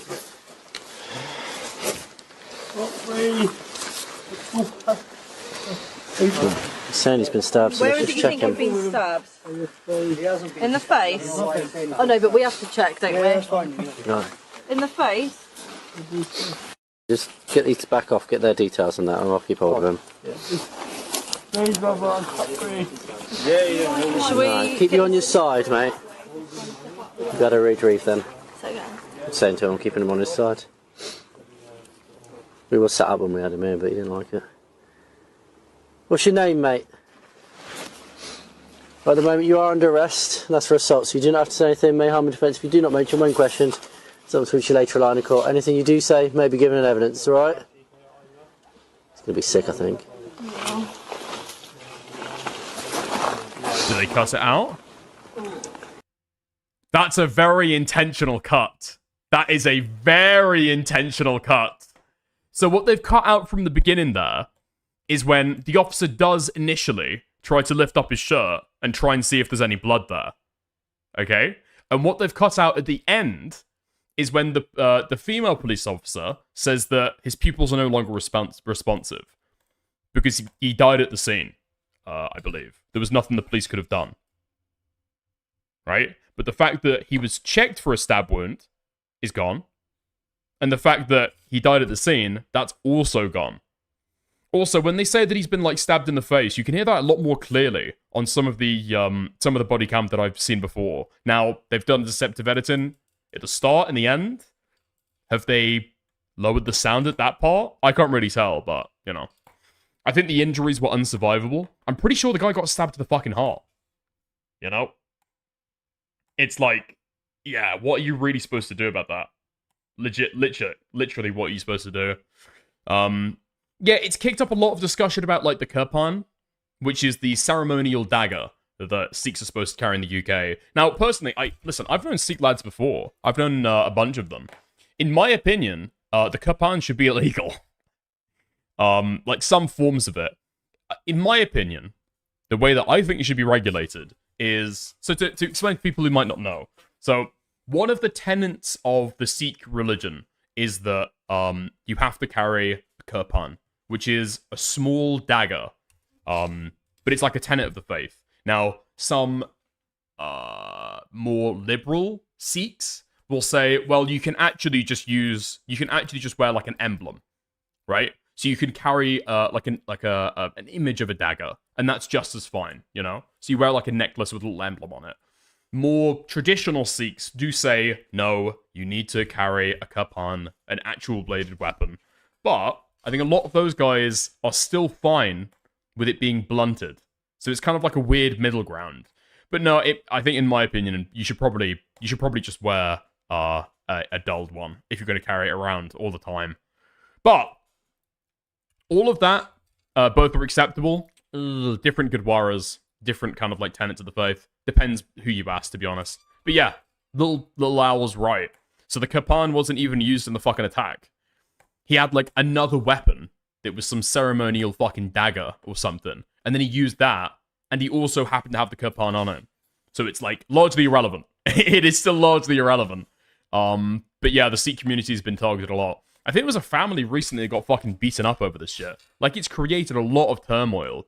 And now there's a whole counter-narrative about, well, the UK police stood in solidarity with Black Lives Matter when George Floyd got killed by the police. So they should all be taking the knee now. Why aren't they immediately taking the knee for Henry Novak? I mean, you know, but in both instances, somebody was murdered. It's not something anybody should be happy about. They're both obviously horrible, but George Floyd was murdered by the police, right? A police officer got arrested and sentenced and found guilty for his murder. That was why police took the knee in that instance. But yeah, nobody gives a fuck. Nobody gives a fuck. America be like, this is my church, gun emoji. Yeah, listen, we've got problems with knife crime, okay? We've got problems with knife crime. Now, I will say, I think that people using the Kapan for, like, an illegal purpose or a stabbing, I think that is very rare, actually. It is very rare. Probably primarily because the Sikhs just don't make up a huge percentage of our population, but yeah, I don't know. That's my opinion on it. That's my opinion on it at the very least. Okay. Is there any good breakdowns to watch about this on YouTube?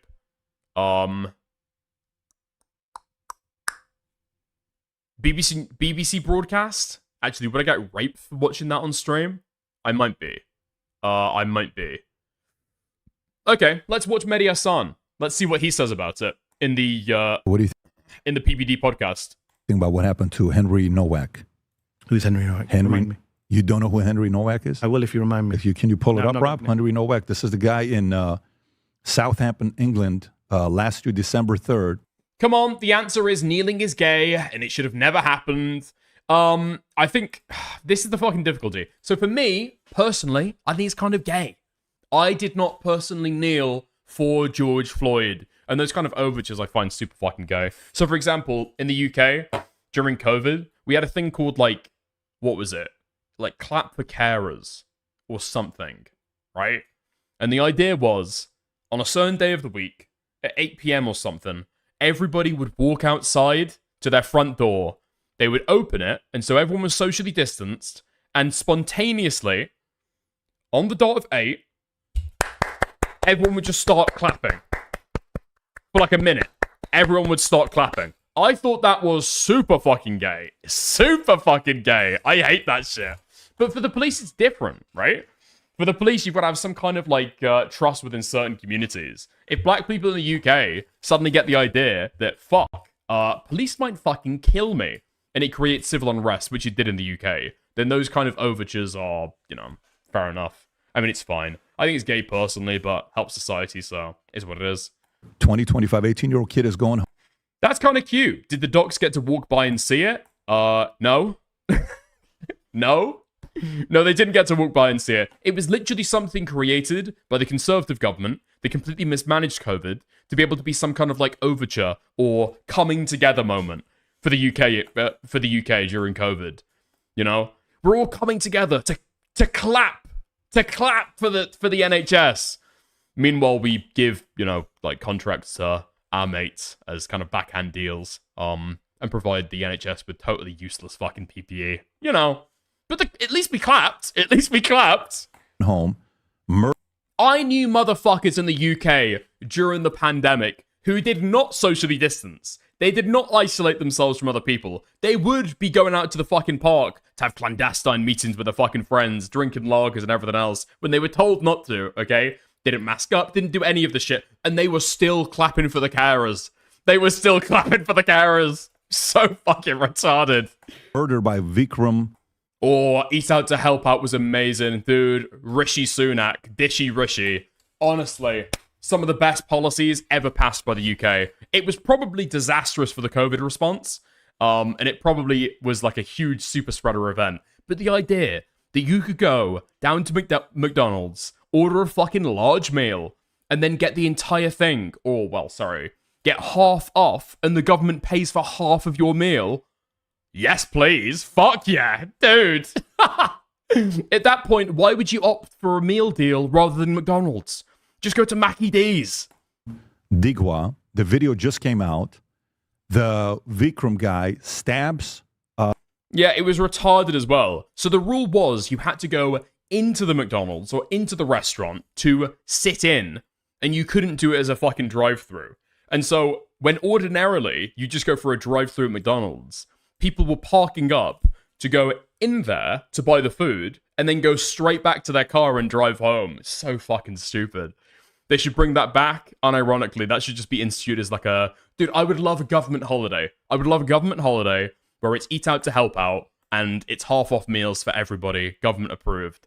Henry Nowak. That's the problem. Media's not even talking about this. Stabs Henry Nowak. I don't know how many times.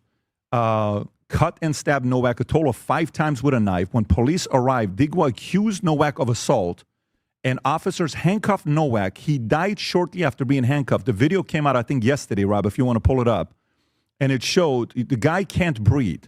He's having a hard time breathing. He's telling the cops, I can't breathe. I can't breathe. I can't breathe. All of a sudden, he dies. And they said, no, you said some racist comments. Rob, I sent the video to you. No, dude, that's not what was said at all. When did the police say that? In the notes, if you go to it. So, okay.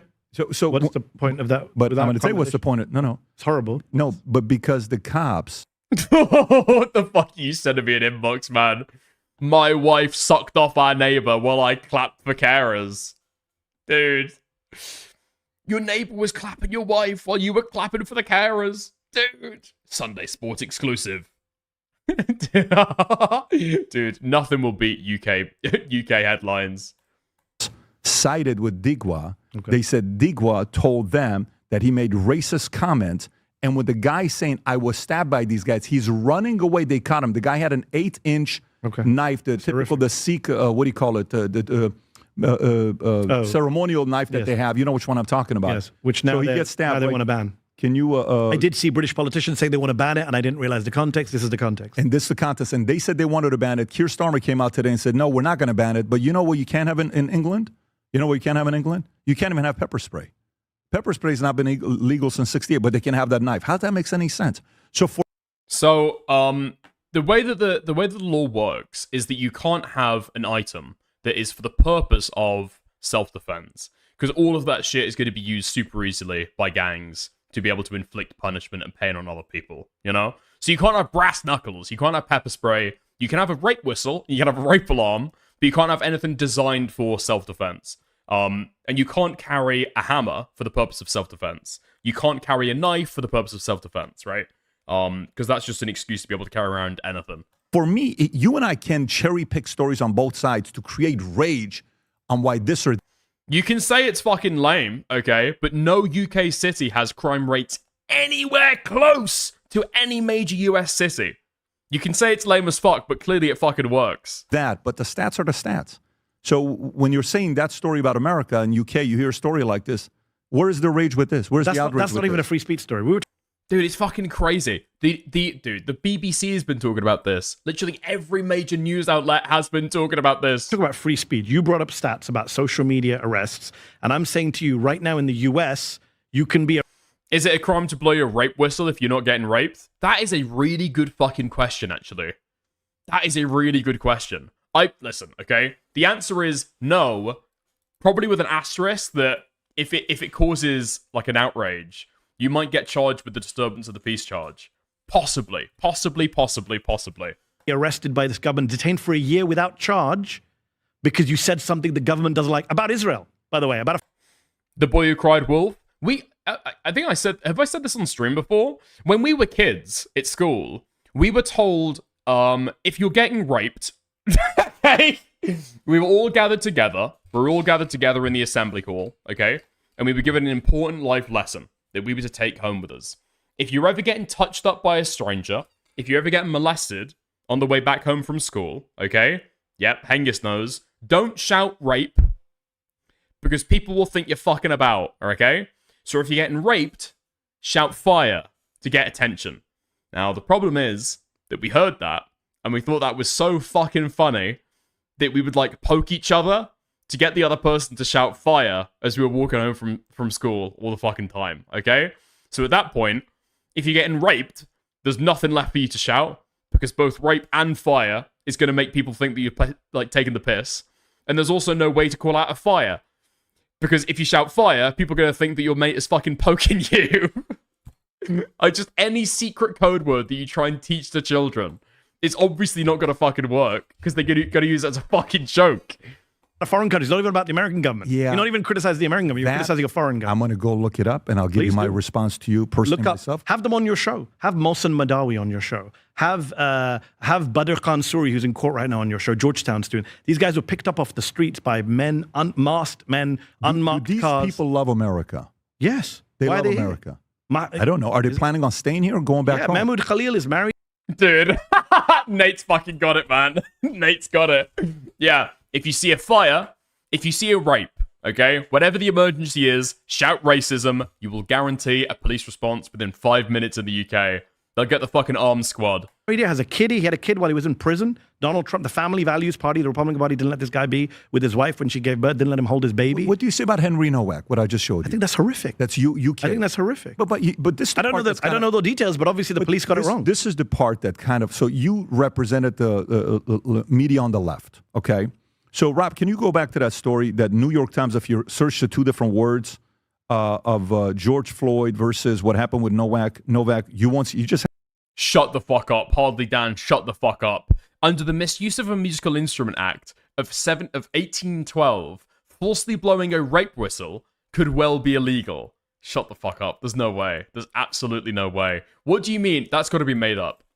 The Misuse of Musical Instruments Act of 1812. That's almost believable.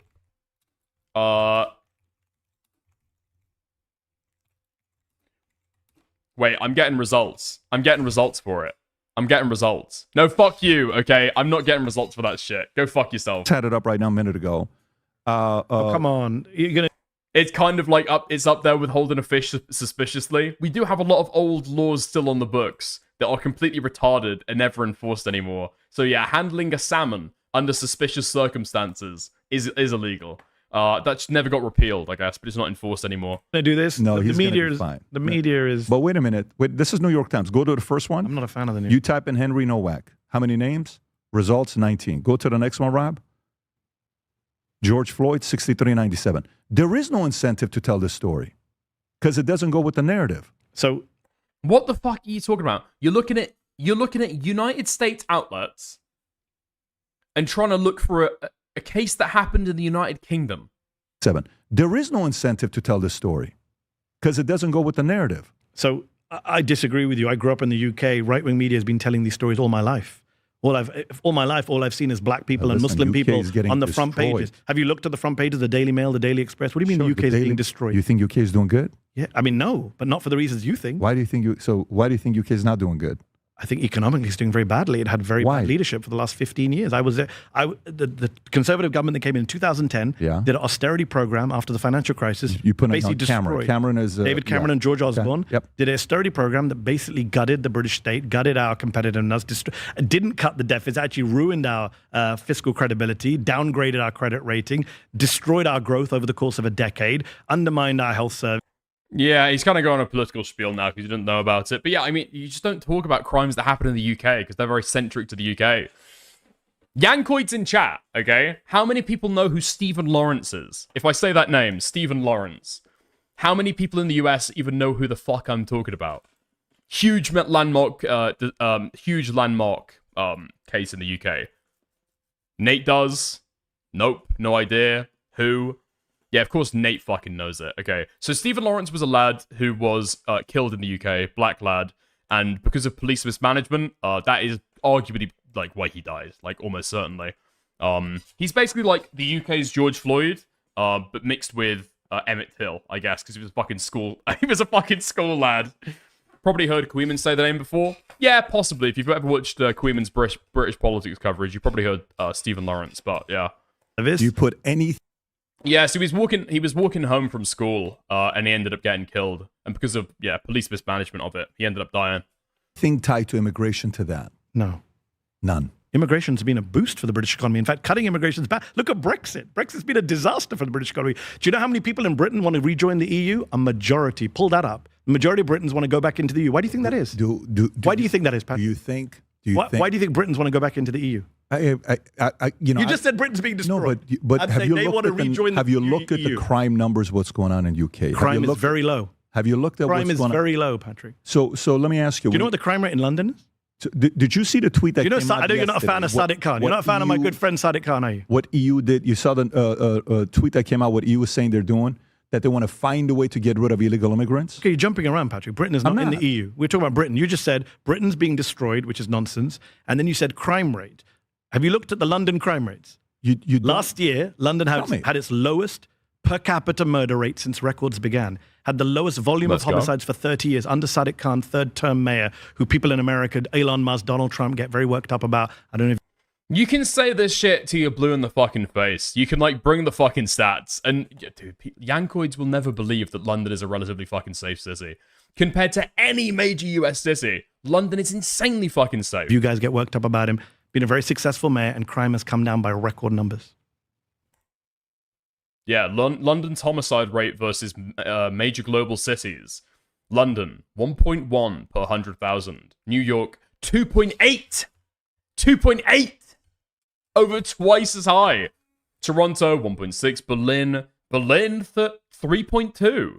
Violent crime and more Muslims in the UK, I guess. When you're looking at EU, do you know which Dude, what the fuck is going on in Berlin, actually, unironically? country in EU has the lowest We're rape talking rate? about the UK, Patrick. Stay with UK. Stay with The UK is not in the EU anymore, UK, sadly. EU to me, I'll put them somewhat together in the Even same though area. they left 10 years ago. By the way, so you're saying immigration coming from all these countries has been a successful project for the EU? What's your definition of success? Many different ways. Economically, the EU desperate. I don't believe Berlin over New York. Yeah, I think in Germany you can get some kind of firearms for hunting, but it's very, very hard to get that. Not quite as hard as the UK, but it is like relatively hard to get that. It needs migrants. Have you seen the age rate? Pull up the demographic. Okay, so it's a dying continent with a very low birth rate, as Elon Musk like. It's hard for Yanks to accept because there are types of crimes that wouldn't happen here, and vice versa. It's a false perception. Why? So when you think they got about, no one there to work, to pay taxes, to look after the elderly, to run their health services, etc. when we set out to create a shoe that blends comfort, function. Okay, nice. I want to see the fucking comments, okay? I'm outraged by this case. It makes me sick and disgusted. Yeah, fair enough. I mean, the murder of somebody. Yeah, I can understand that. I would just... Okay? What extra facts are there in the mix that makes you feel that way? It is pointless having discussions with people like this. Pointless! Who is Henry? Is he for real? He said he knew about the UK government discussing to ban ceremonial knives, but didn't know why? Yeah, right. How can they interview this complete idiot and liar? Sorry, this complete idiot and liar. He really didn't want to talk about Henry Novak. The UK and their cowardly hate speech laws. What? Wait, do these people think that the UK killed the lad because he was racist? Is that the order they think it happened? There was an allegation that Henry Novak was racist, and so the police officers were the one who stabbed him. Is that the idea there? Maybe. Possibly. Okay, nice. Do I do more Henry Novak coverage? I legit don't know. If I do, it'll be tomorrow, because I am heading off now, okay? And that's about the end. I don't know if there's any bits of the coverage that we didn't get to today that I hope to. Yeah, there we are. Today was a little bit more of a chill stream, okay? A little bit more of a chill stream. A little bit less coordinated, a little bit less ordered, a little bit less planned, okay? There's like a general, what's it called? Like an outline, but not necessarily like a huge amount of built-up segments. But yeah, running from Lego again. I will be talking about Lego tomorrow, okay? I promise. I will be talking about Lego tomorrow. But until then, good night, all right? Good night. Lego stream when? I pinky promise tomorrow. Dude, Mumman bought you off. Actually, before we go, I do want to... Dude, this guy was so fucking funny. Can I try it? Yes, I can find it. I can find it. Here we are. So on a clip that Hengist posted, a little bit ago, where I go through just proving that Reckless Ben had lied about key parts of his lawsuit case. Okay? I go through, show 3 different stories that he told over the course of time.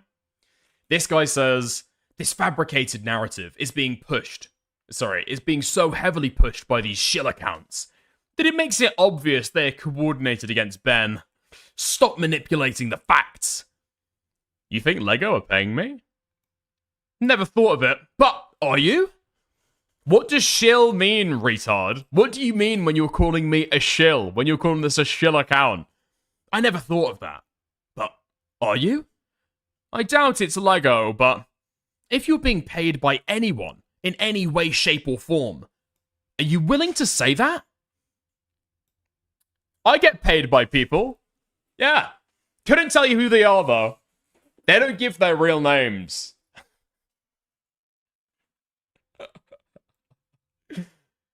Huh. Please confirm you were not getting paid by Bricks or Minifigs, Denton, who the fuck are Denton, Lego, the AF Police Department, or any organization or individual associated with any of the above. Dude, 137 views. Did I retweet this? Oh no, I think I meant to. No, I think I meant to, but I didn't end up doing it. Okay, nice. So, at the very end of stream, this is what I planned. I just figured that I'd shout out a huge list, okay? People to be looked into, people to be investigated for any association with Denton, Bricks or Minifigs, Lego, the AF Police Department, or any individual or organization associated with the above, okay? And those people are Will Is Me, Cold Heart Uwu, Spec00, Kitten Screaming, Maple Nia, Lizzie Catherine, Anyaki, and that is all today, okay? You need to look into them, you need to do the investigation. It's the only way to crack the case and finally prove that I am a shill for Big Lego. Right. You got dick. Nice. And Okay, thank you, You're getting too Gouda, big for your boots. your last suspect, okay? Investigate me. Thank you very much. All right, nice. I'm going to raid you guys out to... Fuck me! Fuck me! Fuck me! Okay, I'm going to raid you guys out to Diesel. Because I'm pretty sure that Quidman will raid it over at this time. Unfortunately, he's covering the Lego. The Lego thing. Listen, okay? Here's the thing, for my take, right? The Lego shit is interesting. It's fun. I like it. The story's cool. I've just got a different angle to it that other people aren't taking currently. But a lot of the other stuff that people are going to be saying, okay, I'm going to jive with. Anyway, shout out to you guys. Chat to you later. Bye. Lots of love. Speak about Lego tomorrow, all right?